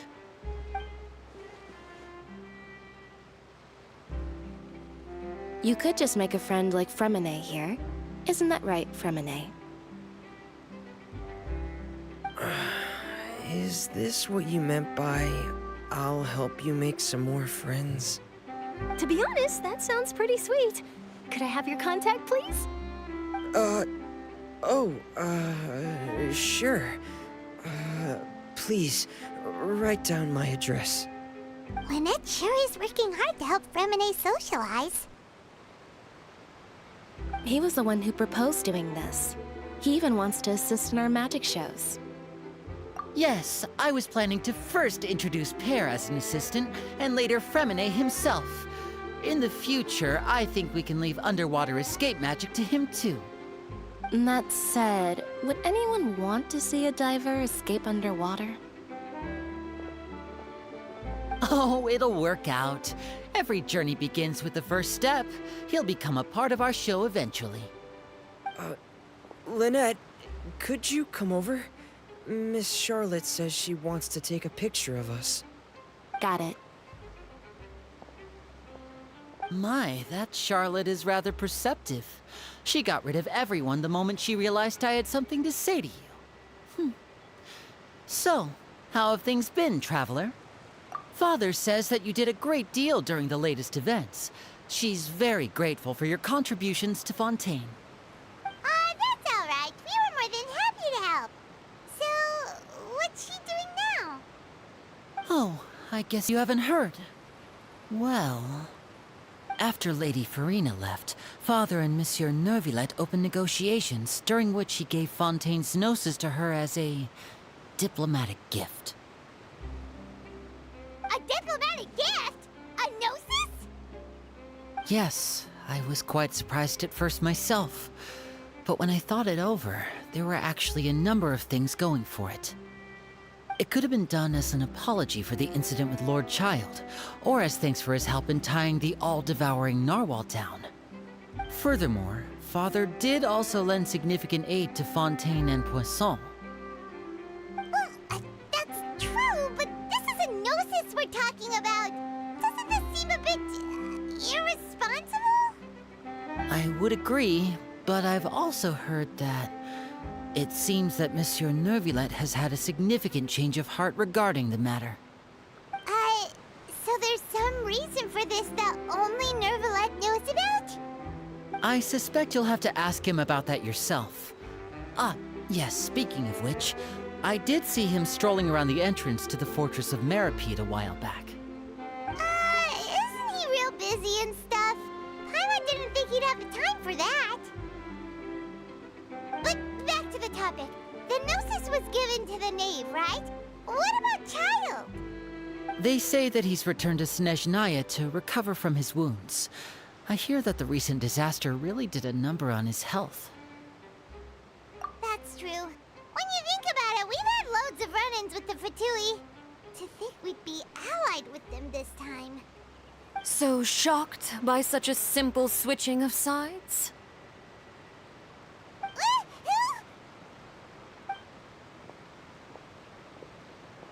Father! Well, what do you know? Come to the docks to see how my children are doing and meet the Traveler by chance. Please do not pay my accomplishments in Fontaine too much mind. I would have done them regardless. Are you going to take the gnosis back to Snezhnaya? That is our duty as harbingers, yes. Don't be too preoccupied with sides. The goal of the Fatui concerns not a single place or person, but the entire world. With such a grand goal in mind, it is inevitable that we must wear many masks. Switching my masks is something I've always done. Well, that depends on many things. No one truly knows what the future holds. What good is honesty if you can't rely on it forever? As for you, I very much look forward to our next collaboration. Good things cannot be achieved alone, and you've proved yourselves to be great partners. A vision? All right. I'll remember to return it. Thank you for keeping it safe for him this entire time.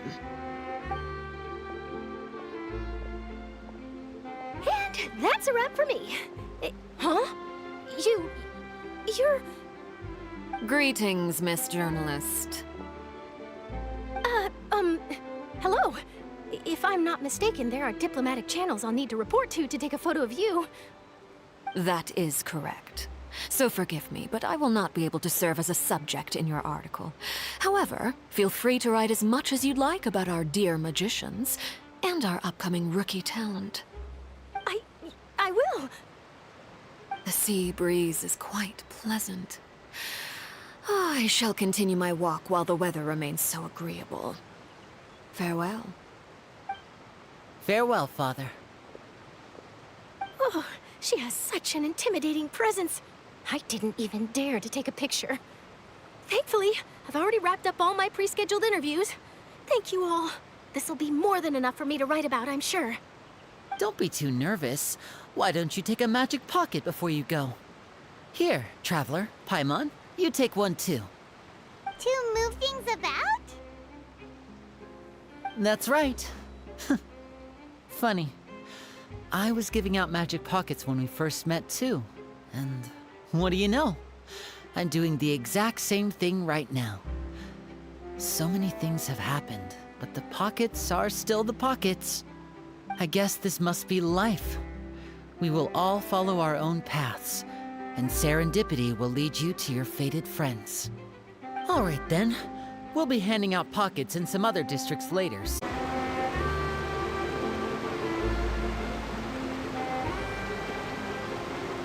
I didn't see them! They really are here! How did you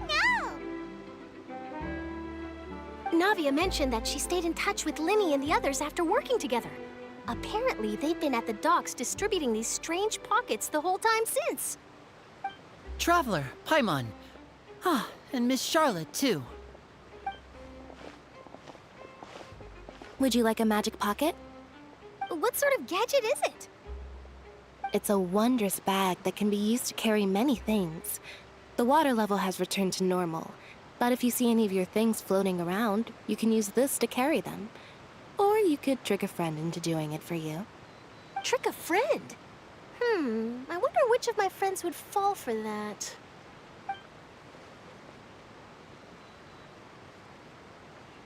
You could just make a friend like Fremine here. Isn't that right, Fremine?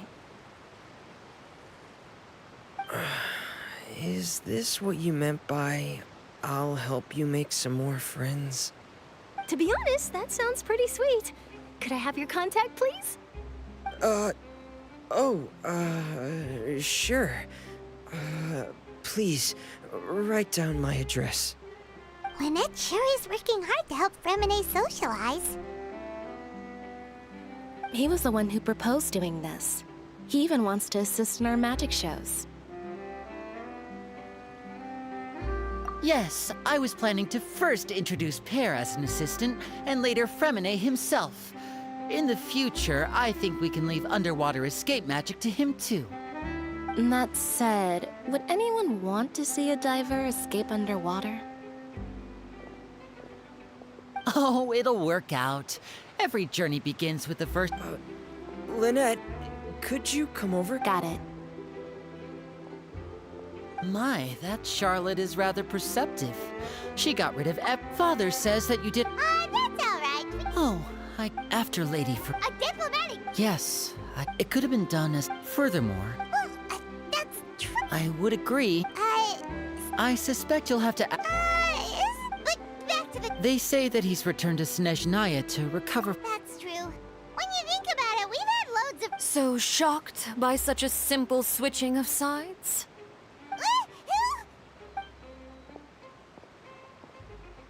Father!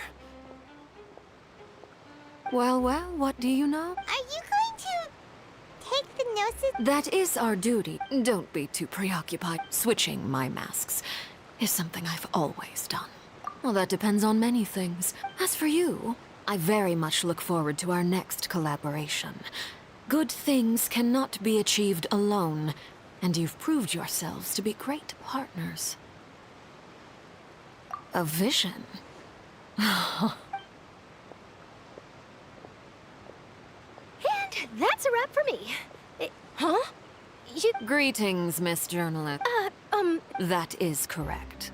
So forgive me, but I will not be able to serve as a subject in your article. However, feel free to write as much as you'd like. I will. The sea breeze is quite pleasant. Farewell, Father. Oh, she has such an intimidating presence. I didn't even dare to take a picture. Thankfully, I've already wrapped up all my pre-scheduled interviews. Thank you all. Don't be too nervous. Why don't you take a magic pocket before you go? Here, Traveler, Paimon, you... To move things about? That's right. I guess this must be all right, then. Well, guess we said Charlotte, huh? Shall we go see what Neverlette's doing? As long as he's not so busy that he doesn't have time to chat anyway.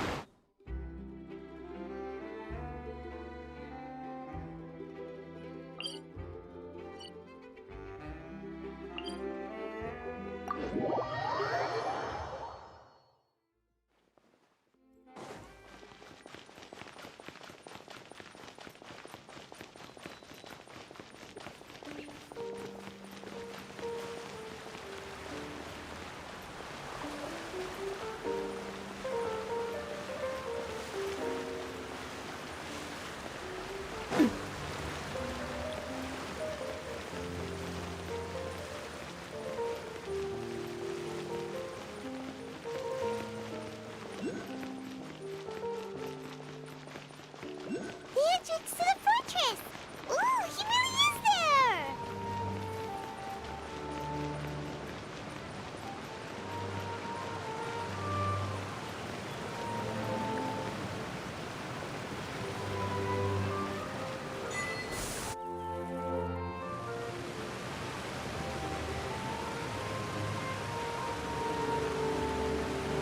So, you really are here, Neverlet! Paimon didn't think you were going to have free time this hour of the day. Really? Oh, I suppose you must have met Mr. Linney. He took the time to greet me earlier when he passed this way. In any case, you came at a good time. I was just considering reaching out to you to set up a meeting, so I may explain some things that I haven't had the time to before. Aw, Paimon's glad that you remembered. Thank you for keeping us on your mind, what with you being busy and all. Alright, let's have it then. How was Fontaine actually saved? The whole business is still quite the mystery to us. It is strange how words can often leave a bitter taste in the mouth when it finally comes time to say them out loud.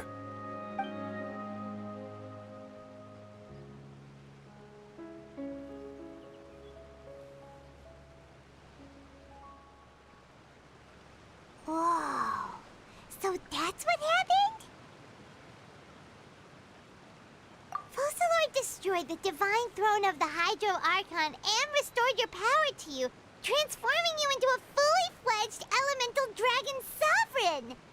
But Paimon still doesn't quite get what you did to save the Fontainians from dissolving. For me, the authority of the ancient dragons refers to absolute control over the hydro element.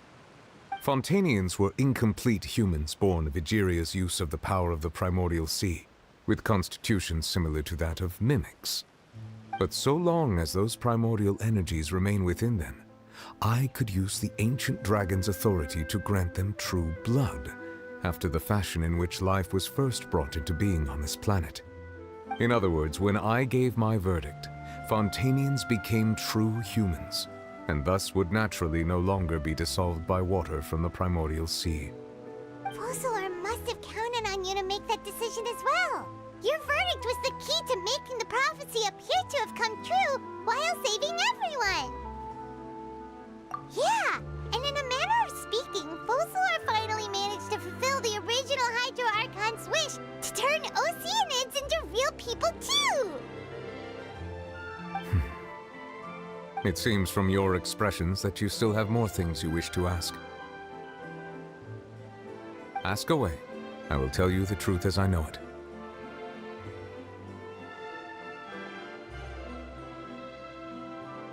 I have investigated his case along many avenues, and I have learned that he once fell into an unknown chasm when he was young. There, by chance, he awakened the all-devouring narwhal. But whether it be by sentiment or reason, that should not have been enough to consider him the root cause of the disaster. At most, he would have had tangential liability. As for the judgment passed by the Oratrice during the trial, whether it was due to that liability by association, or Focalor deliberately using him to buy time for us on the assumption that he would be able to hold the creature off, I cannot say. Guess Focalor had Fontanians in mind the whole time. In the end, it was thanks to her that they finally became real humans. Hang on a second. Paimon suddenly got another question. Back when Fontanians hadn't yet become real humans, were the children they had also transformed Oceanids? Life has always flowed like water. Do you recall how Fontanians would often come to the Fountain of Lucine to pray for children? Yeah! Lynette said the fountain is where all the waters in Fontaine converge. In truth, even those couples did not know that such prayers were no mere custom, but instead a form of ritual. Those Oceanids who were blessed within the spring water would later descend as new humans in the coming months. Paimon sorta gets it now. Either way, seems like this ritual won't be of any further use, but it'll probably live on as a local custom. Ask away. I will tell you the truth as I know it.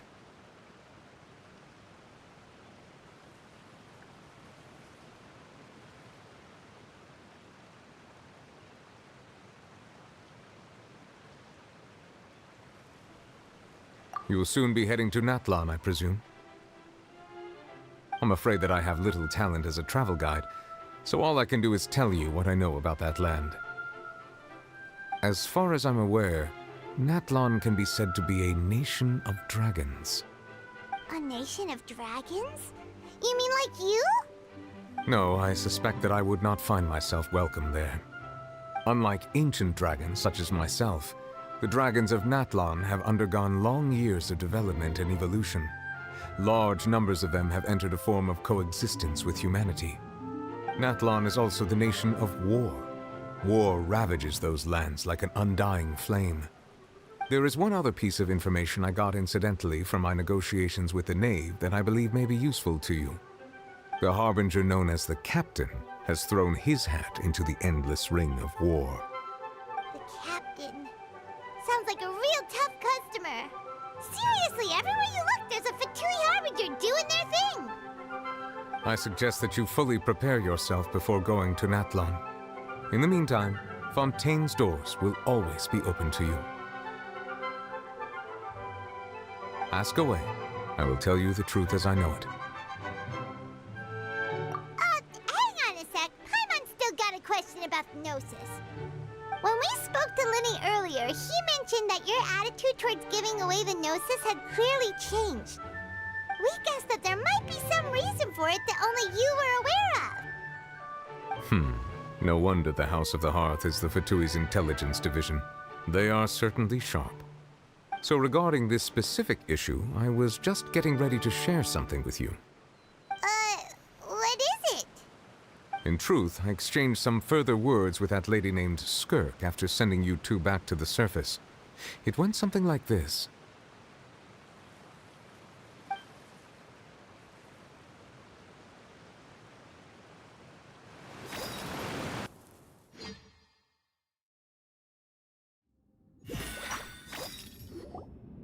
Well, we're going to head topside to see what's going on. You hurry over soon as well, all right, Nervalet? What next? The all-devouring narwhal isn't here. so I'm no longer getting any interference. I can finally catch the scent of your power, what it's made of. It is the authority of the planet's primordial dragons, but with something very similar to a god's curse mixed in. It's quite a novel blend. I'm sure I've encountered something like this before. What was it again?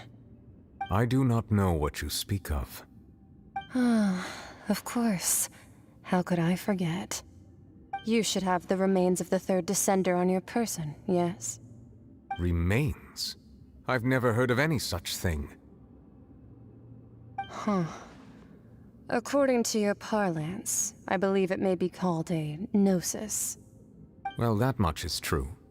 After Focalor's divinity faded, she handed her gnosis to me. But I fear I have never heard of it described in the manner that you just did. I've been training with my master, the Foul, ever since I was young, and I have never returned to the surface since. So most of the information I possess, I got from him. It is only natural for those who are greater than humanity to possess a different sort of common sense, which is why there are so many problems in our attempts to communicate with humans. Regardless, you should probably get rid of objects of misfortune to prevent any disasters from befalling you. To live in itself is a blessing, but once a person dies, the bonds he once had with this world shall all turn to curses. What do you mean by that? No need to fret. These are just my personal thoughts, and my reason for no longer wishing to return to the surface. This third descender you refer to, who are they? And when did they die? Master never mentioned them to me. Perhaps it just wasn't that important for me to know. If you're interested, though, I could ask him. I'll be sure to pass the answer on to you next time. Next time? You believe we will meet again? I do. Wait. I have a disciple of my own, don't I? He can be the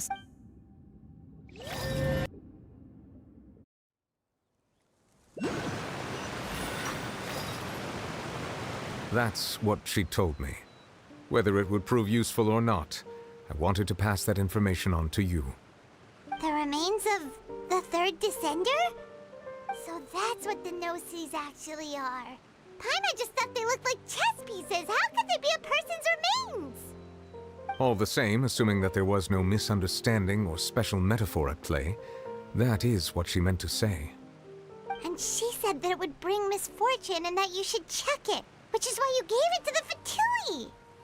If she speaks the truth, then I would simply be putting Fontaine at unnecessary risk by keeping it here.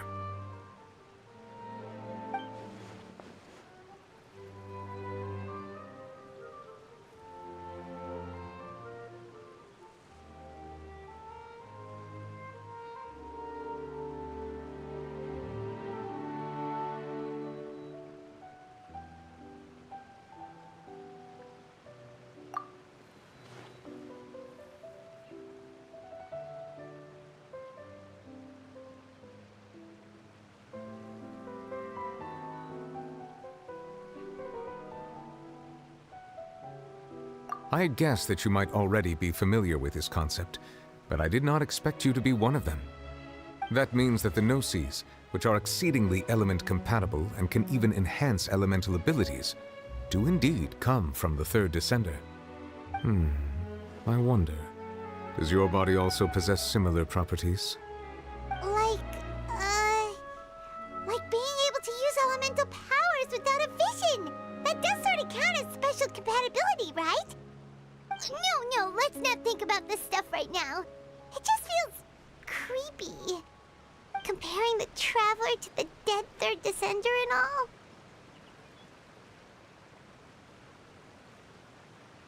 That's what you say, but this topic still feels like bad luck. Once Child recovers, let's get some more answers out of him. Or go look for his master and get the answers that way. I too believe it unwise to make too many blind guesses when information is lacking. The same is true of being at court. All right. Whatever the case, it seems like the crisis here in Fontaine's over for now. Yes. All of Focalor's efforts were for this moment as well. But she sacrificed herself in the end as a god, and she suffered through all those years as a human. Was that really what she wanted? I suppose that would be the mystery of a god's will. I suspect not. But once in a while, I too would guess that if wishes were like the clouds in the sky, they will one day return to the earth as raindrops. Life flows like water, and rain is the final answer. The water levels may sometimes tilt one way or another, but the rain falls fairly upon all. And what ultimately is the difference between the rains that fall upon all of us?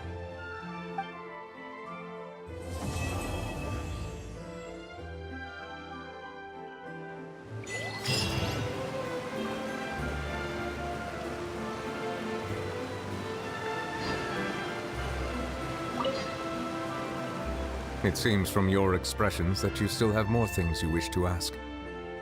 Ask away. I will tell you the truth as I know it. I suggest that you fully prepare yourself before...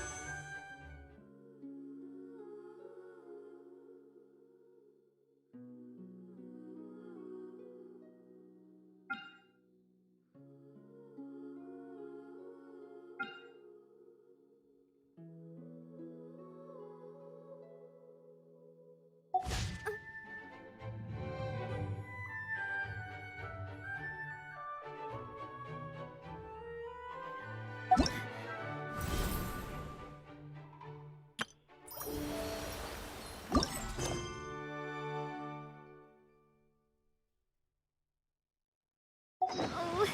Oh.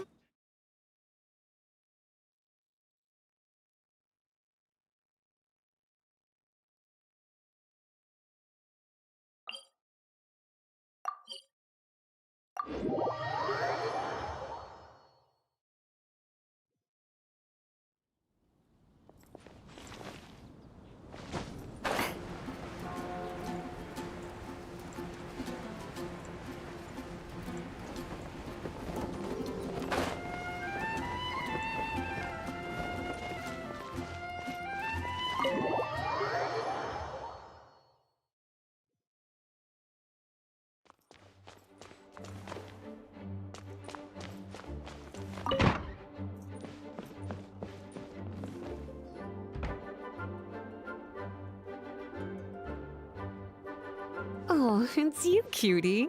To what do I owe the honor of your visit? Are you here to peruse the library? Or perhaps you're here to visit a certain someone? As considerate as ever, I see.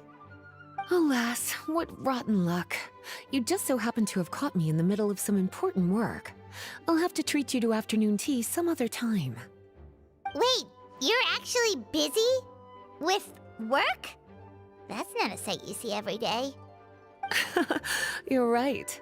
The last time I was this consumed with research must have been way back at the academia. I haven't done this much thinking for a long time. It's rather exhausting. If you're that interested, why don't you join in on the fun? What do you say? Want to help me relive my days as a scholar? It's not polite to pawn off your work on other people, you know. Is that a no, then? It will be quite the rare opportunity to work together, and you would, of course, be generously rewarded. But if you don't want to... As you probably know, the Knights of Favonius have long conducted research on alchemy. But most of that research has been carried out in a laboratory setting. The public's knowledge of alchemy is quite minimal. Which means that up to this point, most of our research and discoveries have remained quite distant from people's daily lives. We've put a lot of mora into the research, but have very little to show for our efforts.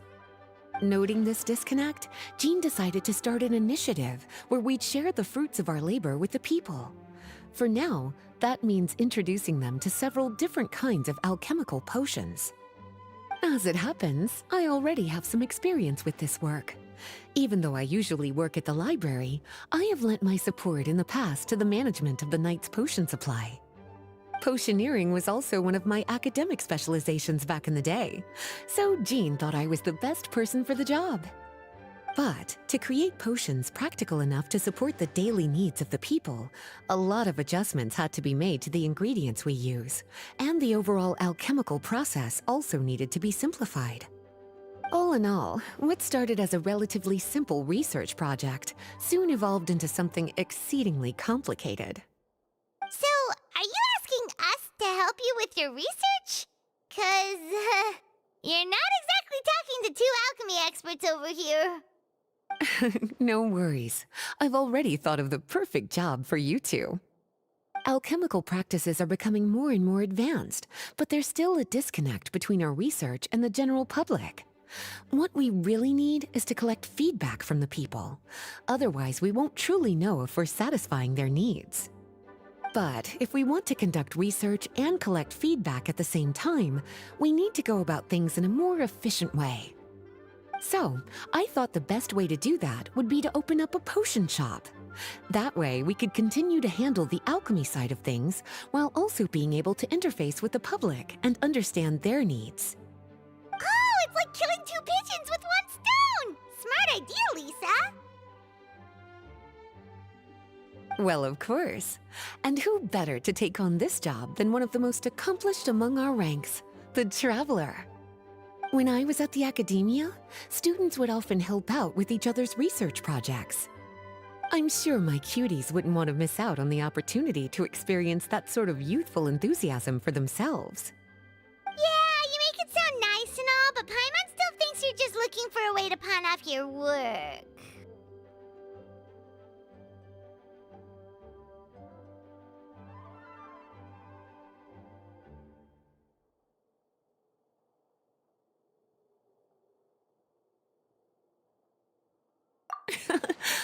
knew I could count on you.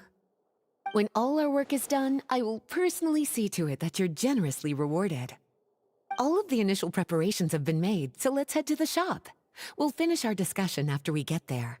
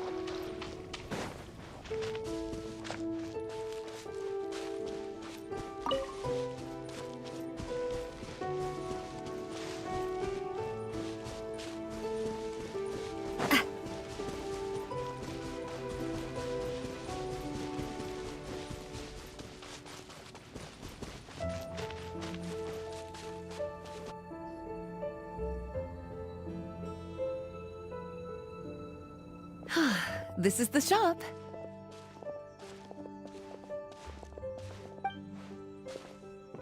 Wow, looks like you've made a lot of preparations already. Did you do this all by yourself? It was a group effort. A whole bunch of knights helped out. Jean secured the initial funds to open the shop. Albedo and Sucrose provided the ingredients and equipment needed to brew the potions. And the logistics company is handling the provision of all future supplies. Now with your help, it's like an additional weight has been lifted off my shoulders. The knights have been busy spreading the word about our shop over the past few days. So, we should be ready to open once we've finished our final preparations. Okay, let's not keep everyone waiting then. Why don't you take these ingredients and try your hand at brewing a potion?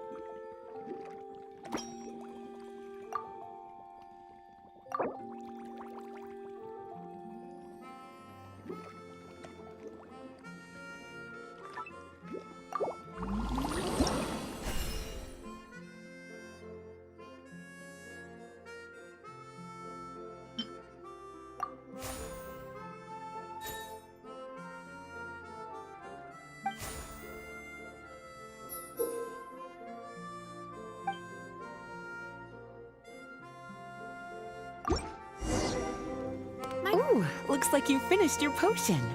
Now, all we need to do is put it on display for sale.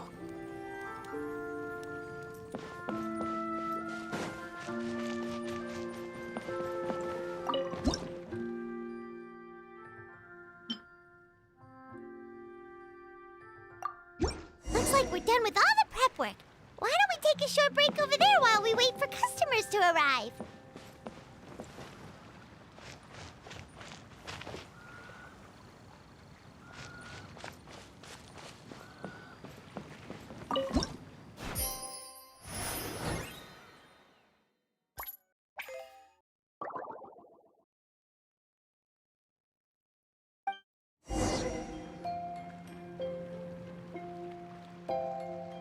Oh, seems like everything is going well. You've already sold your first batch of potions. Not a bad start at all.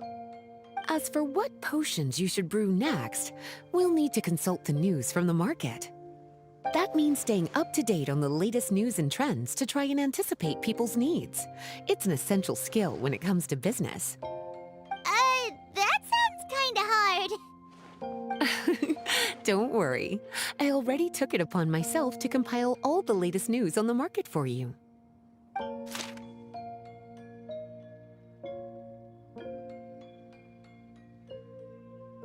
What do you think?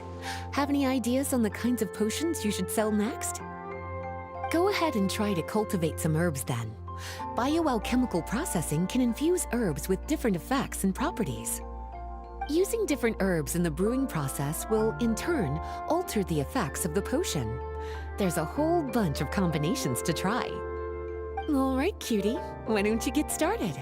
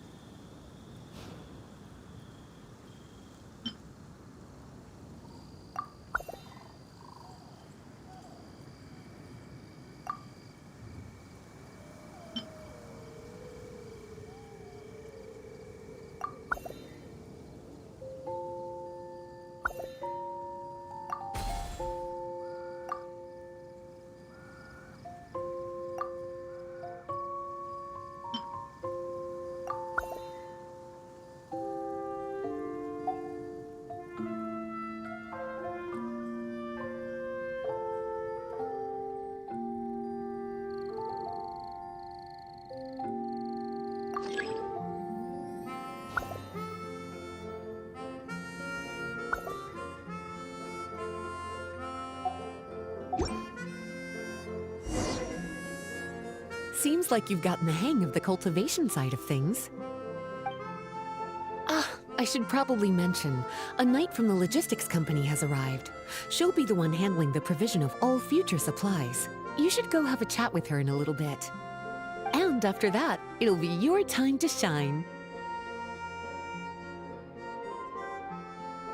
Yeah, shouldn't it be our time to shine? You know, the three of us?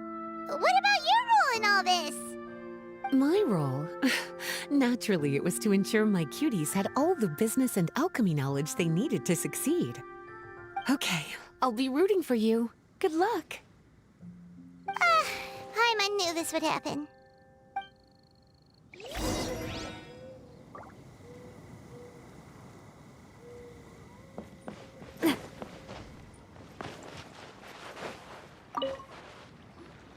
Greetings, Honorary Knight. Greetings, Paimon. My name is Freda. I'm a knight from the logistics company. It's such an honor to meet the famous traveler and her loyal attendant. Wow, Paimon's fame is really spreading across the land! One small correction though. Paimon's her companion, not her attendant. My apologies. I guess I got a bit carried away after hearing all about your exploits. It's just like something out of a novel. You're practically legends at this point. I'm a bit jealous, actually. I'd love to wander the land in search of adventure like one of those knights you read about in stories. Seems like a really fun life.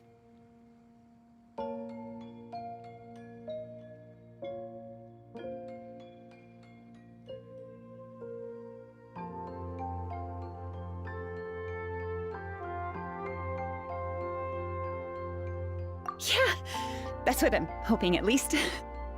Anyway, we've got some prep work to wrap up, right? My orders from the acting grandmaster are to support your business in any way that I can.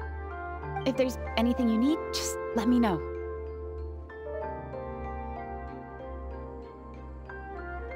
You're in luck. I just got a new batch of provisions. Please, take a look and see if anything catches your eye.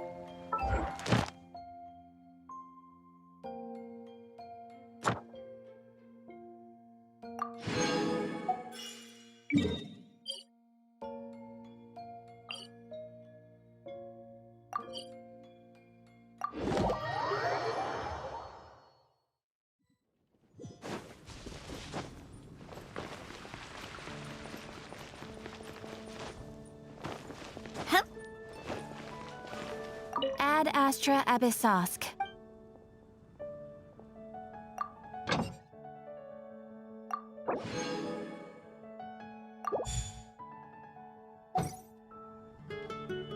Ad Astra Abyssosk.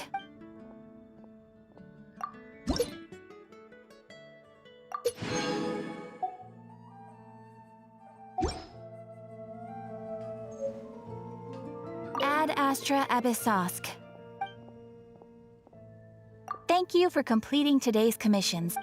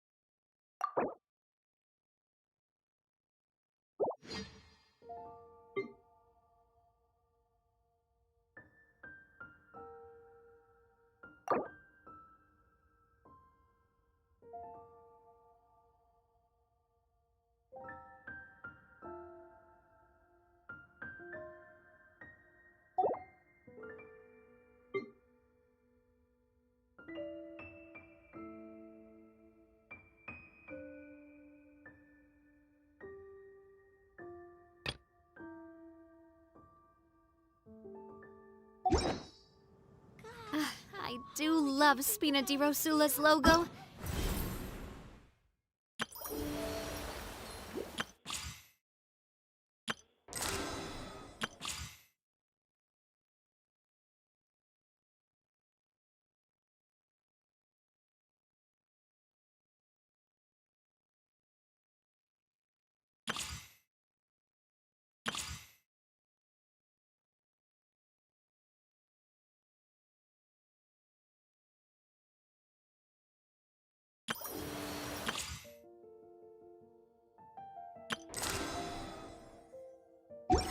It was designed by my mother.